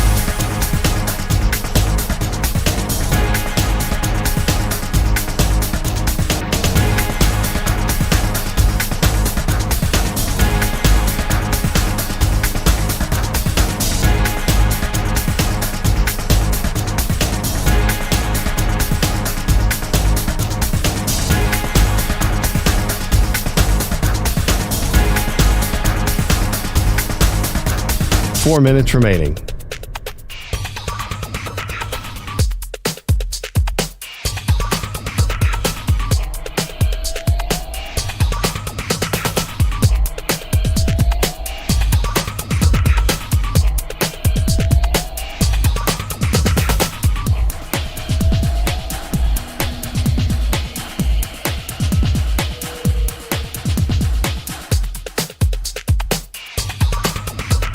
Three minutes, 30 seconds remaining.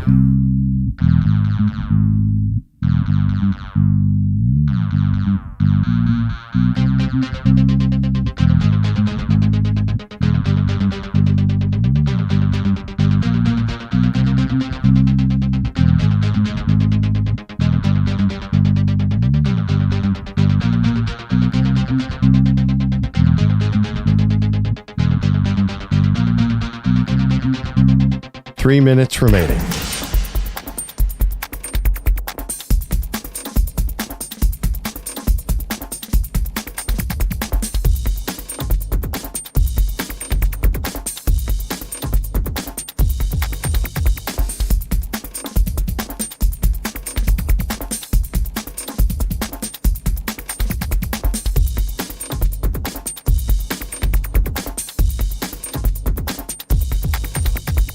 Two minutes, 30 seconds remaining.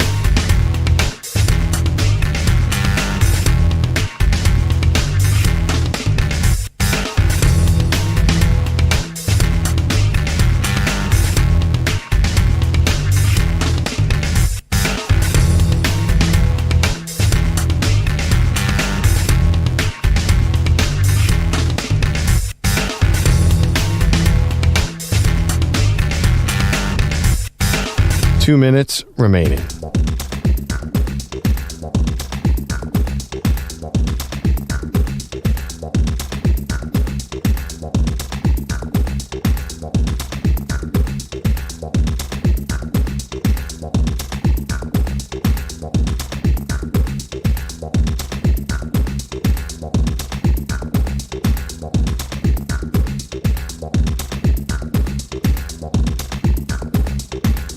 One minute, 30 seconds remaining.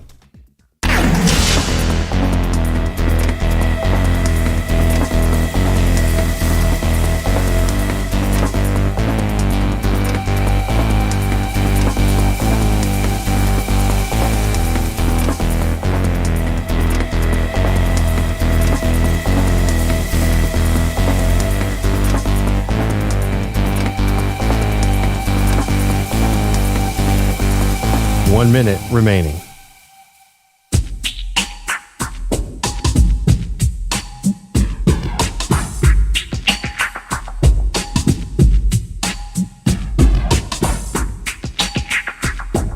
$45 seconds remaining.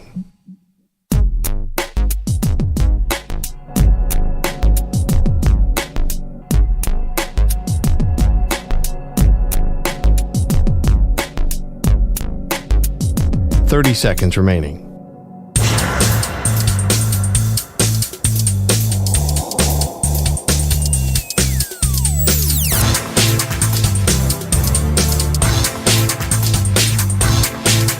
$15 seconds.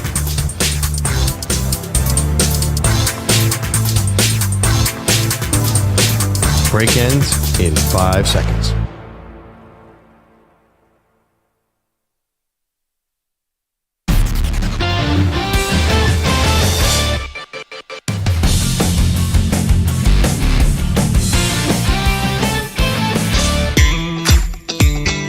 Ohio State offense line. I like Ohio State 24-13. All right, good pick. I can tell you one thing. Buckeyes! Ohio State #1. All right, can you see? Hey.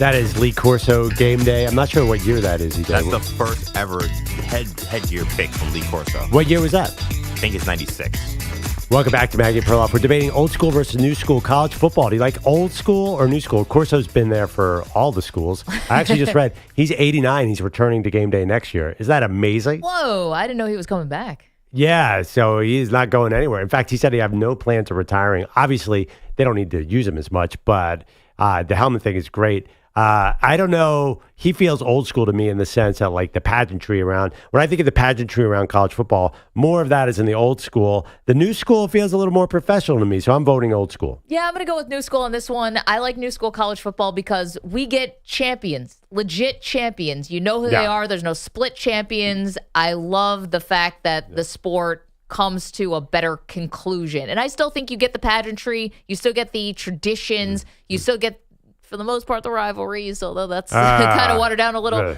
But you still get dynasties. You still get all the great players and everything you had in the old school, and you get a little bonus of getting an actual champion. Yeah, I love that you left me a lane open on that one with Florida State last year. You have to admit that was a little messy. 1 out of 10 years. 1. Let's go to Andy. Andy's in Michigan. Andy, old school or new school college football? You know, guys, hey, by the way, this is tough for me because I really am an old school guy, but I mean, you got to go with the new school. And the reason, you know, I think the transfer portal's kind of gotten out of control a little bit, but I mean, without the transfer portal, we wouldn't have a Jalen Hurts. We wouldn't have a Joe Burrow, Shedeur Sanders, Caleb Williams. I mean, like, you could name all kinds of transfers that wasn't allowed in the old school. And like you were saying too, Maggie, you actually have a champion now. Like my Michigan Wolverines, I mean, 1997, that didn't feel like a national championship to me, but last year did. Yeah. Andy, thanks so much for calling in. And there's a couple of those throughout history.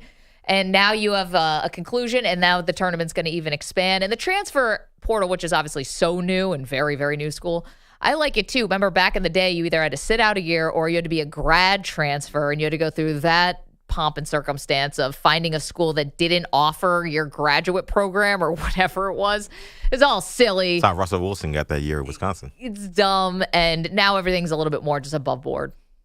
Yeah, I'm more voting on the fan experience. Just also, one thing I don't like about, and I've complained a lot about this, I don't like the incentive to schedule cupcakes early in the season, because there are weeks in September where the slate stinks.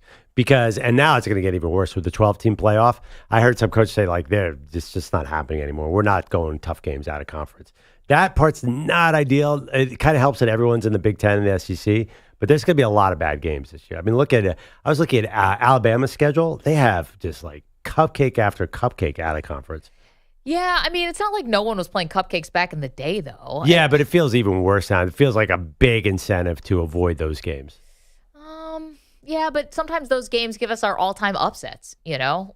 Appalachian State and Michigan. Get outta Sometimes here. you get some of those really amazing, and Appalachian State has gone on to really build a nice program. More often you get Georgia winning 69-3.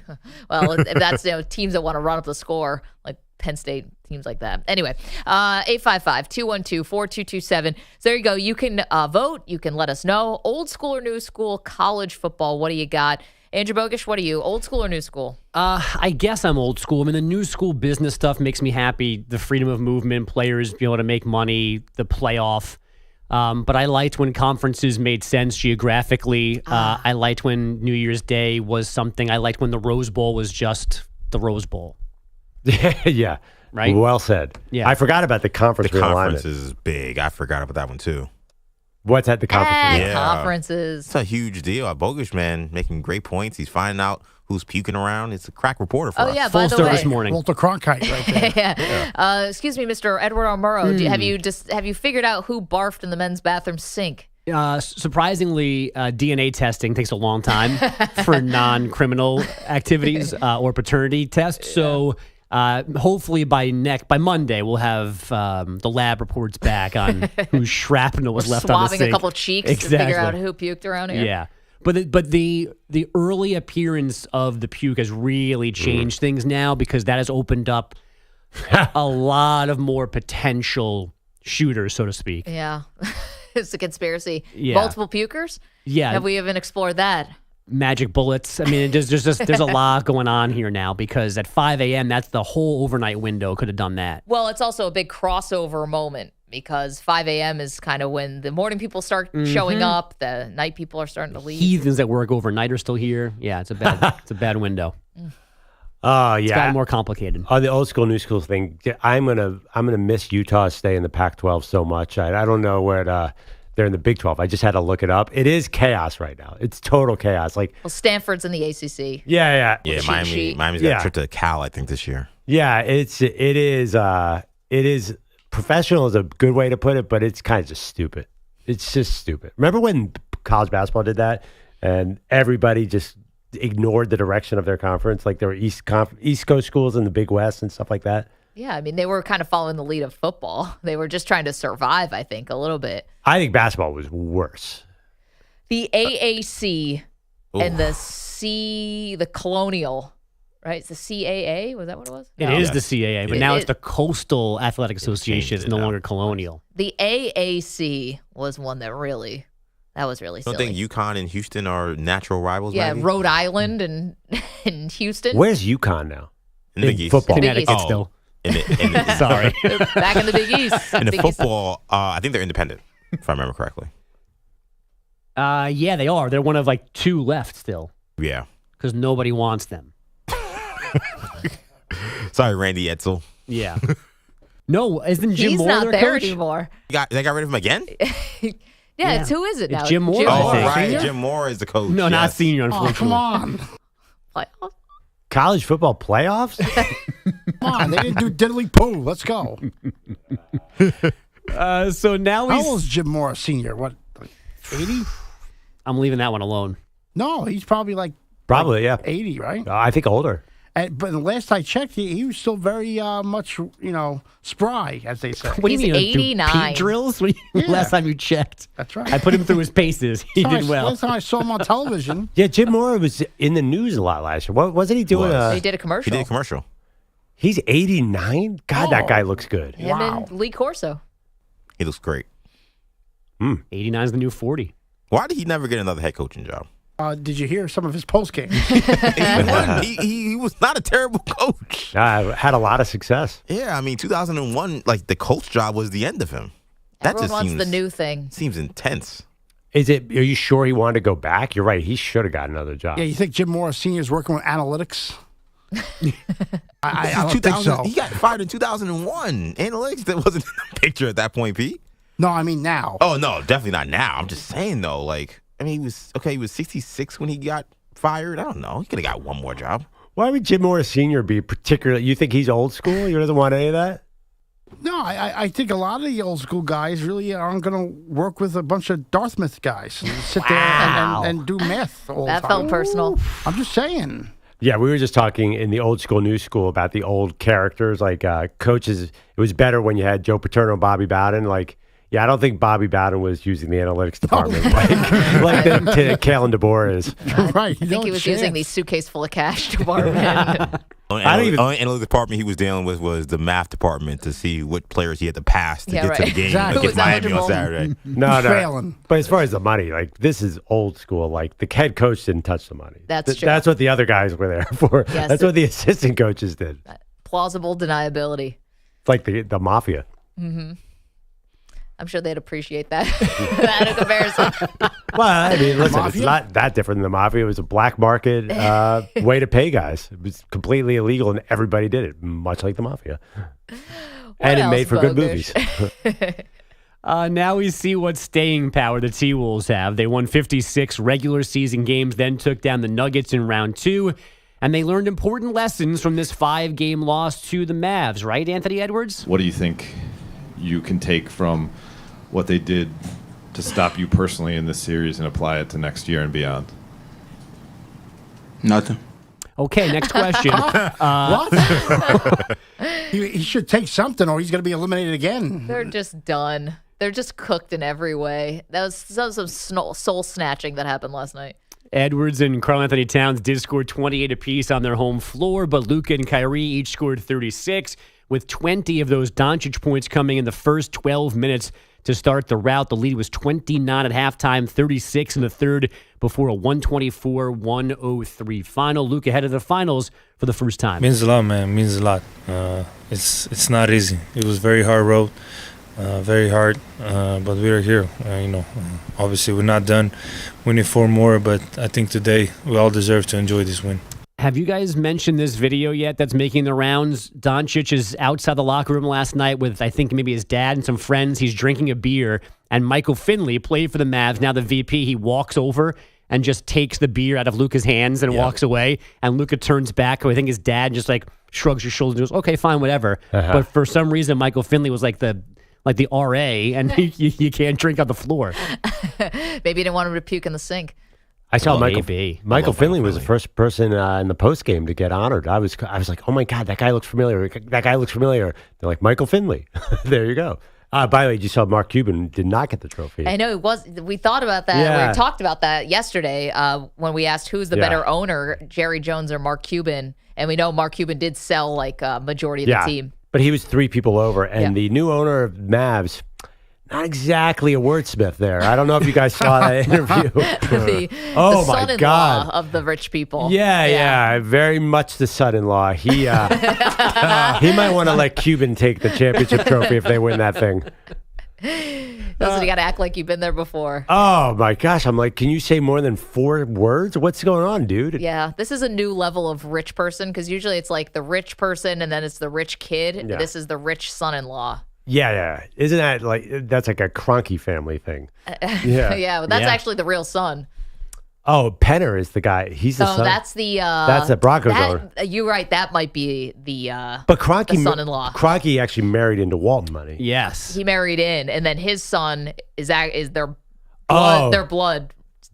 Child. What am I trying to say here? It sounds like Rosemary's Baby. Natural child. But no, was he rich before he married into Walmart money? I think you could be rich, but is anything Walmart money? No. Like you're on a totally different level. Right. Walmart. But he was not a regular person. He wasn't a civilian. No, I don't think he was working at Walmart and then fell in love with the heiress daughter. Right. There's some Kroenke money in now the Walmart accounts. That's not all Walmart money that he's using to run the Nuggets and the Rams and all that kind of stuff. That was my question. I don't know.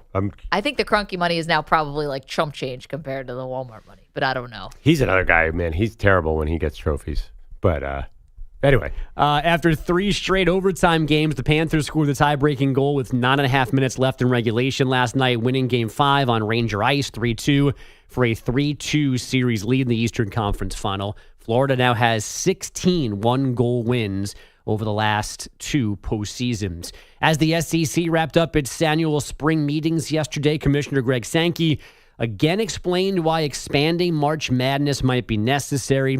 He's been talking about this for about 2 years, but now has 11 seed NC State making the men's Final Four this spring. I think his logic is If teams can get hot at the right time after mediocre regular seasons, we need more mediocre teams dancing. He also said that the NCAA recently increased how many teams make the postseason in other sports, but not basketball. Yeah, I hate to sound like the old school. We've been doing old school, new school here all week long. I'm going to go old school on this one. I don't think you need more than 68 teams. I don't know why. The tournament delivers every year. Do you realize how silly that says? I'm going to go old school. I don't think we need more than 68. I'm going to go old school. I don't think we need more than 326. That's plenty, right? I mean, why do we need more?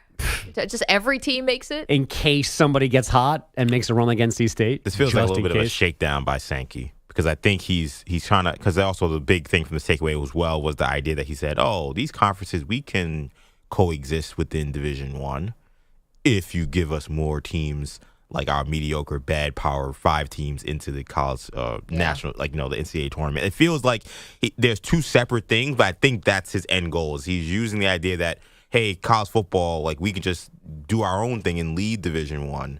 But maybe we'll stay if you give us more NCAA basketball teams. And I don't like that aspect of it.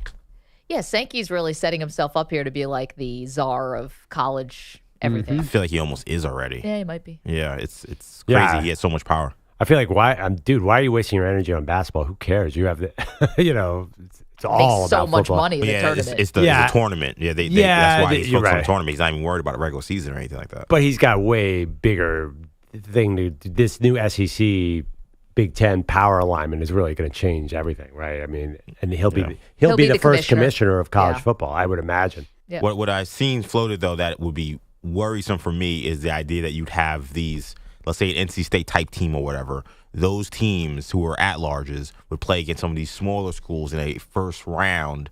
So we may lose a lot of the Cinderellas from these mid-majors in this first round against these mediocre, Big East or, Big Ten schools. That would stink. Because to me, we had the conversation NC State are true Cinderella. NC State beating somebody in the first round, like a Michigan State, doesn't mean as much as Oakland beating Michigan State. Yeah, I agree. You're right. I mean, I argued that they were not a Cinderella. Exactly. NC State. Well, we'll see how that shakedown goes. The Ravens held another OTA yesterday without Lamar Jackson. He has missed 4 of their 5 on-field sessions. Here's his head coach, John Harbaugh. It's this time of year. It's a voluntary time. It's really not something that we comment on. We can't. And that's just the time of year it is. So I can't speak for anybody that's not here. He also did not have a reason for why Lamar was not around. Caitlin Clark and the Fever dropping to 1-8, courtesy of a 103-88 home beating from Seattle. Clark put up 20 points, 9 assists, playing all but 4 seconds. The Diamondbacks, a season worst, tying 6 games under 500 after a 3-2 loss at the Mets. Their night began with their ace, Zach Gallen, leaving after 6 pitches with a hamstring strain. Top-ranked Texas beat Stanford 4-0 on night 1 of the Softball World Series. Florida, Oklahoma, UCLA also moving into the winners bracket. And Coco Gauff reaches the women's 4th round of the French Open with a straight set win. American Sebastian Korda meets third-seeded Carlos Alcaraz tonight in Paris. Guys, back to you. Bogusch, thank you so much. Coming up, tough breakup, and we got a music video out of it. Which athlete is bearing their soul? We'll get to that next. Maggie Perloff. You're in a 5-minute break.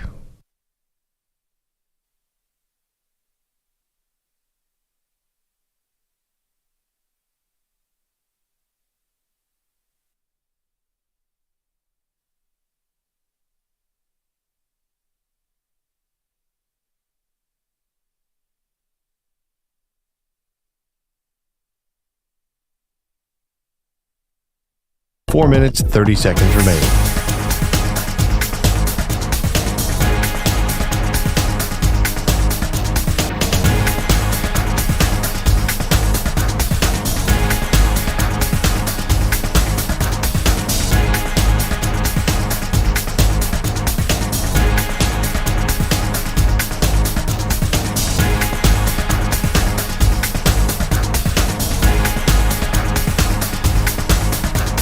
Four minutes remaining.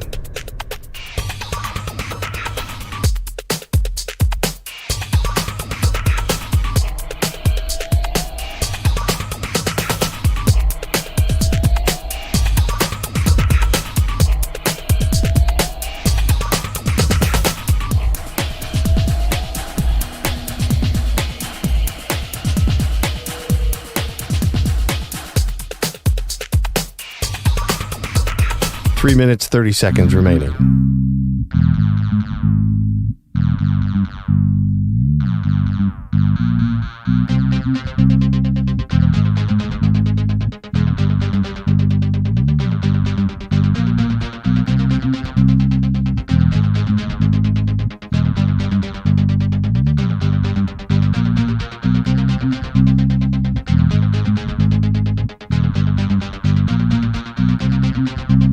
Three minutes remaining.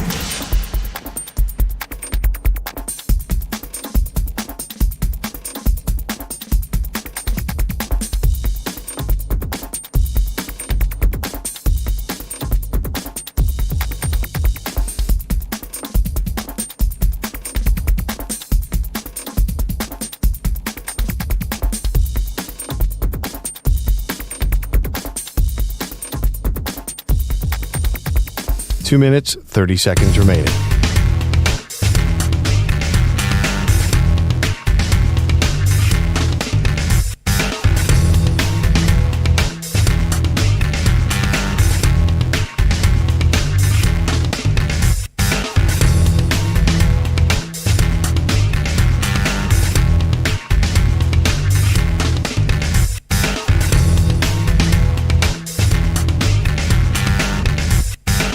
Two minutes remaining.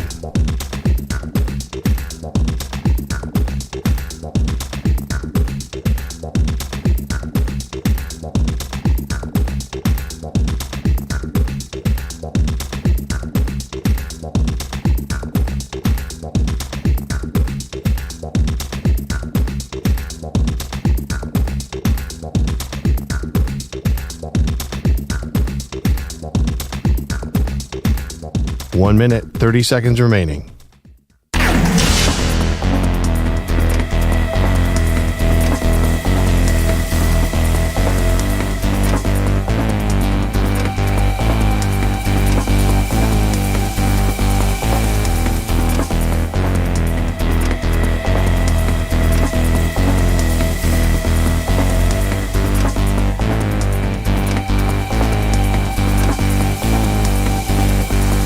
One minute remaining.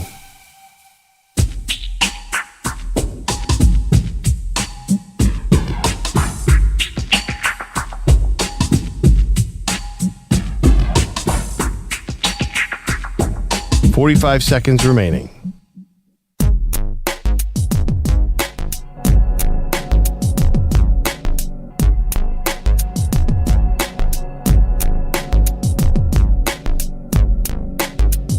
.30 seconds remaining.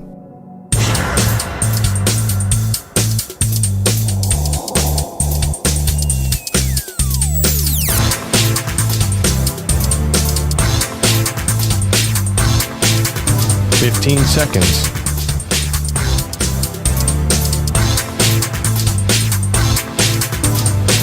Break ends in 5 seconds.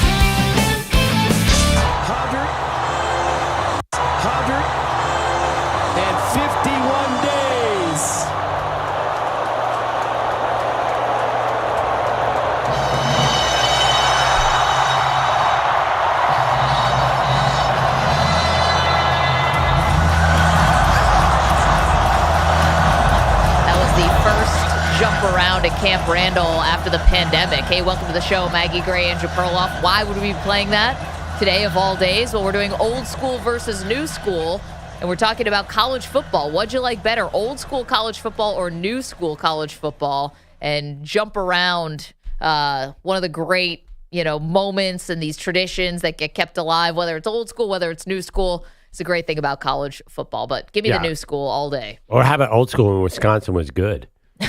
I don't know what's up with that program. You're right. College football is so funny because you really I think right now Georgia's never going to not be awesome. But then something happens, and 15 years later, remember when Georgia was awesome? Nebraska, Oklahoma, Florida State, Florida, Miami. These dynasties come and go, which is a funny thing. There are a lot of constants in college football as well. We're doing old school versus new school. I will say one thing I do love about college football, even as all these changes come along, they do have a bit of an old school feel. They're like that they do that to that song today. Still feels like the heart of college football is still beating. Thank God. If they do become a minor league for the NFL, will you jump off the new school bandwagon? No, because I think even with as it becomes a minor league for the NFL, like let's call it what it is. Like another professional league. But I think that keeping these touches and traditions will always make it separate, And I know that the Steelers have Renegade and, Bills have Shout and all that stuff. You can have all these things in pro stadiums too, but they hit different for college stadiums. And you're always going to have the Alumni Association as well, or Geographic Association. Yes. Hence all old school stuff, Maggie. No, that's the things you get to bring along why the new school is awesome is because you get all that old stuff plus a better system to crown a champion, a more fair and equitable system for the players. You get all the benefits of the modern game, and you still get the tradition and the connection to the past. Those are kind of thin benefits to me. I don't think so. 855-212-4227. All right, this one came across yesterday. We know that Darren Waller, the tight end, has been going through a long journey for Darren Waller. He's overcome a lot of things, addiction issues and things like that he's come back from, which is awesome.